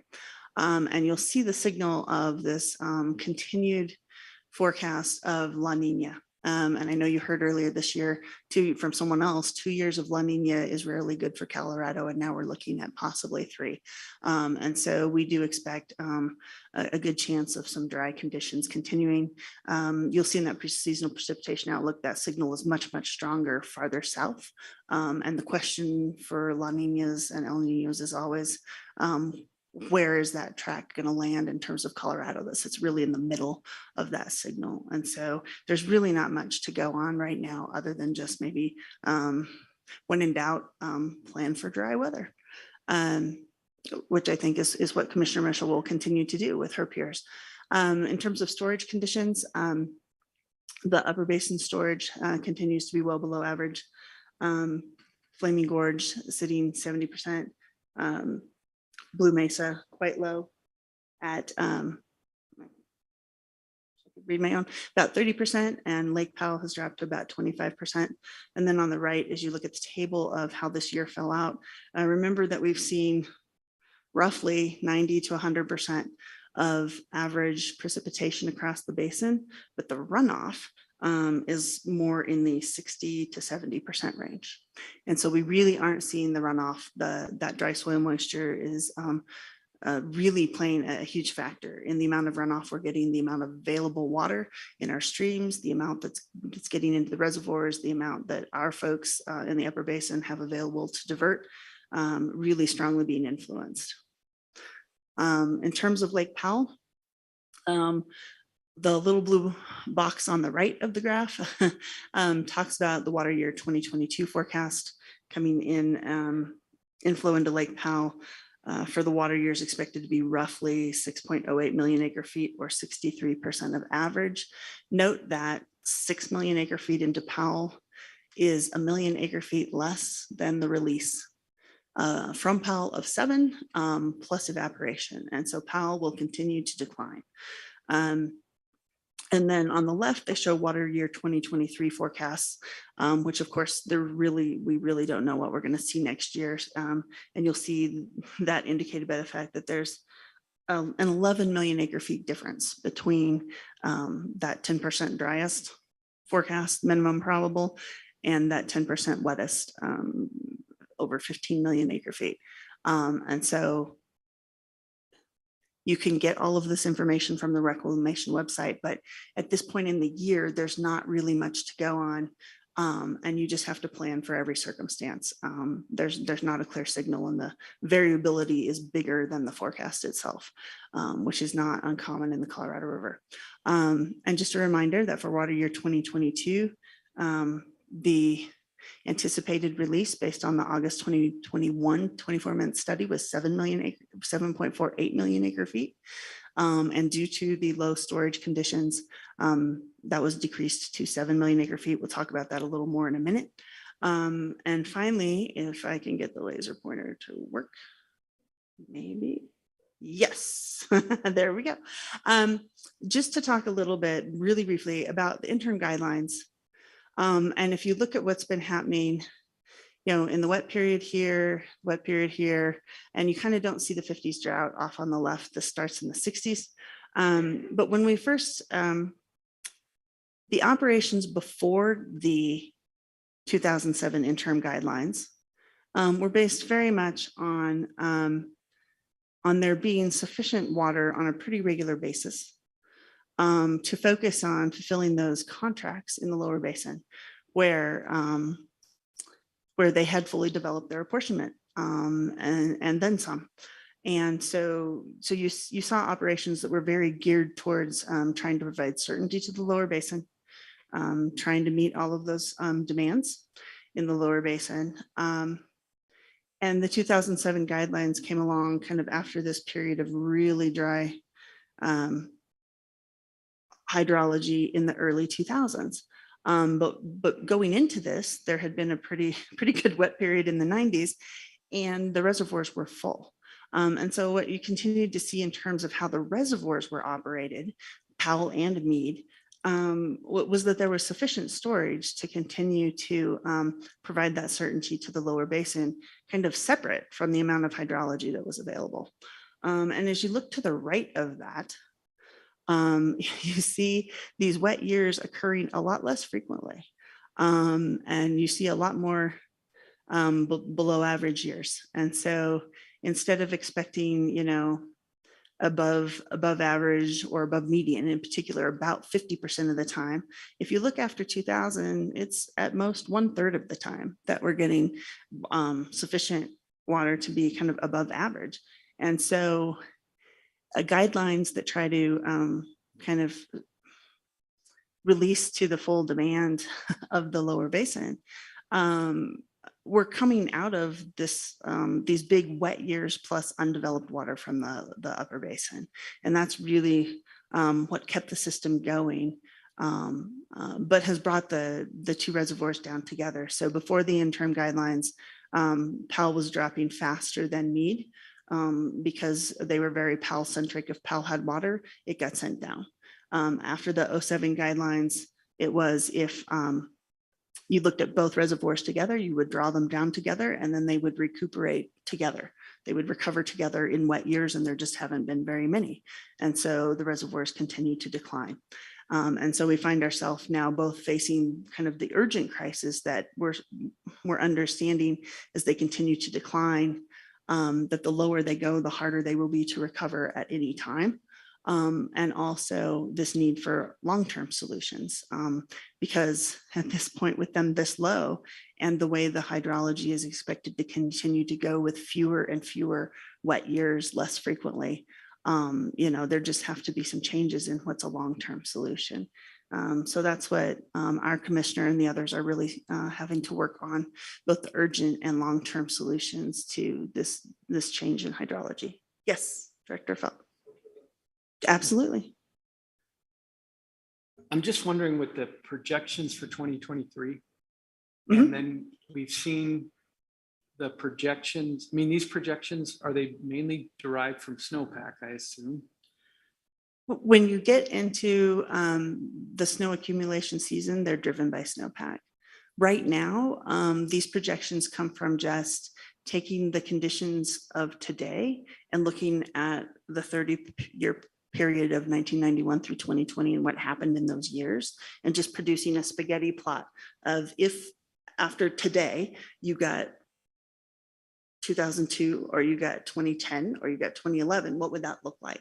And then just doing the statistics on those years. And so when you're at this period of the year, that's all those are based on. And so what you're seeing on the far right, and that's an excellent question, what you're seeing on the far right of this graph is one, how terrible 2021 was, 2022 coming in a little bit better, but then those projections on the far right, the red, green, and blue on the far right for next year, what you're seeing is most probably being below average by just a little bit, 86 to 93% of average. And that's pretty much just saying we still think the soil moisture and reservoir storage and those types of things are below average. And then putting on top of that, a spaghetti that averages the average of the 1991 to 2020. So you're seeing average on top of some signal that things are still dry. And that's giving you a projection for 2023 that's just slightly below average. Okay. For most probable, that's the median that's going to look like an average year. So it's kind of saying if we got an average year next year, we would expect 86% of average for runoff. Okay, so it sounds like maybe then the modeling is adapting somewhat to the way these factors are amplifying each other more than they used to, it seems like. I think the modeling for this, for the way they do the 24-month study, maybe hasn't adapted quite as much as the modeling for some other things that I'm going to get to later in the presentation. But Reclamation is trying to put out more information about what's in those models. And I think they've added more graphs of not just the 10% driest, the 50% median, and the 90% to cover that middle 80% of what it looks like if you get the same weather as 1991 to 2020. But they're also trying to show the full suite of everything that's in that spaghetti, what that looks like, so that you can see stuff higher and lower and like the full range. Because you stand here at this time of year and go, oh yeah, it might be a little bit below average. And then the last couple of years, what we've gotten is well below average. And so I think they're trying to at least share that full spaghetti plot with folks so they understand better. So I think there's been less of an adaptation, but much more trying to share the full suite of information so people understand the real range. And when you look at that real range of 4 million acre feet to 15 million acre feet, you understand that those look like totally different operations for next year from PAL. And so trying to plan for all of that, so I think they're just trying to convey more of that information.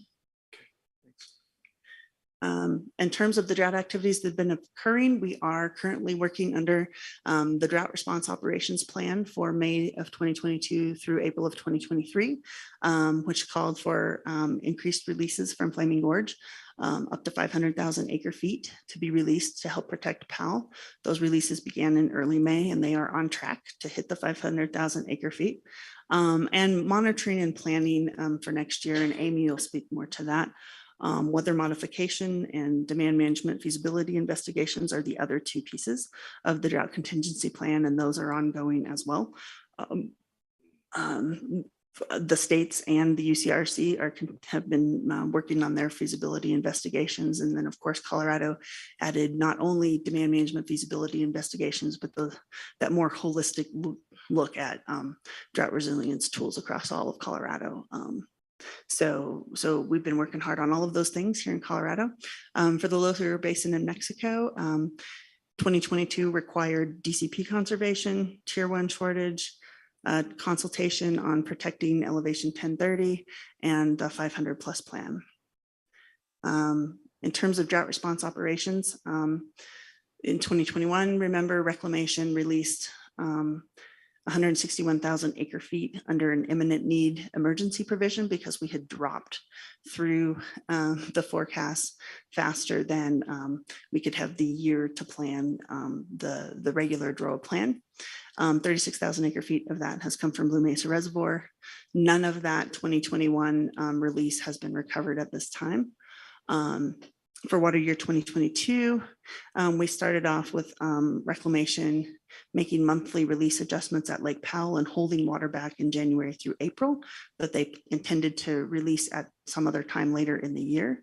And we were working on the DRO plan, which got approved. And then we had that coordinated action where they decided to hold back not only that 350, but an additional 130 for a total of 480,000 acre feet, and just decrease the water year release instead of changing the monthly volumes to actually decrease the annual release from Lake Powell from 7.48 million acre feet to 7 to help protect Powell elevations because Powell was dropping so quickly.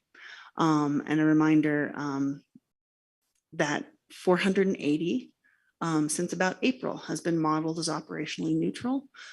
So reclamation is now keeping 2 sets of books, essentially. If you look at their actual 24-month study stuff, you will see the information about the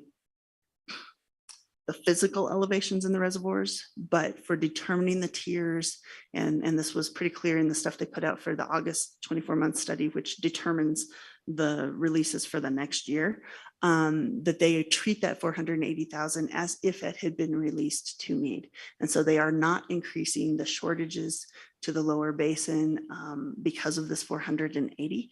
They're treating that as if it's in Meade. So you have to be very careful when you're pulling their information to read the bottoms of all the slides, because it'll tell you whether they're doing the physical or the projected as if the 480 were sitting in Meade. And just a reminder where that puts us for 2023 then.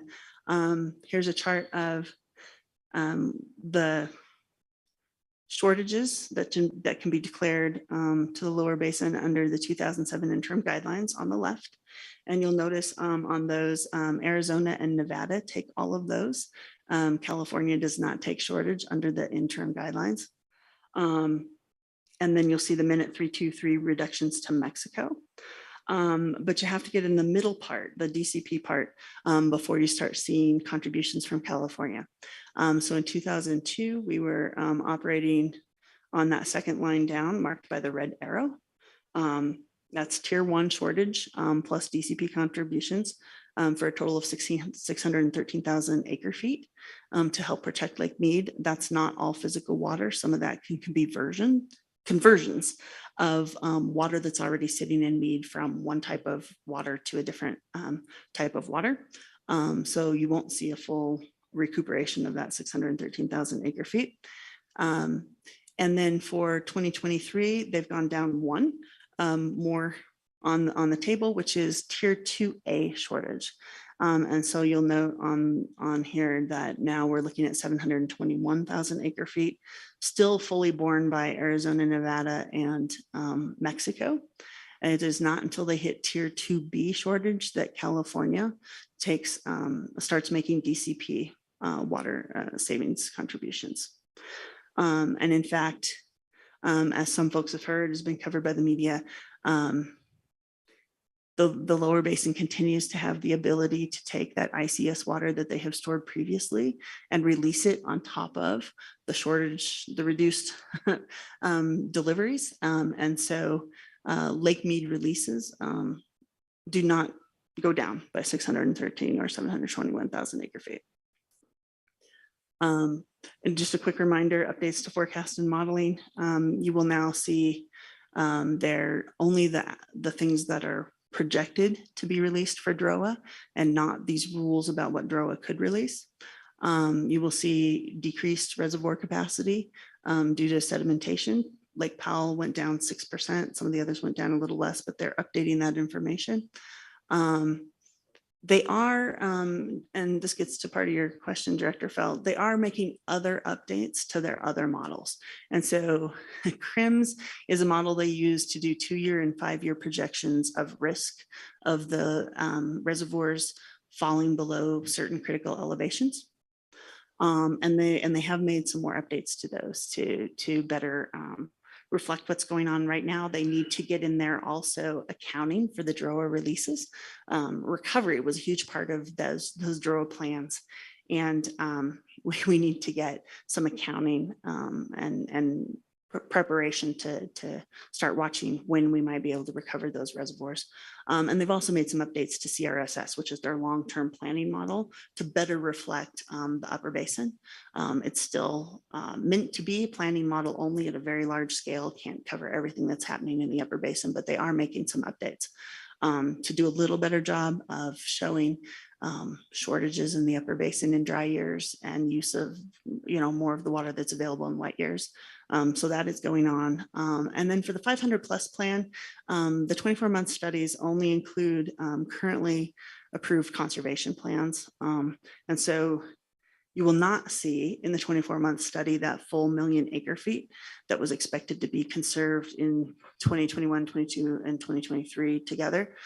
What you will see, if I can find it, there we go, is this. And so this is kind of a list of everybody who's involved, has a plan. And you'll see a little bit of what we're talking about, but not all of it in terms of in 2021, they took the difference between the June 2021 24-month study projections and the actuals at the end of the year, and they get credit for that difference. And then you see the August projections of 2022. And they're looking a little better than they did a little earlier in the year, but you do see some folks, if you see a negative number on there, that's somebody who took extra delivery of ICS water to offset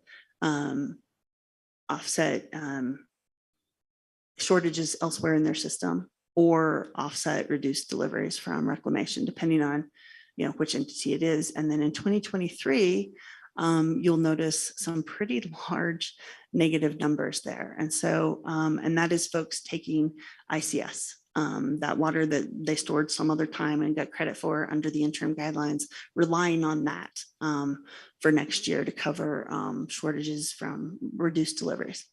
And so in some cases, they might be pulling from groundwater, they might be pulling from like Mead ICS, instead of an actual physical reduction in consumptive use. And so the total, instead of 1 million acre feet as originally envisioned under the 500+ plan, the cumulative total through 2023 of savings in Mead is 318,000 acre feet in the 24-month study. And with that, I'm going to turn it over to Amy to walk back through the Upper Basin's 5-point plan that was put out in response to Commissioner Tooten's request. So I'll leave it there if there aren't any other questions for me.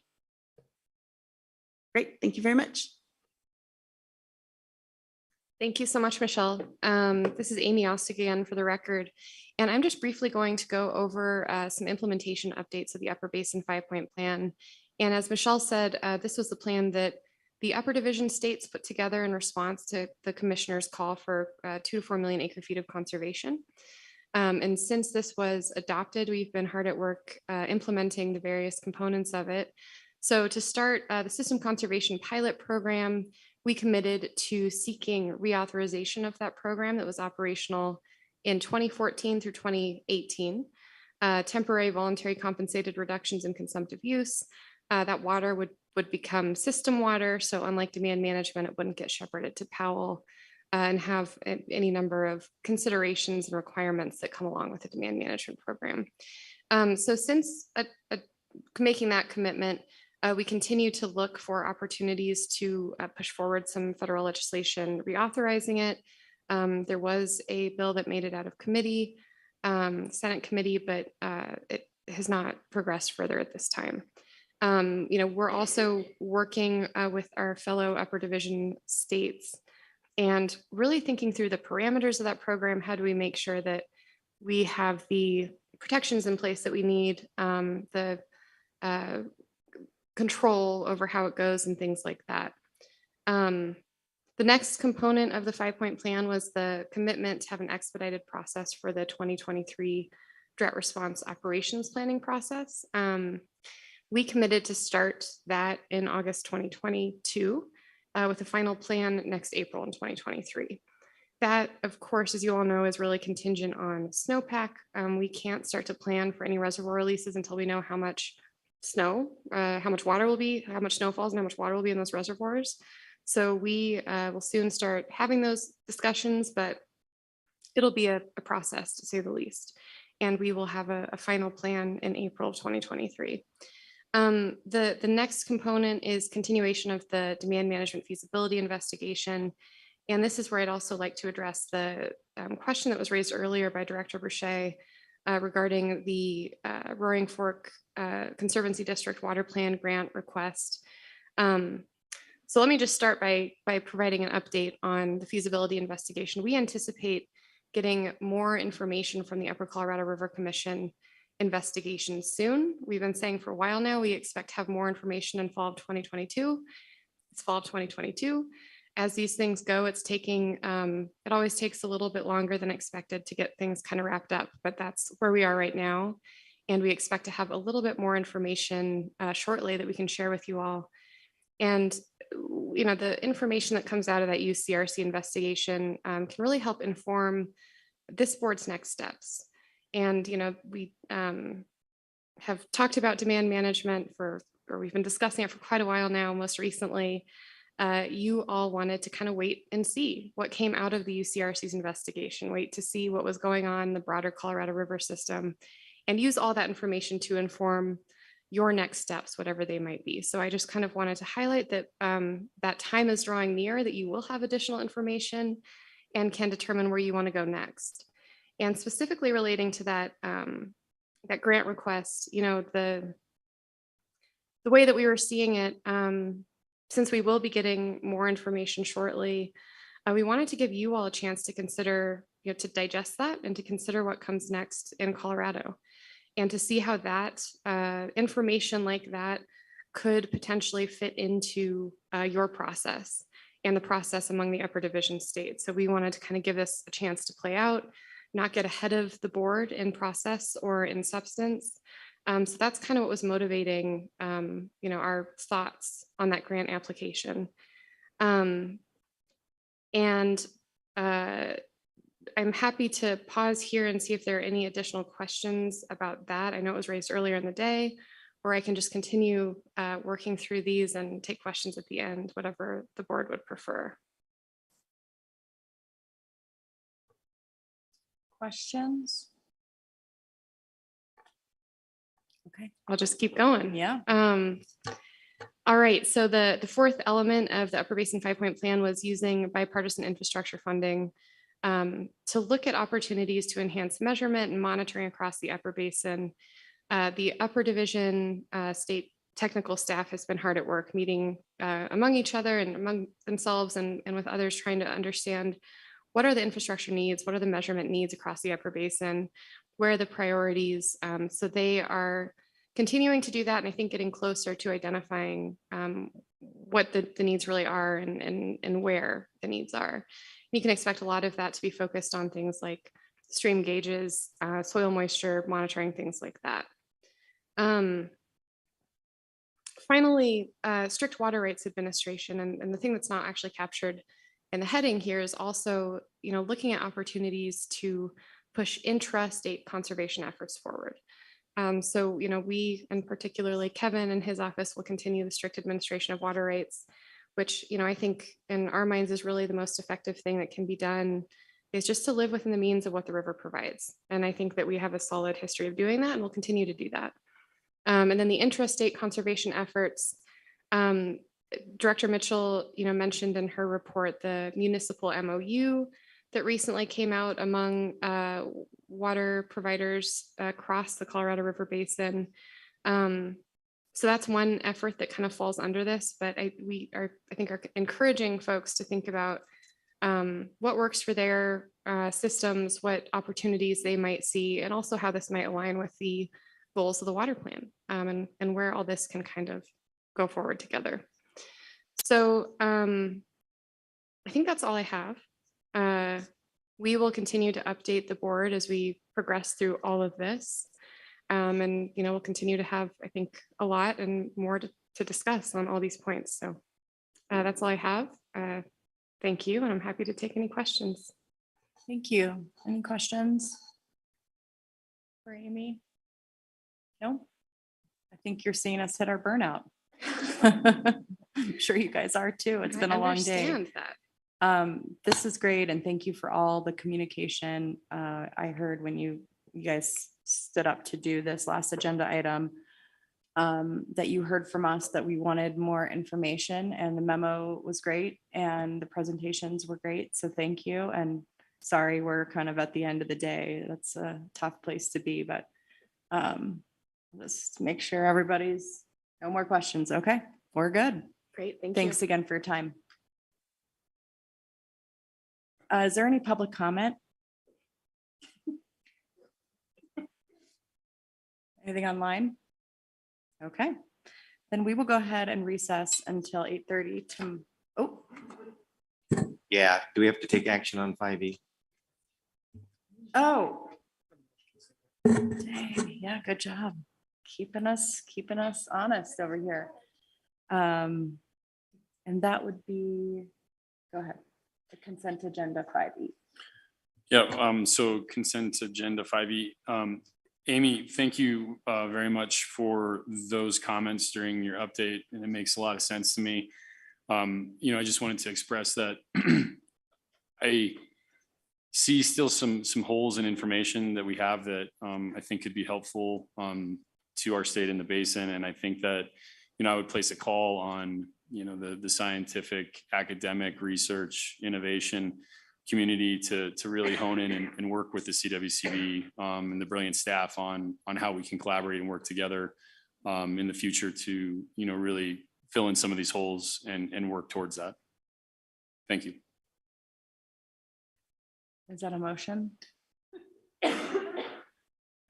To approve staff recommendation on. I certainly will. I wanted to see if any other Oh, okay. board members wanted to comment. Thank you. So with that, I would make a motion to accept staff recommendation on consent agenda item 5E. Thank you. The second by Director Anderson. Any discussion? Okay, seeing none. All those in favor, please indicate by saying aye. All those opposed, please indicate by saying nay. Motion carries. Thank you. Thank you. Okay, now we will go ahead and stand in recess until 8:30 tomorrow morning, September 21st, 2022.